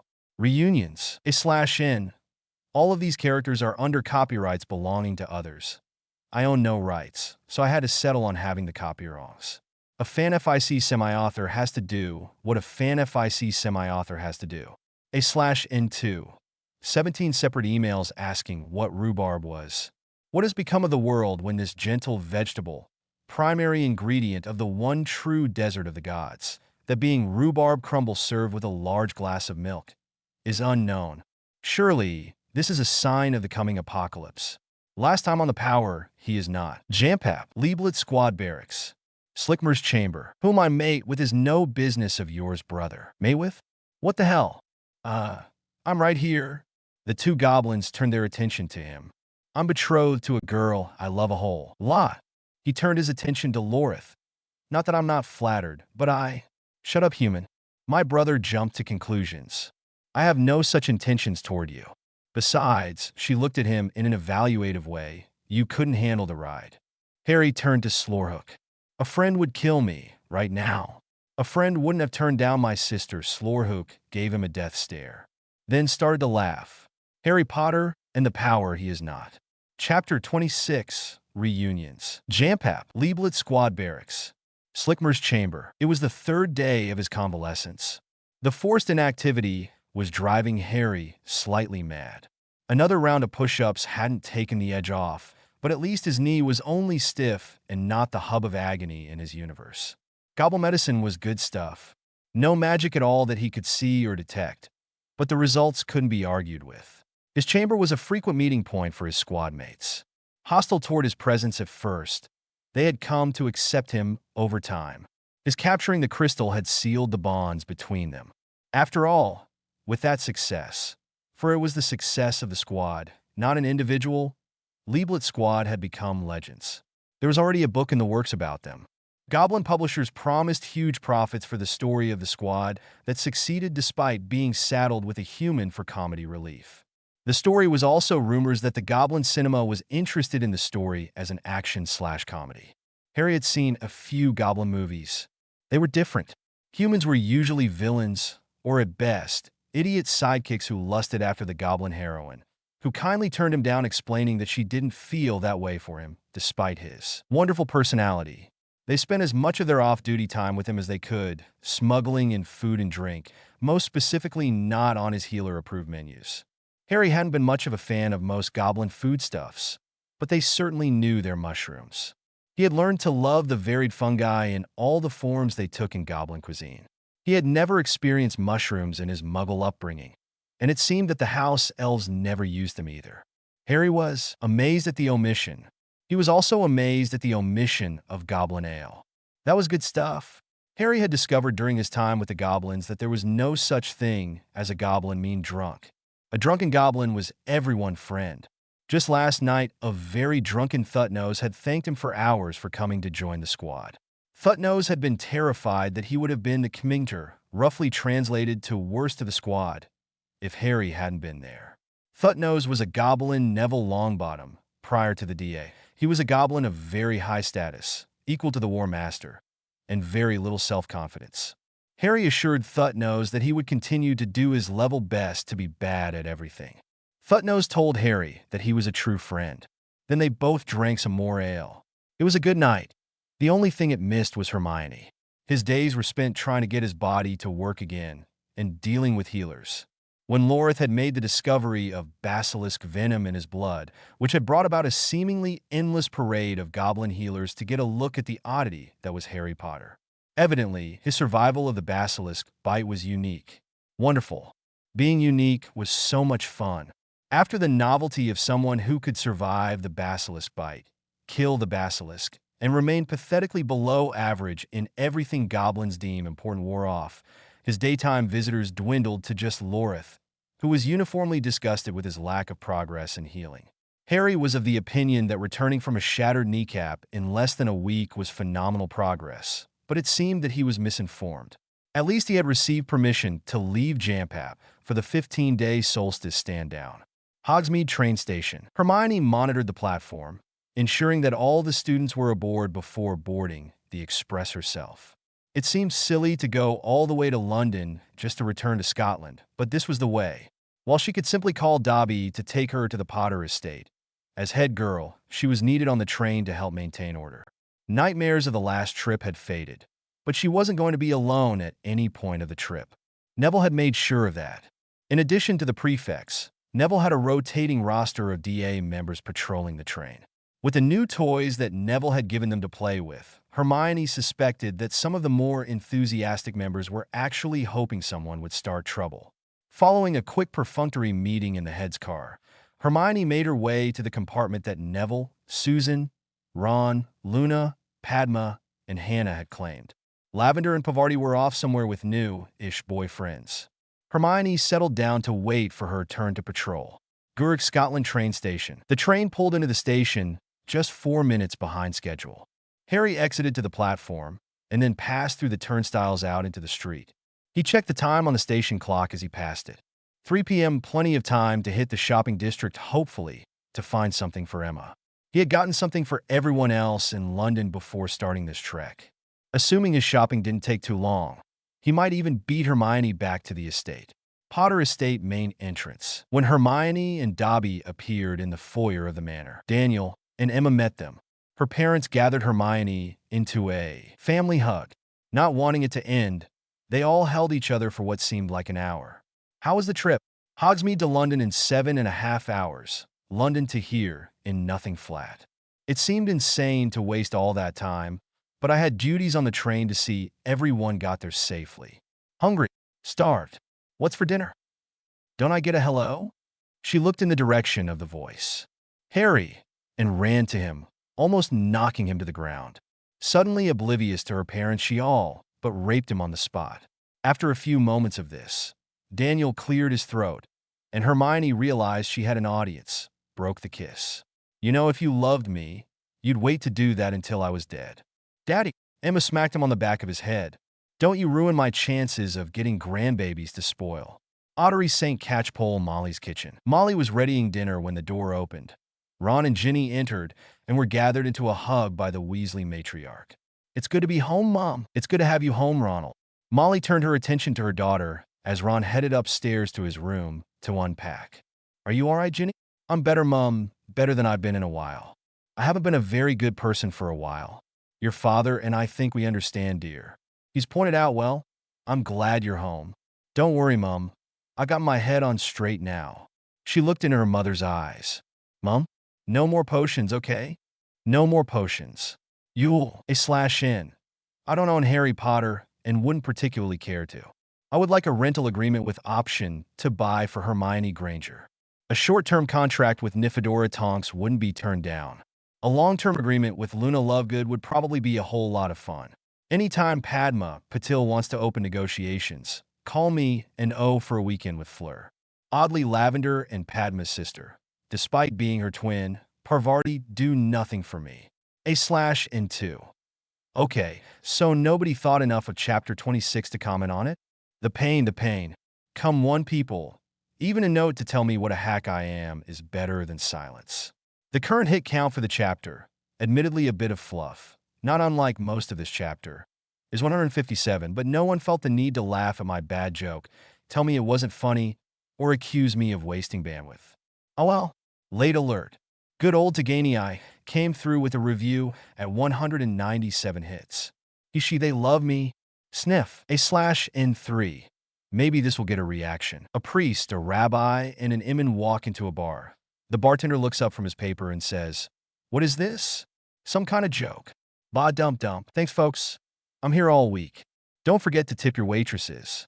Last time on the Power, he has not. Ottery St. Catchpole Molly's kitchen. Molly was readying dinner when the door opened. Ron and Ginny entered and were gathered into a hug by the Weasley matriarch. It's good to be home, Mom. It's good to have you home, Ronald. Molly turned her attention to her daughter as Ron headed upstairs to his room to unpack. Are you all right, Ginny? I'm better, Mom. Better than I've been in a while. I haven't been a very good person for a while. Your father and I think we understand, dear. He's pointed out well. I'm glad you're home. Don't worry, Mom. I got my head on straight now. She looked into her mother's eyes. Mom? No more potions, okay? No more potions. Harry Potter and the Power he is not. Chapter 27. You'll Ottery St. Catchpole Molly's kitchen Christmas morning. Molly was still angry. She slammed the serving platter on the tabletop. Mom, I'm sorry you don't like it, but Luna invited me to Christmas dinner at her home. She thinks that it would be good for me to get to know her dad. Ron had explained his plans at dinner the evening he and Ginny had returned from school. And I agree. We are engaged. We'll be at lots of Christmas dinners here in the future. This one is for Luna. It's not like the house will be empty, Molly, Arthur said, not particularly happy about the plans of their youngest himself. Bill and Fleur, the twins and their girlfriends, Percy, Penny, and Denise, even Charlie's here. Don't let this spoil the day. Mum, I really want to meet Colin's parents. We'll be here all day and back by 8 o'clock tonight. The only thing we'll miss is dinner. Only dinner? Only dinner? Mom, Charlie looked up to his mother. Remember when we had this argument when I was 17? You kicked and screamed and guilt me into not going to Sarah Branch's home for Christmas, remember? He turned his attention to the eggs on his plate and continued quietly. Do you suppose that might be why I wasn't at home for another Christmas for 5 years? How long was Bill gone? Ever wonder why? Ron's of age, hard as that may be to believe. Hey, shut up, Ron. Ginny might as well be of age. Trust them to make their decisions. Don't chase them away. It's too much fun seeing the surprise on their innocent faces when the twins lay into them. Malfoy Manor throne room, Christmas morning. My lord! Riddle sprawled malevolently in his throne, the power just pouring out of him. The time of distractions was over. He stared hatefully at the ring on his left hand. Nothing he had done could remove it, and its effects were still being felt. Not a stone left standing, Bellatrix. Salt the ground so that nothing will grow. Of course, my Lord Potter estate family room. The elves had outdone themselves. The tree was amazing. What Harry first thought were fairy lights turned out to be actual fairies, tiny sentients that glowed with a beautiful silver light and spoke with musical voices that brought to mind bells. All of the decorations were like something out of a Christmas catalog. It was amazing. He had planned to invite the Malfoys to join them, and had been pleasantly surprised to find that Emma had already done so. He felt like a child, so excited. He was up hours before the others, and was waiting to see if they approved of his gifts. In many ways, this was his first Christmas. His home, his holiday, his friends, family, and the Malfoys. He hoped everyone liked what he had gotten them. His thoughts drifted to his conversation with Daniel the night before. Call me Daniel, Harry. I'm not really comfortable doing that. Maybe after Hermione and I are married. I'm not interested in your excuses, Harry. You're going to call Emma and me by our given names or else. Harry blinked. Or else what? Daniel smiled. Or else I tell Hermione that you told me that no wife of yours would ever have a career, that her place would be keeping your house and having your kids. The blood drained from Harry's face. You wouldn't. She'd do horrible things to me. A feral grin. Try me. There's no reason for that. Daniel. Ottery St. Catchpole, Lovegood residence. After operating Ginny to the Creevy home, he had come to Luna. She was waiting at the gate to their yard. Waiting for him. He still wasn't sure if he believed in her precognitive abilities, but no one could argue that she always seemed to anticipate her visitors. She melted into him as they met, after a separation of 3 days, her hands guiding his face to hers, so hungry for him. Nothing in his experience was like this, not Lavender, not Hermione, not the stories told by dorm mates and older brothers. All his life he had wanted to stand out. Now all that mattered is that Luna Lovegood wanted him. She led him inside to meet her father. Meeting wasn't right. He had known the Lovegoods all his life. His first crush was on Luna's beautiful mother long before he understood what he was feeling. But this was the first meeting as Luna's fiancé. The elder Lovegood shook his hand, congratulating him on winning his wonderful daughter. With the congratulations came the look that said, "Hurt her. I'll kill you." Slowly. All men know that look and recognize it for what it is, the gospel truth. Eating in the Lovegood home was an amazing experience for Ron. Truth be told, afterward he would have no idea what he had eaten. All he knew for sure is that he was with Luna. Leeds, West Yorkshire Creevy residence. Ginny steeled herself at the gate of the Collins home. A part of her hoped beyond hope that her reputation hadn't preceded her. She opened the gate and approached the door, which opened before she could knock, revealing Colin. He took her hand. I was worried you would change your mind, never. And she drew him into a hug. You're stuck with me now. Oh, good you're here. Colin's younger brother, Dennis. Maybe now Casanova will be a bit more helpful getting everything ready for dinner. Colin took a swipe at Dennis, then still holding Ginny's hand, led her to the kitchen to meet his mother. Mom, this is Ginny. Carol Creevy wiped her hands on her apron, just like Molly did. Ginny warmed to the woman before she spoke a word. Welcome to our home, Ginny. Colin's letters have spoken of you often. Thank you, Mrs. Creevy. I'm honored to be here. Could you use some help? It's just a normal dinner here, Ginny. I don't know if there's anything magical that needs to be done. Oh, Ginny laughed. I can't do magic yet. Not for another year. My mom always taught us to cook and clean without it. She says it builds character. She shrugged. Truth be told, I'm not much of a cook, but I can clean and set a table with the best of them. All right then. Colin, why don't you? And Ginny set the table. Colin grabbed the plates while Ginny got the silver. Then they went to the dining room. Good job. Couldn't have done any better with Mom. If there's one thing she likes, it's someone not afraid to work. Putting down their loads, he hugged her again. Cut that out. We eat in here. Colin chased Dennis from the room, while Ginny laughed. Potter Estate Foyer. When the Malfoys came to the manor from the guest cottage, Harry greeted them as warmly as possible and took Draco aside. I need to ask a favor, Malfoy. A favor? What do I have that you could possibly want? I want to get the Grangers out of the country. I have no idea what will happen to the Fideless if Tom kills me. You mean when? Probably yes, but I was trying to be positive. He smiled. I've inherited some businesses in New Zealand. I'm going to try to get them to go and evaluate them for me. I'd like you and your mom to accompany them for protection. This plan of yours would also be an attempt to protect my mother and myself, it seems. Why are you doing this? Someone needs to go with them to keep an eye out for dark wizards. I figure, who better than you? I know you hate to be indebted to anyone, least of all me, so you'll do everything you can to ensure that you don't owe me anything by keeping them as safe as possible. All right, I'll do it, but you aren't fooling anyone. Potter Estate Family Room. Harry was having a grand time handing out the presents. He distributed the cake to everyone before returning to his own pile. The Malfoys were embarrassed. We didn't, and when would you have? Leaving the grounds would put you in danger. Don't worry about it. Oh my God. Daniel had opened his gift from Harry. Blue Label? You got me a bottle of Blue Label? It's supposed to be good stuff. Supposed to be? This is... He looked up from the bottle to Harry. You have my permission to marry her. Daddy, if I'd known that was all there was to it, I'd have gotten you a case. That got him smacked. Harry, thank you. Draco was almost in tears. In his hand was a Gringotts vault key. With this, he could care for his mother. I'll repay you. You've my word on that. It's a gift, Draco. A gift and a way to thank you for your help. Ooh, these are nice. Emma had opened her gift. A beautiful set of earrings and matching necklace. The stones are beautiful. They almost look real. Narcissa leaned forward for a better look. They are real. They're real. I know diamonds. Those are diamonds. Good ones. They're real. Emma's eyes glazed over for a moment, estimating the price. Harry Potter, there is no way in hell you were spending this kind of money on me.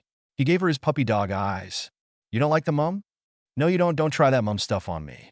Just think about it for a while. If you still don't like them come next Christmas, I'll return them. If I can find a receipt.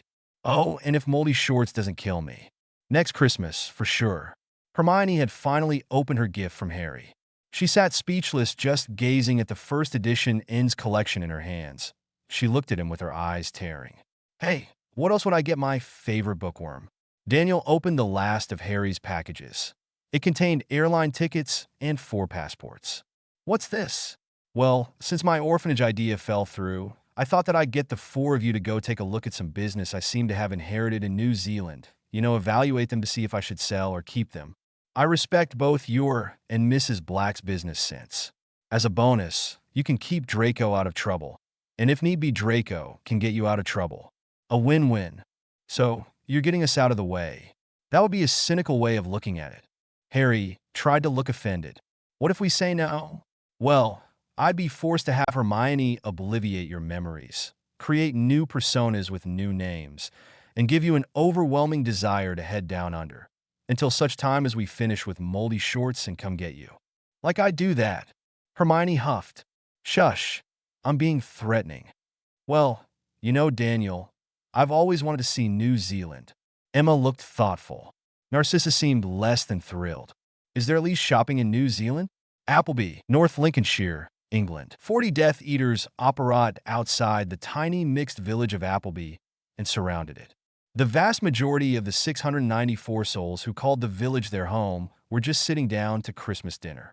No one noticed when the anti-apparition wards went up over the entire town, nor did anyone notice when every door and window of the village were suddenly sealed. When the fires started, people noticed. The Muggle families died in horror, not understanding what was happening. The wizard families knew exactly what was happening and died of an entirely different type of horror. St. Bartholomew's Church was the last structure to fall, as the dark mark appeared over the ruins of the town. There were no survivors. The last Death Eater to leave shook his head sadly. His father had season tickets to the Appleby Arrows home games. He had always enjoyed going to those games with his dad. Well, maybe the Arrows will reform after we deal with the Muggles. Novo anu, /n. Potter me no own, /n too. Now is that so hard? Thanks to all who reviewed Duel. See what a little applied whining can do? To answer a question or two, anonymous reviewer Glorfy asked, I am curious to a few things though. The goblins seem to not use magic at all, medicines, etc. Does this mean they don't know about his area effect anti-magic field? Me. The few who care about magic do. Most don't care and haven't noticed. Most assume him to be a wand user who for some reason has rejected his magic. You should continue to ask. Oh, and one last thing. How do 40 people kill 700 people anyways? That's close to 20 successful AK siege.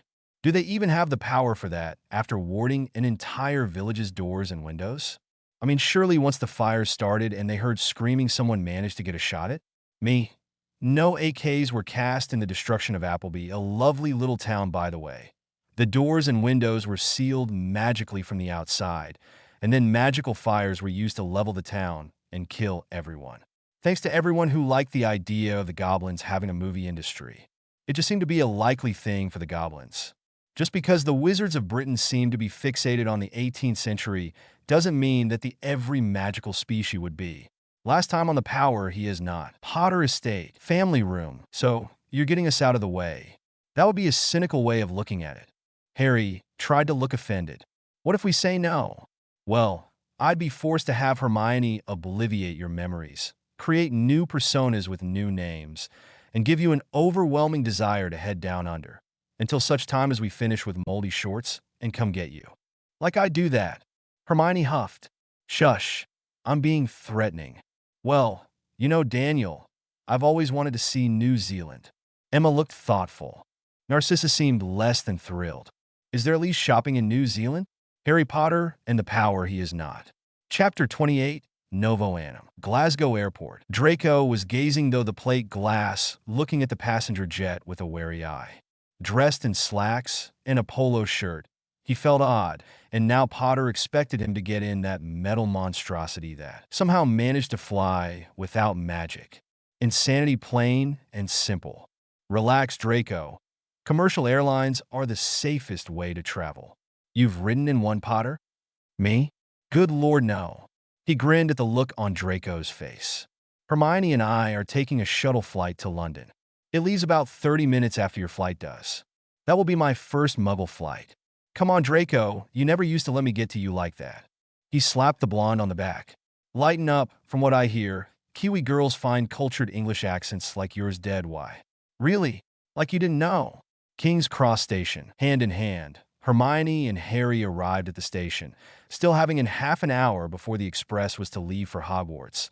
They found a secluded corner near platform 9 3/4 and treasured their last few moments together. Harry was in a good position to see Neville and Susan Bones approach the platform. Neville. Harry took Neville's hand. Thanks for your help on the train last time, big brother. Thank God you were there. Neville blushed. I didn't do anything you wouldn't have done if you had been there, Harry. Are you okay, Susan? I'm always okay when I'm with Neville, Harry. He's my rock. We've got to go, Harry. Got to assist the first years. Hermione looked to him wistfully. I was hoping to see Ron and Ginny, but you're right. I've got to get back to Gringotts. He pulled Hermione to him for a kiss. Be safe, Hermione. Gringotts, curse-breaking department. Potter Project Conference Cavern. Harry entered the conference area. Bill Weasley and his team of 9 curse-breaking goblins were waiting. Welcome to our facility, Harry. Thank you for the invitation, Bill. You've done it.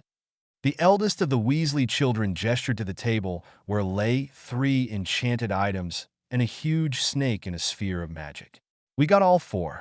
The locket of Slytherin, the cup of Hufflepuff, the dagger of Ravenclaw, and Nagini the snake. We've yet to determine just how to go about breaking the curses on the items or separating the soul fragments from them, but possession is 9/10s of the problem. I've given that part some thought. I would ask that you all stand back. Harry, what are you doing? Just making use of the gift Tom gave me. Harry smiled. He turned to Ragnak, who had accompanied him. Bank manager, if I am possessed, kill me. Don't try for a cure. Just kill me.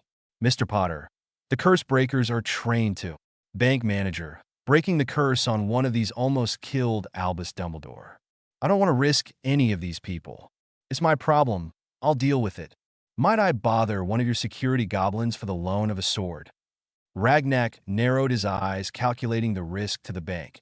He then nodded to the security team leader, who handed Harry his sword hilt first. Thank you, Glithord. Harry approached the table. When he got within 20 feet of the snake, the sphere of magic dissolved into nothing, and Nagini's enchantments suddenly canceled. The 30-foot snake reverted to the 5-foot coral snake it had been prior to its capture by Riddle. The loss of its magics and protections disoriented the creature, and it convulsed on the tabletop. Harry swung the blade and severed the head. Without the magics or the life force of the creature to hold it in place, a fragment of Riddle's soul was released. Without magics to sustain the soul fragment, it dissipated with a horrible shriek. As soon as the other Horcruxes entered Harry's area of null magic, the magics holding the soul fragments were sucked away and the soul fragments all died, one after another, each with its own death scream. Riddle's Horcruxes were all gone. The following is a near-literal lift from Rorschach's Blot's immortal larceny, lechery, and Luna Lovegood. I changed a few things, but the gist is there. Again, why reinvent the wheel when the works of the masters are there to shamelessly steal? Hogwarts, Gryffindor head sweet head boy's bedchamber. Back in the castle for all of a day, Luna had an interesting suggestion. Daddy bought me a Muggle book. What was the book about? It's all about Muggle relationships. It has an excellent suggestion to keeping one's relationship fresh and exciting. Oh, this could be trouble. What does the book say to do? It's called role-playing. This was how Ron was introduced to the game Dark Lord Weasley and the Innocent Maiden.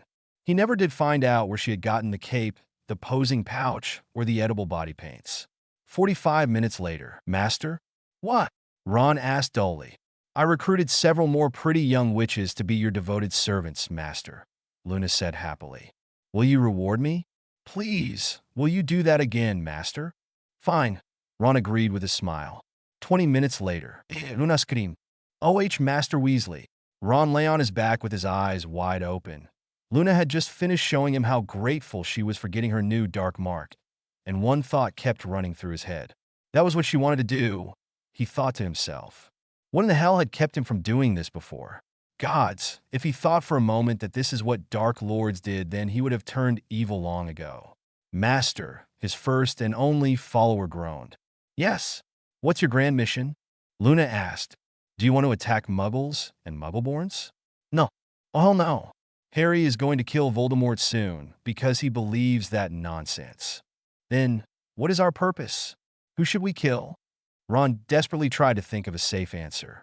If he suggested that they kill Death Eaters, Luna might actually run off to try it. When she role-played, not to mention what Hermione would do if she heard that he had joked about such things. Make love, not war, he offered tentatively. I see. What a wonderful dark purpose, Master. Since I dared to suggest otherwise, you must punish me. I forgive you. Oh no, Master. Dark Lords are very strict, and minions who speak out of turn are routinely punished. Then I'm going to spank you, Ron said. Spank you like you've never been spanked before. Wahaha. Good evil laugh, Master. Thank you, I've been practicing. It shows. Again, The above was lifted from Rorschach's blots immortal larceny, lechery, and Luna Lovegood, with minor changes to conform to my story. Many thanks to XXFRavingSex for pointing out that I forgot to attribute who I was stealing from. Hogwarts, Gryffindor head's sweet common room. Hermione cast an angry look at the door to the head boy's bedroom. Ron and Luna, and to a lesser extent Neville and Susan, had taken to making use of the unoccupied room.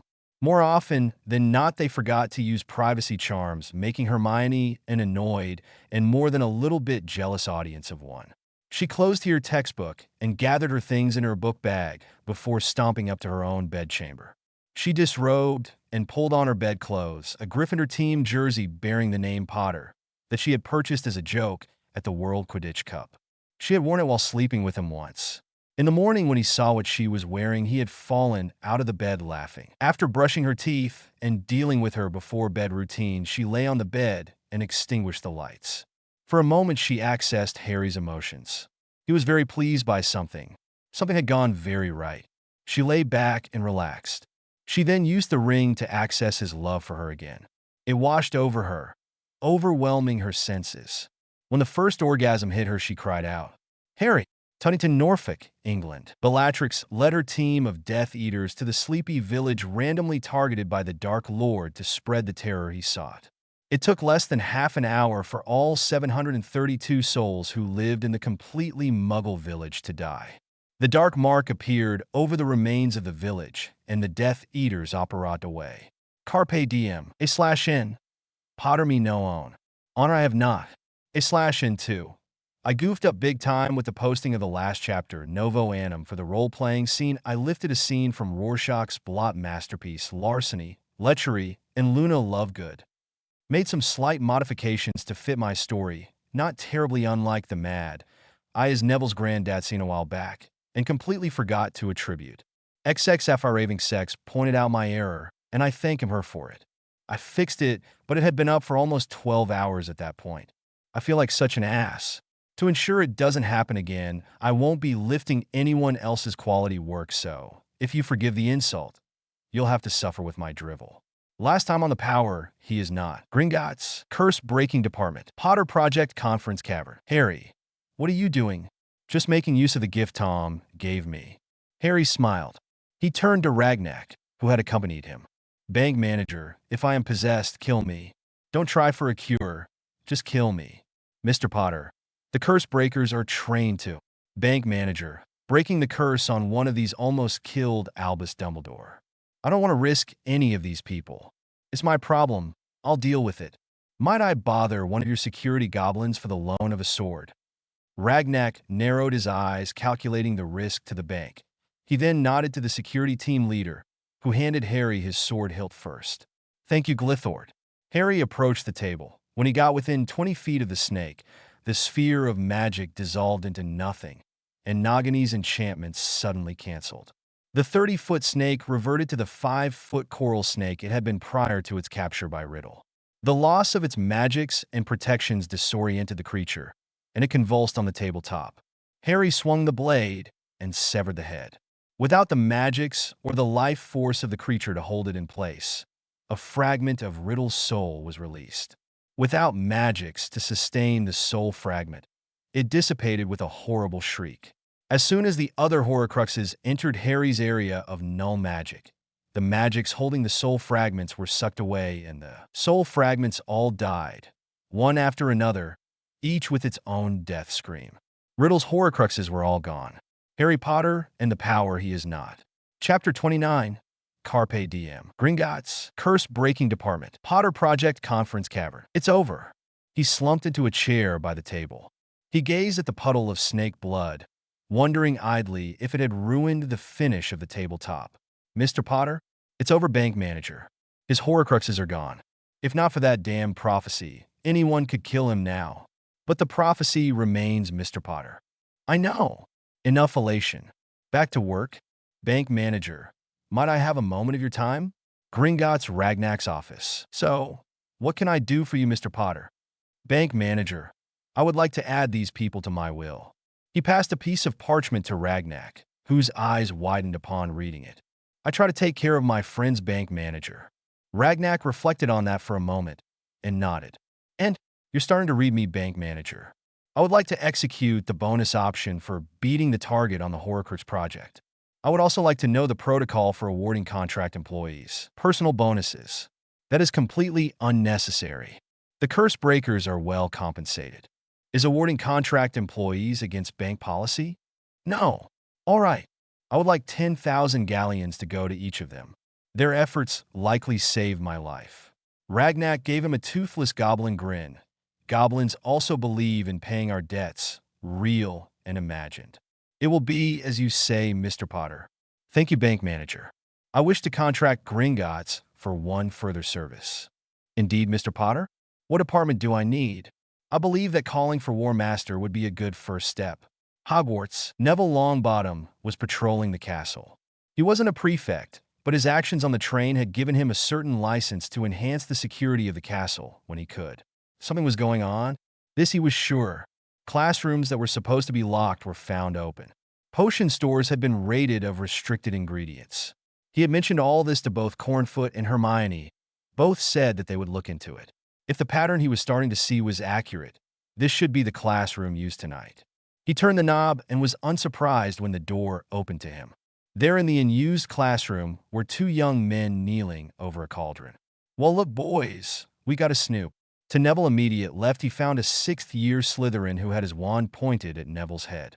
The two kneeling immediately whipped out their wands and cast hexes in his direction. Neville grabbed the throat of the Slytherin by the door and pulled him into position to act as a shield. His shield slumped to the ground as Neville cast a pair of full-body binds on the pair by the cauldron. He laid his prisoner side by side on the floor next to the evidence in the cauldron. With a cutting hex, he flayed the right sleeves of the robes they wore. The Slytherin who had been at the door was marked. Well, happy birthday to me.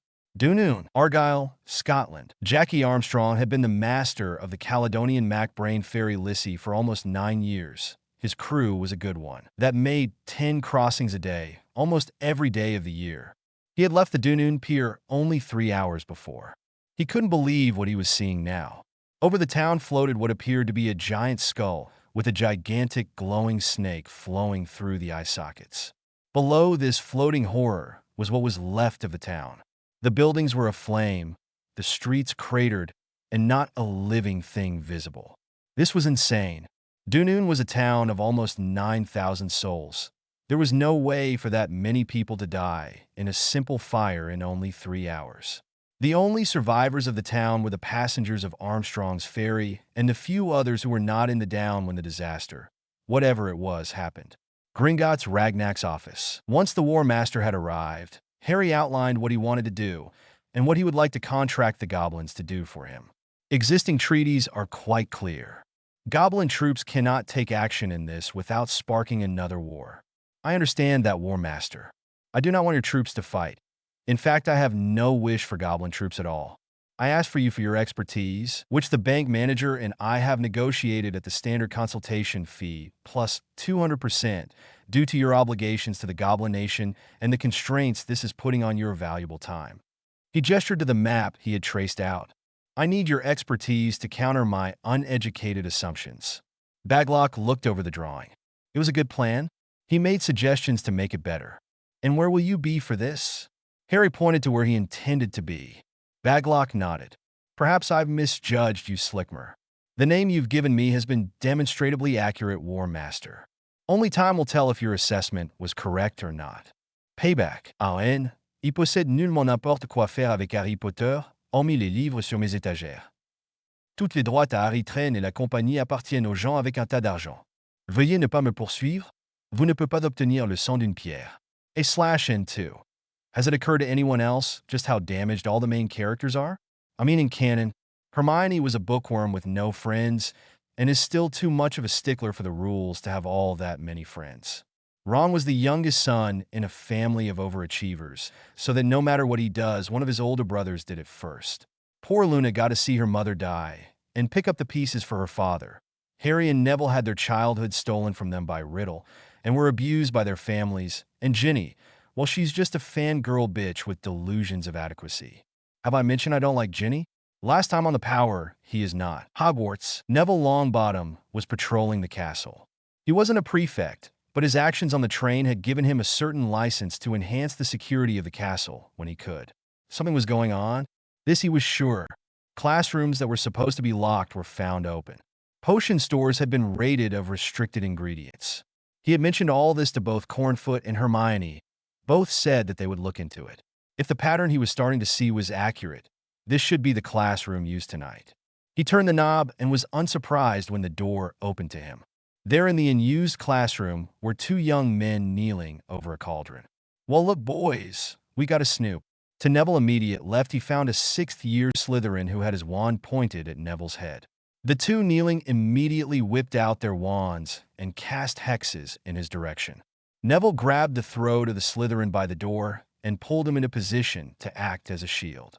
His shield slumped to the ground as Neville cast a pair of full-body binds on the pair by the cauldron. He laid his prisoner side by side on the floor next to the evidence in the cauldron. With a cutting hex, he flayed the right sleeves of the robes they wore. The Slytherin who had been at the door was marked. "Well, happy birthday to me, Harry Potter and the Power he is not." Chapter 30, Payback. Gringotts, Minecar Access. Harry looked up to see Bill Weasley coming toward him. "I can't thank you enough, Harry. That bonus wool?" The older man drew him into a bone-crushing hug that would have put Mrs. Weasley to shame. "Now I can buy Fleur the house she wants. I'd wait a bit before you buy any property. I'm going to be liquidating some properties in about a month. According to the estate department, I've got some nice houses. If you like one of them, maybe we can work a deal." "Harry, you already done so much." Harry waved off his protest. "What's the good of having it if I can't use it to make myself happy? Happy Weasleys make me happy. Your family have been so good to me, Bill. I'd give it all to them if they'd take it. Besides, it isn't real likely that I'll be using it." "Harry, don't be like that. Just being honest. As far as anyone can tell, magic can't be used on me. However, this is Tom Riddle's doing. He surely knows how to control it. The prophecy says I have to be the one to kill him, but I can't see that happening, at least not directly." Harry gave him a dangerous smile. "But I have cooked up a little surprise to focus his attention a bit." The mine car to the Goblin training caverns of Gempap rolled up. "I've got to go, Bill. My squad leader will skin me alive if I'm late. Give my love to Fleur." He jumped aboard the mine car, and it left the access platform at a high rate of speed. He doesn't expect to survive. He thinks he's going to die, and he's still going to do what everyone expects him to do. Bill shook his head, awed by the bravery of the younger man. His younger brother routinely went with Harry to these confrontations. Bill resolved to make sure Ron got the respect he deserved from the family from now on. Gempap, Blade Cavern. This wasn't supposed to be happening. This was supposed to be the first time his squad dueled with swords. Slorhook was losing to Slickmer. It had been obvious at the beginning of the week that Slickmer had never touched a blade before. He conducted the drills, teaching the stances and grips needed to successfully use a goblin sword. Slickmer was clumsy and slow as always. Then the first practice duel started. Slorhook always started with the weakest, so Slickmer was the first to face him. They used wooden blades to reduce the probability of death, but not injury. Slorhook should have crushed Slickmer in seconds, but the human was parrying every thrust. He couldn't match Slorhook in strength, but his reflexes and speed gave him a killing edge. Slorhook had yet to make contact with Slickmer's body, but had been tagged himself at least 10 times in the 10 minutes the duel had been going on. "Enough!" Slickmer stopped his attack instantly at the command. "Thutnose, you're next." Slickmer regarded him solemnly. "Why were you going easy on me? Don't question my training." Slorhook growled. The human bowed and left the circle. Slorhook decided he needed to speak to his father that night. Gringotts, Curse Breakers Department, Potter Project Conference Room, 10,000 galleons, as a personal bonus from Potter. Pinthos said, "On top of our share of the bank bonus for bettering the deadline, which is another 20,000 galleons each. Your young friend got any other jobs he needs done, Weasley? Harry believes in rewarding excellence. He's a good kid. I doubt he'll be contracting with us in the near future. He doesn't expect to survive his confrontation with Voldemort. Could we help?" asked Winsip, the eldest of the Curse Breakers at almost 400 years of age. "I don't see how." The rules for goblins and humans interfering in the internal affairs of each other are fairly strict. I don't mean can the Goblin Nation help? I meant can we help? That human put 5 years paying my vault when he didn't have to, simply to thank me for the work I was doing anyway. I see a debt there. There were nods around the table. Gringotts Ragnak's office. Ragnak looked curiously as most of his Curse Breaker department filed into his office, having requested this meeting. Yes, Curse Breaker Weasley? I'm only here as your department head bank manager. These goblins wish to ask for something that, as a human, is none of my business. Curiouser and curiouser, thought Ragnak, quoting his favorite human author. Is this true? Is this purely a goblin issue? Winsip, the eldest of the Curse Breakers present, responded in gobbledygook. It is Clan Master. Thank you for your time, Curse Breaker Weasley. You may return to your duties. I will deal with this goblin matter. What could this be about? They couldn't be upset at Weasley's promotion, not with the gold his contacts had earned them all.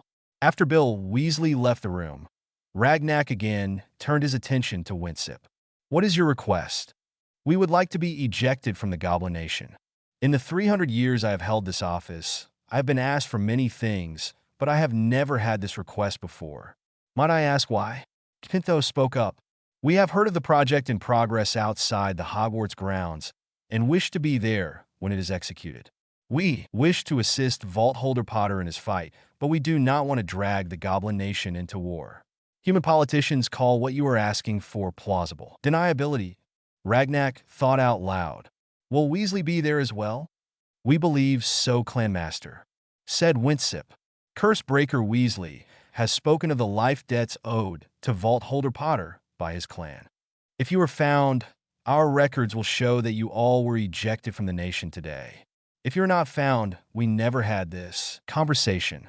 Thank you, Clan Master. Gringotts pays its debts. Go with profit and honor. Gringotts holding cells May 1st SD. Are you sure you're all right with this, Fleur? Of course I am, Monomore. We must assist Airy. If this works, we will assist him in ways he knows not. She kissed her new husband, the father of the child growing inside her. She looked through the one-way viewport, and her eyes widened in recognition. Besides, I know this one. Once properly prepared, it will be parfait. Composing herself, Fleur entered the holding cell. Bonjour André, Fleur? Fleur de la Cour? Weasley maintenant? Je me suis marié. Félicitations. Merci. Nous recherchions un mangeur de la mort pour extorquer l'information hors de... Imaginons que ma surprise quand je trouve celui il m'apporte être un vieux camarade de classe. Je ne vous dirai rien. Je ne m'occupe pas. Je ne m'occupe pas du tout. La vraie raison je l'ai offert pour ceci pour que la chance remercie les mangeurs aléatoires de la mort de la façon dont mon fiancé a été blessé. Vous rappelez des relations de avec les êtres magiques avec Madame Trousseau. Je crois ainsi. Vous vous rappelez pourquoi on devrait ne jamais nuire aux compagnons d'un Vela. André Bouchold's eyes widened as panic set in. Vous ne pouvez pas faire ceci? Vous ne pouvez pas.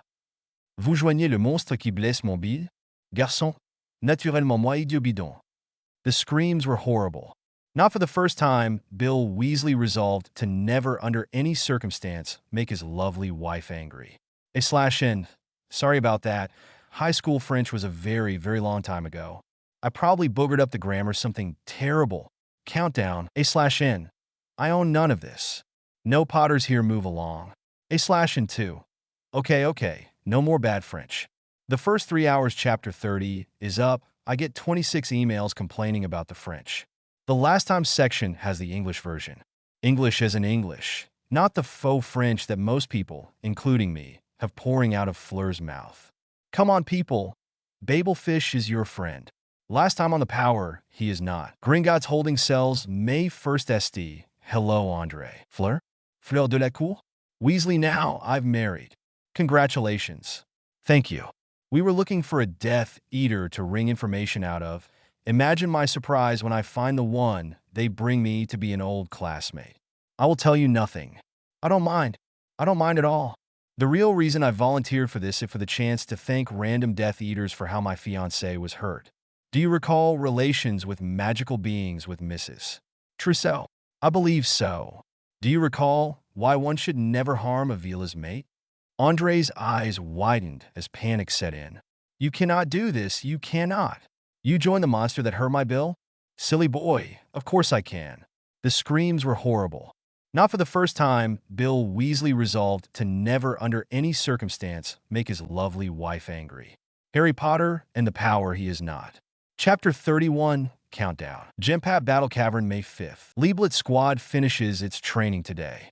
Your squad has achieved some of the highest scores in recent memory, despite having a coddled human among you. Baglock paused to down another tankard.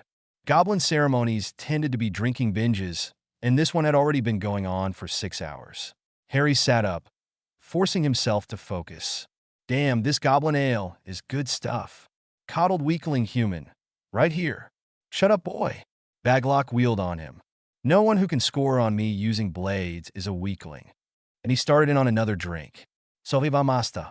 Just coddled human then. Damned right. It's not your fault. You're only a human. You would have made a great goblin. An ugly one, but a great one. The War Master was thoroughly in the bag. So we're going to fix that. Slorhook, do your presentation before none of us can stand to talk. Slorhook stood. Squad to attention. Leiblet's squad stood rigidly. One of our number has distinguished himself. He is weak. He is slow. He has no stamina. He is good with blades, but his most significant ability is the inability to quit. Even when captured, the sneaky little bastard still managed to steal a blade and free himself and his squad while Chitsock's squad were squawking among themselves.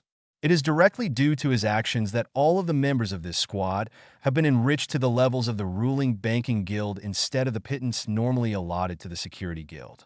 This enrichment will only continue, as the epic adaptation of the book Leiblet's Squad and the Quest for the Crystal is performing well in theaters all over the Goblin Nation, despite the fact that the mincing actor they have playing me is nowhere near handsome enough.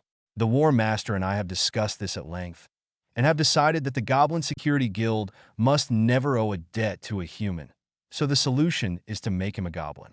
Harry Potter. Slickmer is no more. That was your training name, and you are training no longer.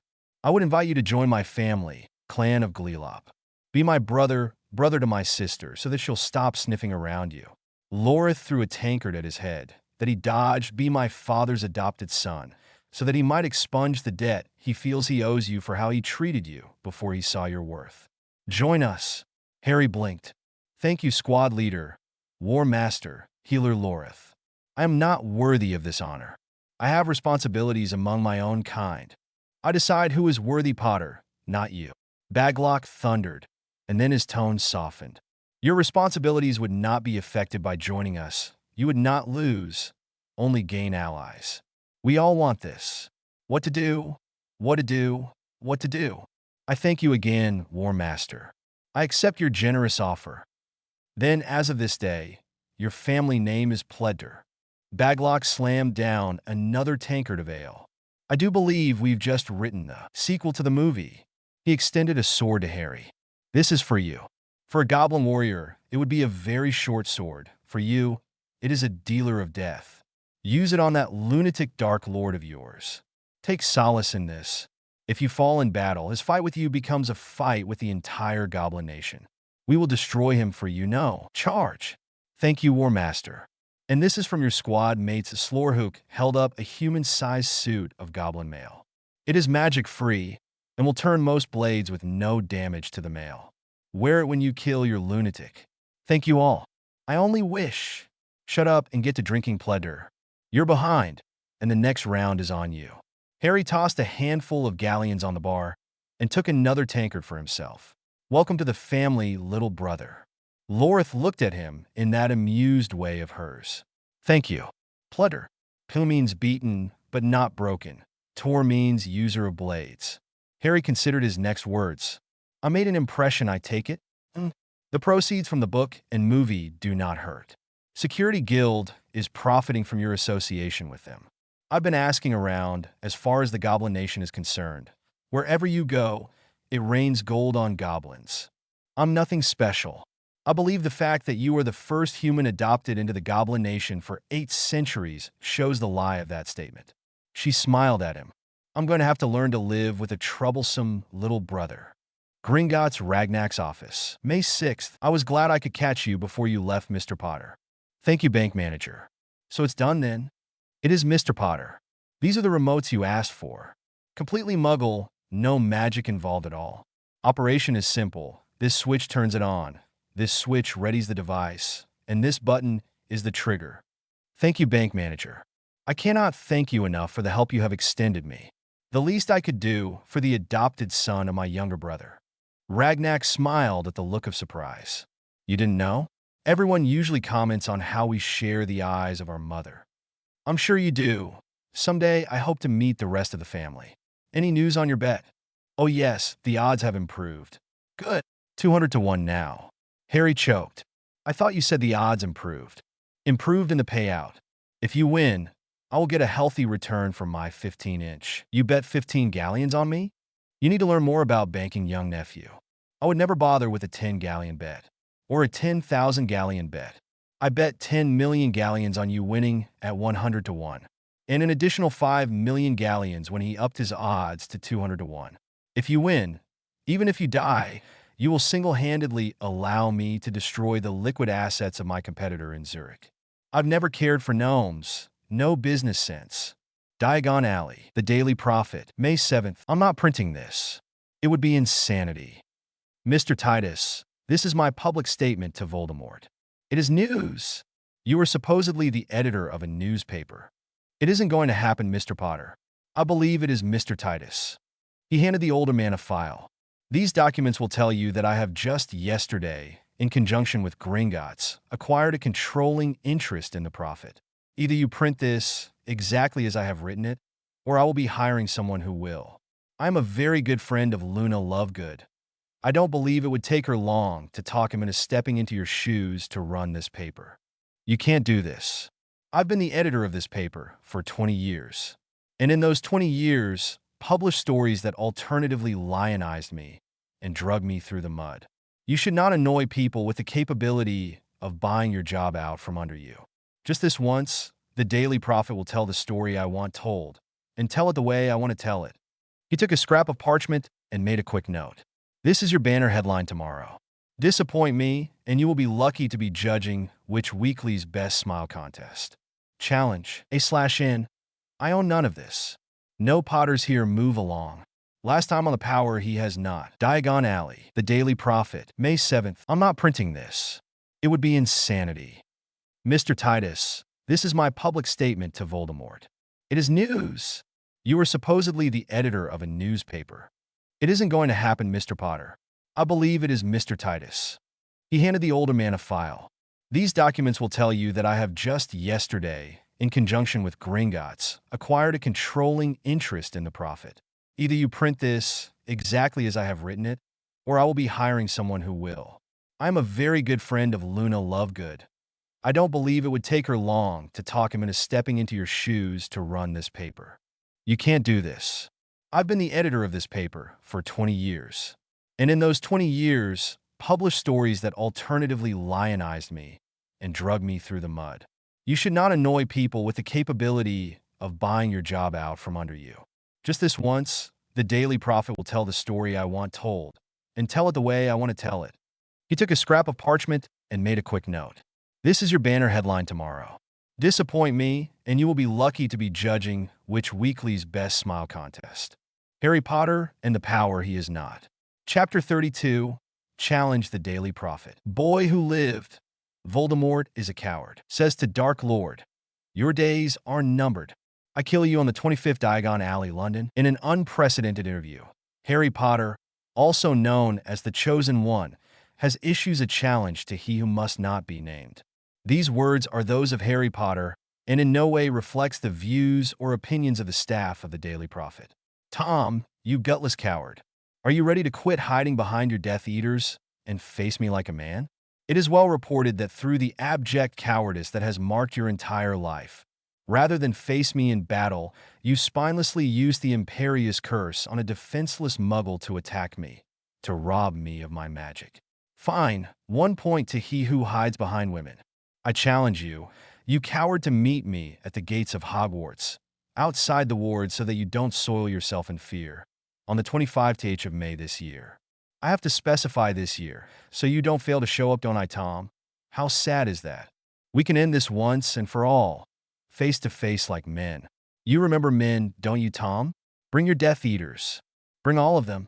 When I've warmed up on you, I could use the workout. I'm going to beat you so badly. Your mother, who killed herself in order to avoid you, will feel it. Bring your Dementors. They don't run away like you and your Death Eaters, so at least I'll have a challenge. Bring your Werewolves. I like killing werewolves almost as much as I like killing Death Eaters. I'm coming for you, Tom. You had best show up. You don't know what I'll do to you if I have to come looking. I know what you're thinking, Tom. Kidnap my friends and hide behind them. You're just so pusillanimous that you're likely to do just that. You disgust me. It won't matter if you do. No matter who or what you hide behind, I'm going to kill you.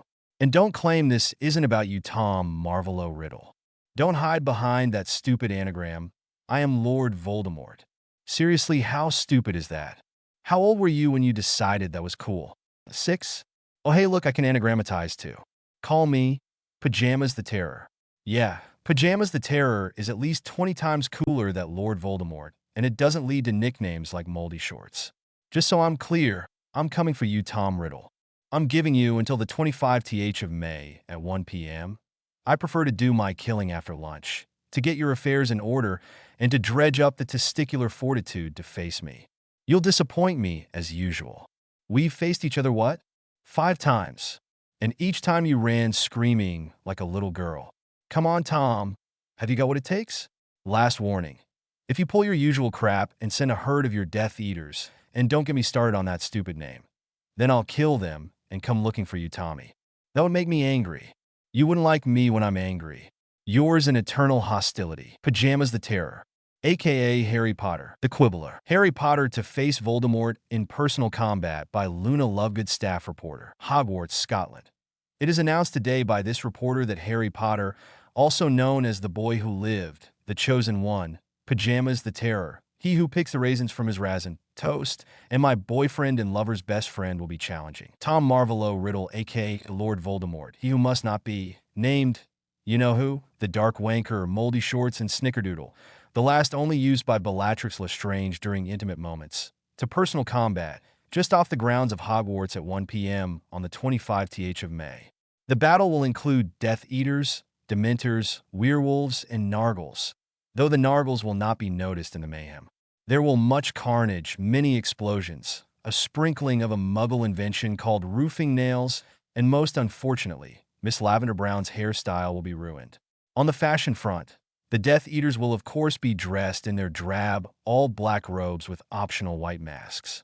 You know who will be in a flowing black robe that covers him from head to toe, not allowing this reporter to confirm or deny the rumors of his exceptionally small genitalia. Although confirmation of that rumor would go a long way in explaining that whole take-over-the-world fixation. Might someone be compensating for something? Pajamas the Terror will be wearing a fetching suit of goblin chainmail, which will accentuate his bum. As 9 out of 10 girls at Hogwarts will tell you, his bum is his best feature, and this reporter is pleased to tell you that the effect of the goblin mail will render it tasty. Harry will of course win, unless he doesn't, in which case this reporter will be quite vexed with him. British Rail Overnight Express London to Glasgow. Harry put the prophet away, just as he wanted. Too bad he hadn't found a thesaurus. He wanted to call Tom a coward a couple more times in different ways. The Quibbler, on the other hand, perplexed him. How the hell did Luna find out any of that stuff? He hadn't told her. He hadn't told anyone outside of Gringotts. She even knew what he was wearing. What? My bum is tasty? Why am I just finding this out now? Pajamas the Terror.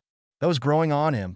Malfoy Manor, throne room. Riddle sat on his throne. The smell of the destroyed body of the Death Eater, who brought the articles to his attention, still hung in the air. So Potter is challenging me. We will see who is the coward. Bellatrix arranged to have all or my Death Eaters at Hogsmeade on the morning of the 25th. Of course, my lord. Riddle returned his attention to the papers. The Quibbler confused him more than angered. How had this Lovegood discovered Bellatrix's pet name for him?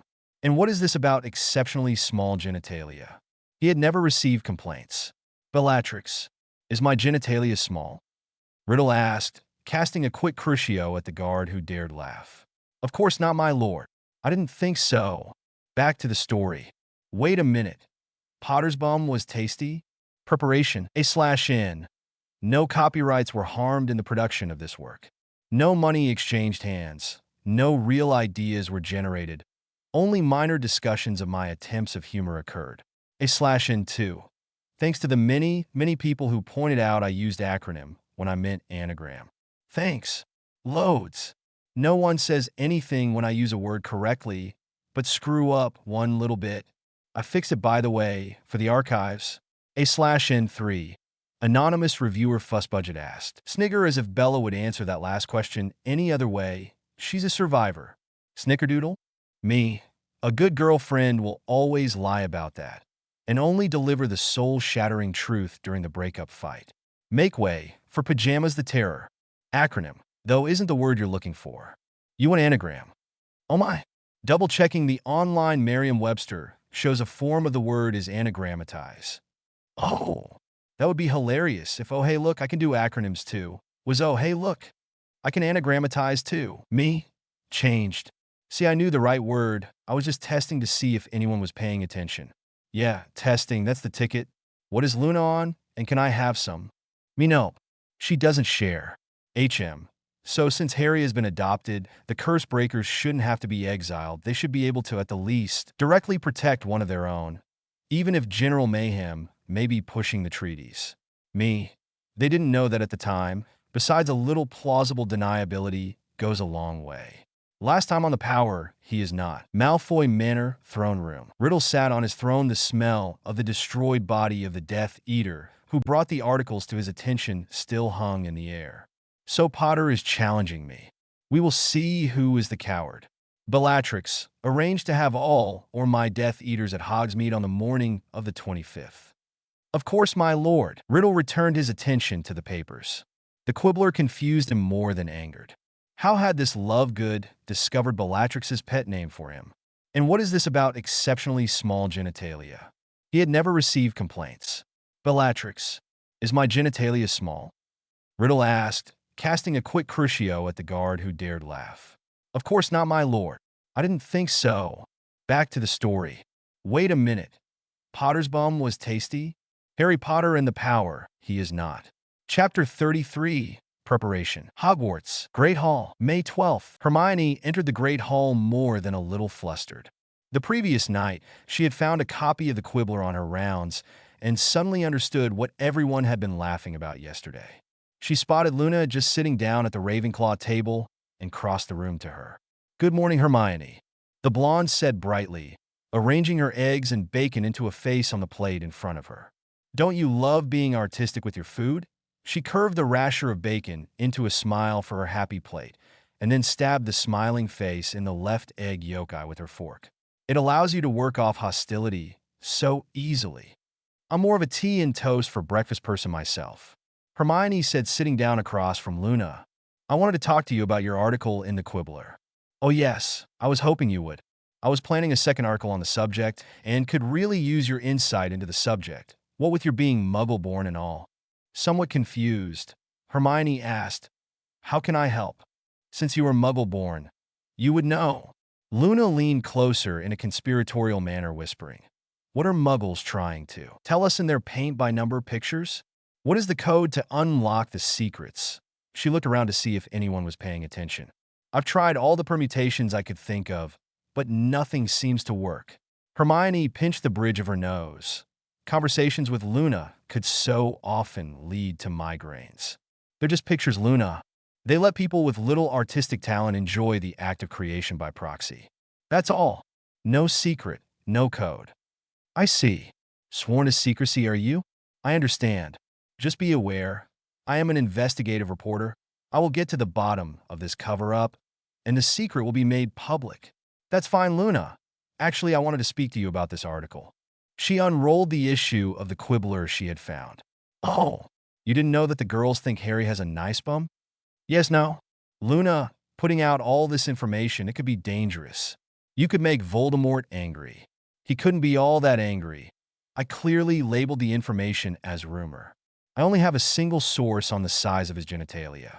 To report as fact, you need at least 2 sources. Not that, Luna? Wait. What possible source could you have for the size of Voldemort's bits? Luna looked a bit offended. An impeccable one, I assure you. Oh, Myrtle. Moaning Myrtle drifted into the Great Hall and approached Luna. Hermione was shocked. She had never seen Myrtle outside of the girls' toilet she haunted. Yes, Luna. Her attention shifted to Hermione. Oh, it's you. Hermione was wondering who my source was for the size of Tom Riddle's genitalia. Oh, him. This was the first I ever saw. Not long after I died, I started peeping in the plumbing. His is the cutest little thing. She held up the pinky on her left hand. About like this.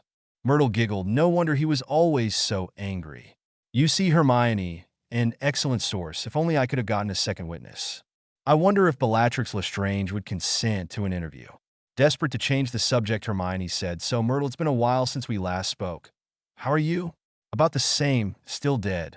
People still throw things at me. Hermione is engaged to Harry Potter. Really? Lucky girl. That one will never want to take over the world to prove anything. Oh yes, you mentioned that before. I meant to mention that to you, Hermione, so that you can get some stretching exercises in before the 24th. What? Noe? I've got to go. Good speaking to you both. And Hermione almost ran from the Great Hall. Oh dear, we may have embarrassed her. I don't see how. Myrtle. We gave her good news, didn't we? Hogwarts, Room of Requirements, May 12th. Susan and Neville sat together in the parlor that the Room of Requirement had provided them. A fire was in the hearth. The warmth permeated their bodies. It had been a wonderful evening together. Neville had his arm around her, and they cuddled closer. I wonder why Harry chose to end it here. Probably so that he would have the DA to back him up. Neville wasn't all that sure if that was the reason, but the part of him who wanted to help Harry hoped it was. We could die. Susan had been worried ever since she read the Prophet article. Was it wise to challenge V. Voldemort so blatantly? I was as shocked as you. But the more I thought about it, the more I was certain that it was part of Harry's scheme to ensure that Voldemort actually show up. I'm sure there's more to it. I've been talking to Luna. Susan hesitated. Many people wrote Luna loved it off as a well-Lune. Susan had always found her to be exceptionally helpful and informed, if not exactly lucid. She says that Harry's going to win. Ron said something's about her being some kind of seer. She says she can see her own personal future. She says Harry's going to win, but no one she knows will ever see him again. She started to cry. It's not fair. He's only 17. Why aren't there armies of adults there to fight these monsters? Why is it Harry? It's because they're afraid. Harry's afraid too, but more than that, he's angry. If Luna's right and he does die, he would be the first to tell you that he would far rather die on his feet than on his knees. His one regret will be leaving Hermione. If only they had realized what everyone else saw a lot earlier. Arrival. A/N. No copyrights were harmed in the production of this work. No money exchanged hands. No real ideas were generated. Only minor discussions of my attempts of humor occurred. Last time on the Power, he is not. Hogwarts, Room of Requirements, May 12th. I've been talking to Luna. Susan hesitated. Many people wrote Luna loved it off as a well-Lune. Susan had always found her to be exceptionally helpful and informed, if not exactly lucid. She says that Harry's going to win. Ron said something's about her being some kind of seer. She says she can see her own personal future. She says Harry's going to win, but no one she knows will ever see him again. She started to cry. It's not fair. He's only 17. Why aren't there armies of adults there to fight these monsters? Why is it Harry? It's because they're afraid. Harry's afraid too, but more than that, he's angry. If Luna's right and he does die, he would be the first to tell you that he would far rather die on his feet than on his knees. His one regret will be leaving Hermione. If only they had realized what everyone else saw a lot earlier. Harry Potter and the Power he is not. Chapter 34, Arrival. Hogwarts, Great Hall, May 20th. Hermione was enjoying the conversation that accompanied dinner tonight. The theory behind love potions was always a popular topic among the Gryffindor witches. Most at the table claimed to find the idea of using such a potion to be a horrible idea and an insult to their female duality. But the theory of how that worked was fascinating. Dinner was, as usual, wonderful. She made a mental note to go down to the kitchen later to thank the elves. From behind her, she heard Luna say, Hermione, there's someone here to see the head girl. Hermione turned and saw only Luna. Who needs me? There's a boy in the entryway that is too embarrassed to come through. The head boy is busy. She nodded toward Cornfoot, who appeared to be breaking up a fight between a pair of first years. I thought that you could handle it. Did someone prank him? I think you need to see this for yourself. Hermione excused herself from the conversation and left to sort out the problem. She got to the entryway a few moments later and didn't see anyone. Hello? Did someone need help? I think I'm having heart problems. Harry stepped from the shadows. It seems to be missing. Have you found one? She ran to him and enveloped him into her arms with a squeal, covering his mouth with her own. She vaguely heard a round of applause start behind her. She broke the kiss and turned to see most of the DA applauding the pair being together again. Thanks, everyone. I think I'd best go find the headmistress to see if I can spend the night. He took Hermione by the hand, and together they headed off to the headmistress's office. As they approached the gargoyle that guarded the door, Professor McGonagall came out to meet them. Her spy network was evidently pretty good. Mr. Potter, welcome back. Thank you, Professor. It's good to be here. I've missed the staff in this old castle so much. I hope you don't mind. I'm having a little party on the 25th just outside your gates. Why would I mind getting good seats for a party like that? She turned serious. I take it your magic problem hasn't cleared up? No, Professor. If anything, it's worse than when I last saw you. Then what are you going to do? He smiled. I'll do what you taught me, Professor, my best. I've got a plan, don't worry. Harry saw that her worried look didn't change a bit. Let me say that getting her without magic was a lot of fun. From London to here, 5 different trains, a ferry, 3 buses, and then an 8-hour hike cross-country. Is there any chance an old student could beg a bed for the night? The headmistress smiled. I believe the head boy room in the Gryffindor head suite has been empty fairly often this year. I'm sure you would be comfortable there for as long as you want it. Thank you, Professor. With your permission, I need to get some sleep. I'm exhausted. Could I look you up tomorrow? I'm always available for my former students. Good night, Mr. Potter, Ms. Granger. And she returned to her office. Hogwarts, Gryffindor Common Room. May 20th, Hermione led Harry up to the Gryffindor Common Room, where pretty much every Gryffindor was waiting for them. Everyone wanted to shake Harry's hand or hug him, or in the case of the 7th-year girls, kiss him. Hermione tolerated it for as long as she could before she dragged him to the entrance of the head suite. In the head suite common room, Ron, Luna, Neville, and Susan were waiting. Their greetings were affectionate and short. The girls reading Hermione's body language and pulling the men in their lives out of the suite. She then led him by the hand to the head boy's room, where they kissed. Had it been 4 months? She broke the kiss when she absolutely had to breath and excused herself.